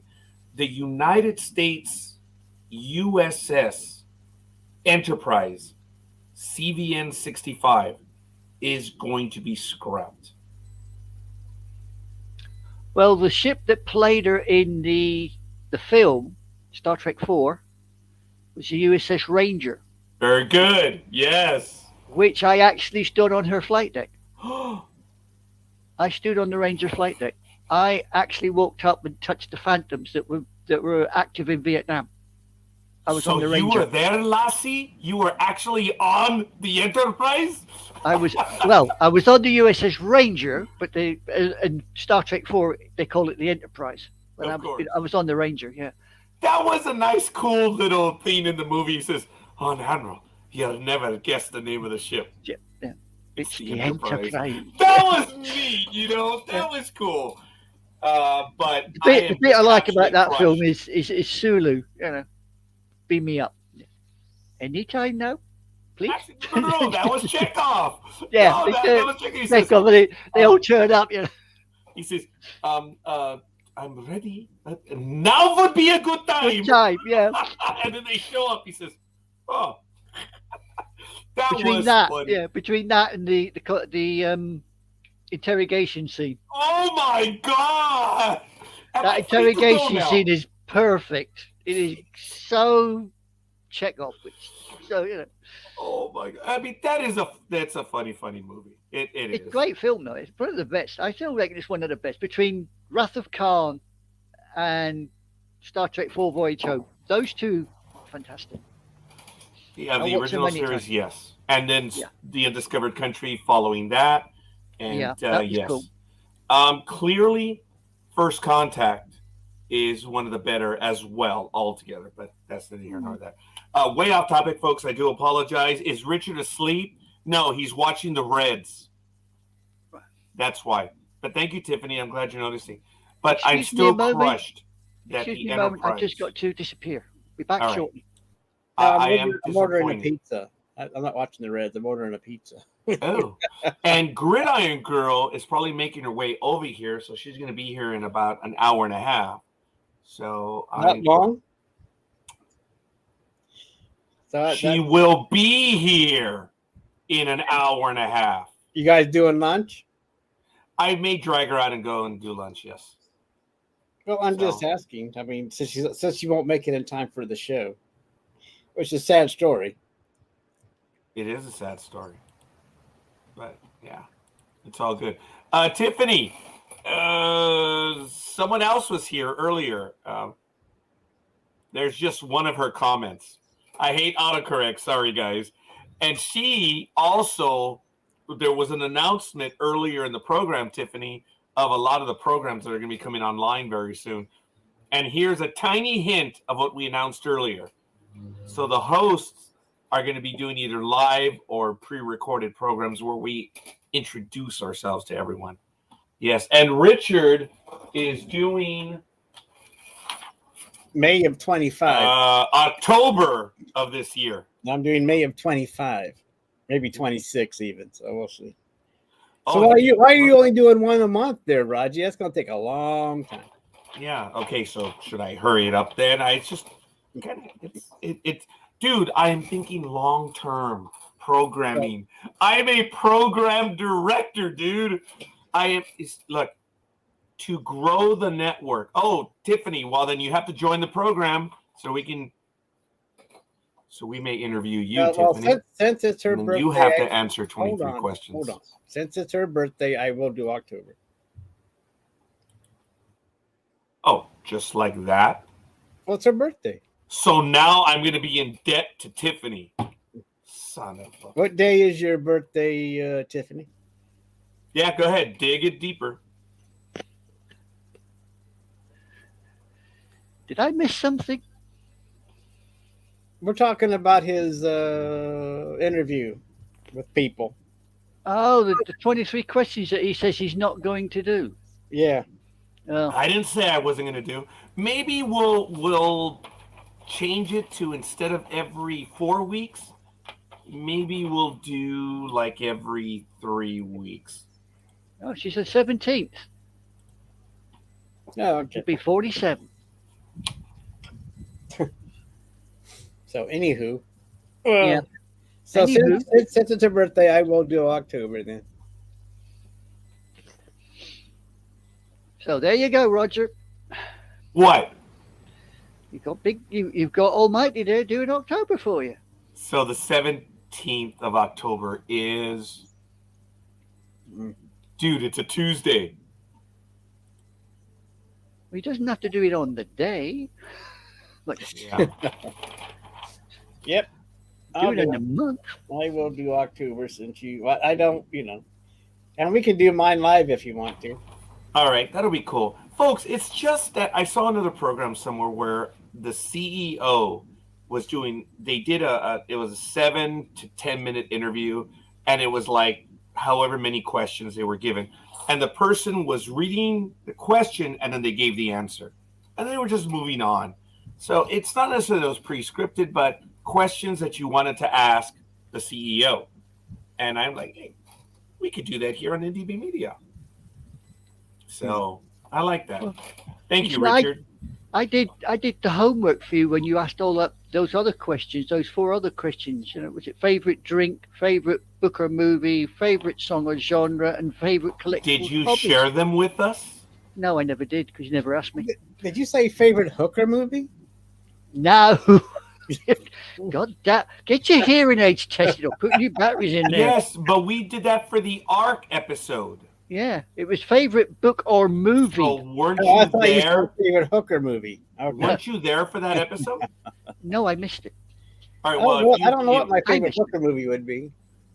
favorite hooker movie? Maybe Chainsaw Hookers. No, Chainsaw Hookers might it would be what's that Julia Roberts movie? What? She's a hooker? Yeah, in the movie she's a Oh, hooker. Pretty Woman. Yeah. There it is. Pretty Woman, yeah. I thought you meant Julie Andrews, but yeah, I'm surprised. But anyway. What? Julie, What? I was- Julie Andrews? That's what I was thinking when he said Julie Roberts. I don't understand, but I did. My brain went way back Wow. in the past. But still, yeah, I see what you're saying. But I saw Chainsaw Hookers. That might be one. Thank you, Tiffany. Pretty Woman, yes. Yep. Anyway. Yep. Anyway. Wow. But yeah, I will do October. Have you seen the movie, Tiffany? Day of the Triffids, but since you're only turning 47, you probably don't know what that is. Oh my God! The movie is on YouTube. There, look, she knows. I was about to ask her. Day of the Triffids. That movie scared the crap out of me growing up. Which one did you see? I've seen two different ones. The original one in the 60s. Yeah, but the That BBC one scared me. Yeah, the BBC did one in the, I think it was the early 70s, no, late 70s, early 80s. They did one as well. And You would have grown up with the Hammer films, right, Anime Girl? Slapshot. Yes. Yeah. Wow. Christopher Lee and that. Yeah, I remember them. Yep. The Hammer Horrors. Count well, Dracula. Tiffany says no movie is scary to me. She doesn't scare, as Well, evidenced this right by here your should marital scare you. status, right? Yep. This right here should scare you, though. You see, Sure. I was basically married. Well, it was effectively 26 years, but legally about 30, I guess. So, now that COVID is ending, it's going to be official. So, No, Showgirl's the most frightening movie ever. ha ha ha ha. So we have booked in June Dreem. He's going to be doing the interview. In July, Chris Smith, who does Evernew. In August, hopefully due to health, it'll be Casey. In September, Anime Girl right there. In October, Almighty. In November, Jay. And in December, Big Dawg. Arr! He should be interesting. You just got blown off, Richard. I guess. Yeah, because so anyway, everyone who was in the NDB Media forum, it's funny how the minute someone commented on, "Oh, you're next," and then everyone went quiet. That was funny. Like, we have I July. just made the comment. Yeah, I just made the comment that somebody sitting there with a piece of paper answering 23 questions just for me wouldn't cut And it. then I I just immediately said, and we have September's victim. no, you said we have August. Originally, you said I was August, but Did I say then Casey is September? I don't know. But if you I said you're August originally? Yeah, you go have a look. Am I getting attitude? Yes. Yes. God damn it. Go have a look, man. Watch it. He's gonna get hyper over here. And just reminder that there is no advertising in the ARC chat room, according to Tiffany. Who said that? Oh, Tiffany did.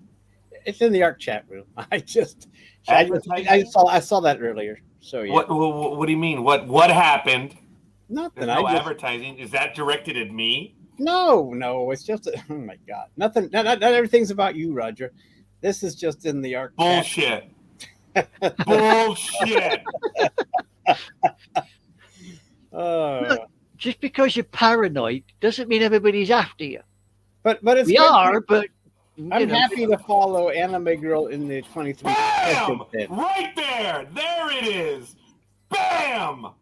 Right there. Look at that. Look at what? Look at you. So this would be just be me doing this QA. Wouldn't that be a bit boring? Answering someone might be better. Have a normal QA back and forth. Yes, we could. But it says, so now we have our August victim. I mean host for August. Oh. So that was you. The minute you spoke up, I said, now we have August. Yeah. See? Not August. September. Not September. August. Oh, shit. I hope you do because... Oh, shit. I did say...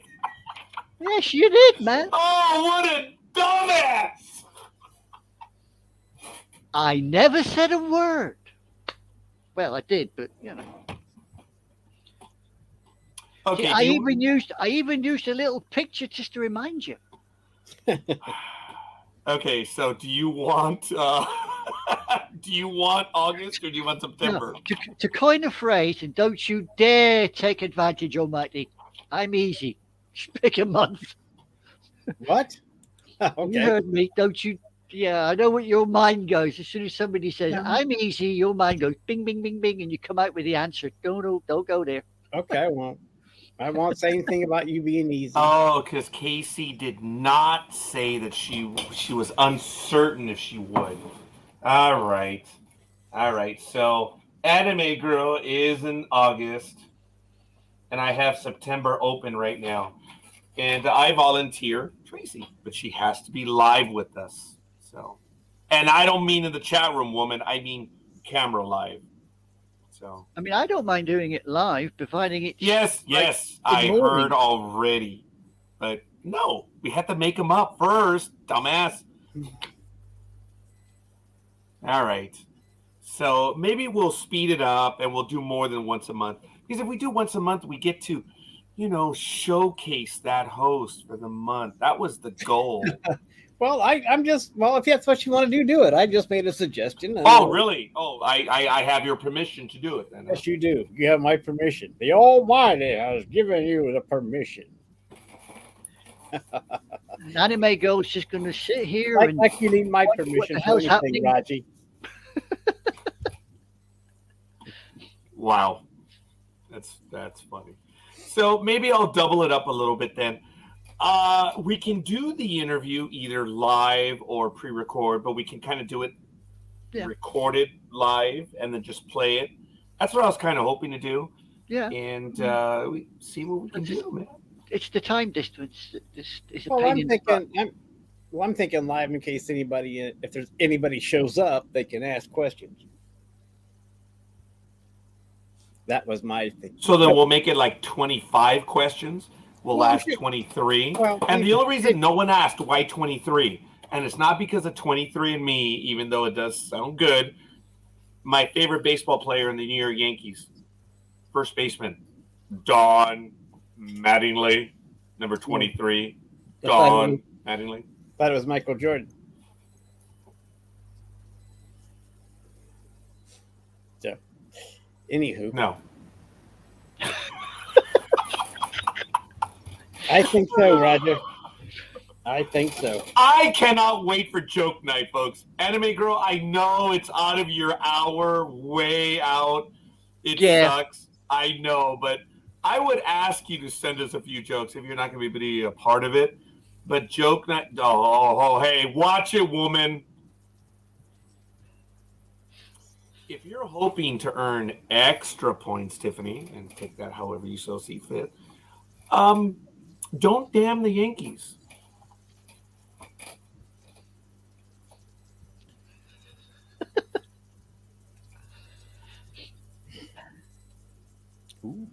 Wow. Yeah. Everyone went silent on that one. Does everyone have to go to the restroom like me? To see where you were going to lead, You lead, and we were going to follow. Oh, a Southern joke. Oh, here we go. Man, all you Mississippians, whatever.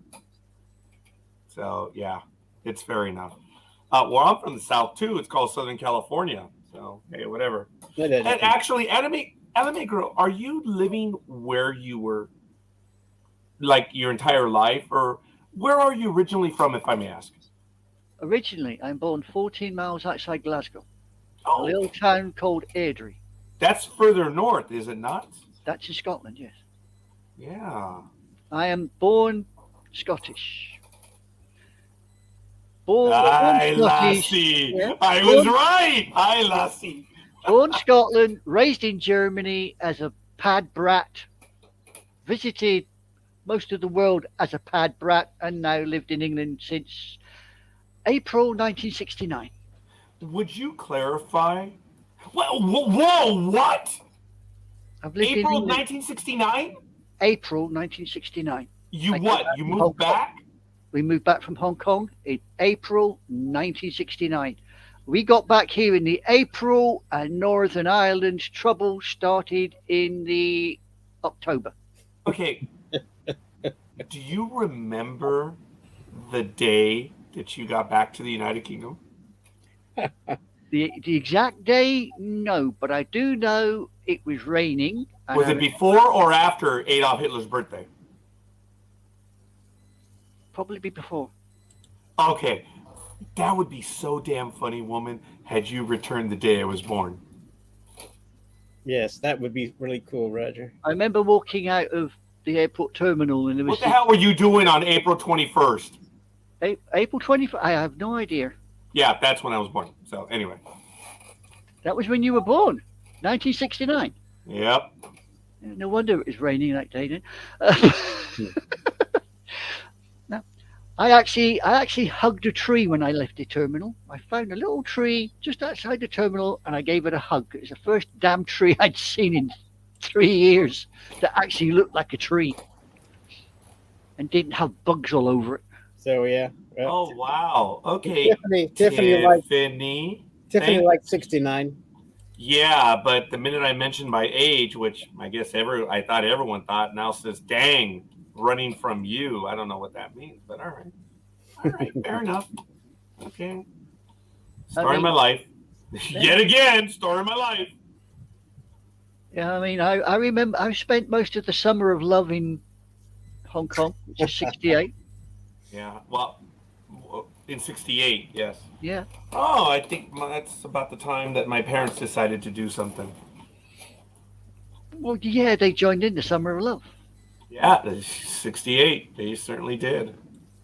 I mean, I remember being down in the harbour in Hong Kong, listening to all the music coming off the ships. You'd be surprised some of the stuff the U.S. Navy was playing. Oh yeah. Flower power. Yeah. All of a sudden, he's like, this bastard is old. But yeah, I've always said that, folks. All kidding aside, what the hell's his name? Coffee 77. Tiffany is from our evening program. She visits with us when we do the ARC coverage and other guests and stuff. So she's crossing over, cross-pollination. She certainly got a sense of humor. There. The hell is the ARC on Sci-Fi Channel? The No, it cable ain't. network. Well, not The on my. ARC. It's not on Sky Sci-Fi Channel. I know that. No, but it's going to debut in the United Kingdom very soon, if not already. I thought it already did. It's I on thought- Sci-Fi and the Peacock here in America, in the colonies. Yeah. Well, I've looked on what we call Sky Sci-Fi. It's nowhere in sight, and I managed to pick up Peacock, and it ain't on there neither. So I've gone looking, and I can't find it. It may be later this month. I have to check. Tiffany, do you know when it's going to debut in the United Kingdom? Being the official moderator or greeter to the group. Yeah. Oh, what a dust up on Thursday, huh? Wow. That was funny. I got some messages on that one. That one was funny. I'm not going to comment any further right now because my words will be used against me. But there was a dust up. We have a celebration over here today as well. For the Eurovision Song Contest. The final is tonight. Isn't that a train line that failed Eurovision or You wish. Eurotrain? Yeah, you wish. Yeah, no, we're hosting it on behalf of the Ukraine. It's being held in Liverpool. So there you Yeah, Coffee, they did. They shut down MTV News after 36 years. So here we go again. Hey, Richard, are we doing the ARC again? Because now they're threatening me again. Watch out. So said the Mississippian. Are you able to spell Mississippi? Oh, well, actually, she went to college. She has a college degree. So, yeah, she can spell it. Not many other people in Mississippi can, though. Whoa! Oh, I say, are you not being elitist there, are you, Mr. Noriega? Just a tad. Just a little tad, are you? Yes. I always thought it was Kentucky where you had. Jay, I want my MTV. I remember those commercials from the 1980s. Oh my God. Let's see. I can spell because the river is outside my parents' house in Minnesota, right, buddy? Hey. I thought with the Mississippi, it normally ends up in the house because it changes direction that often. Maybe I'm gonna have to reconsider my statement. What the hell is this? Slow down, woman! You're typing too fast. Me too. MISSIPPPI. I don't know what the hell you're. Yeah, it's all right. Slow down. Slow down. It's crazy. What is crazy? Are you now speaking of yourself in third person? It's crazy. Yeah, then you do belong with Sports Talk with the guys. Oh, here we go. Speaking of elitist, she probably did this. Siri or Alexa or whichever one of those went. Oh, hey, mind you, look, she lit up. Mind your own business. Alexis. Yep. I'm not Alexis. sure I understand. What a Oh, shock. Mississippi. Yeah, I see what you're saying. I'm only messing around. Oh, snap. I got a Dutch group actually called Mississippi, made records in the 80s. Really? Yeah, there was a Dutch group and they had a record called Mississippi. I see. Spell Mississippi. Jay, I wonder, since he's our resident engineer, what percent of the Mississippi population is married to their cousin? I thought that was the Kentucky or West Virginia question. Both. That's what I said. I beat Both. you. Both. Jay, I'm not sure if I told you this joke, but why was the toothbrush? You guys have all heard it already. Why was the toothbrush invented in West Virginia? Roger.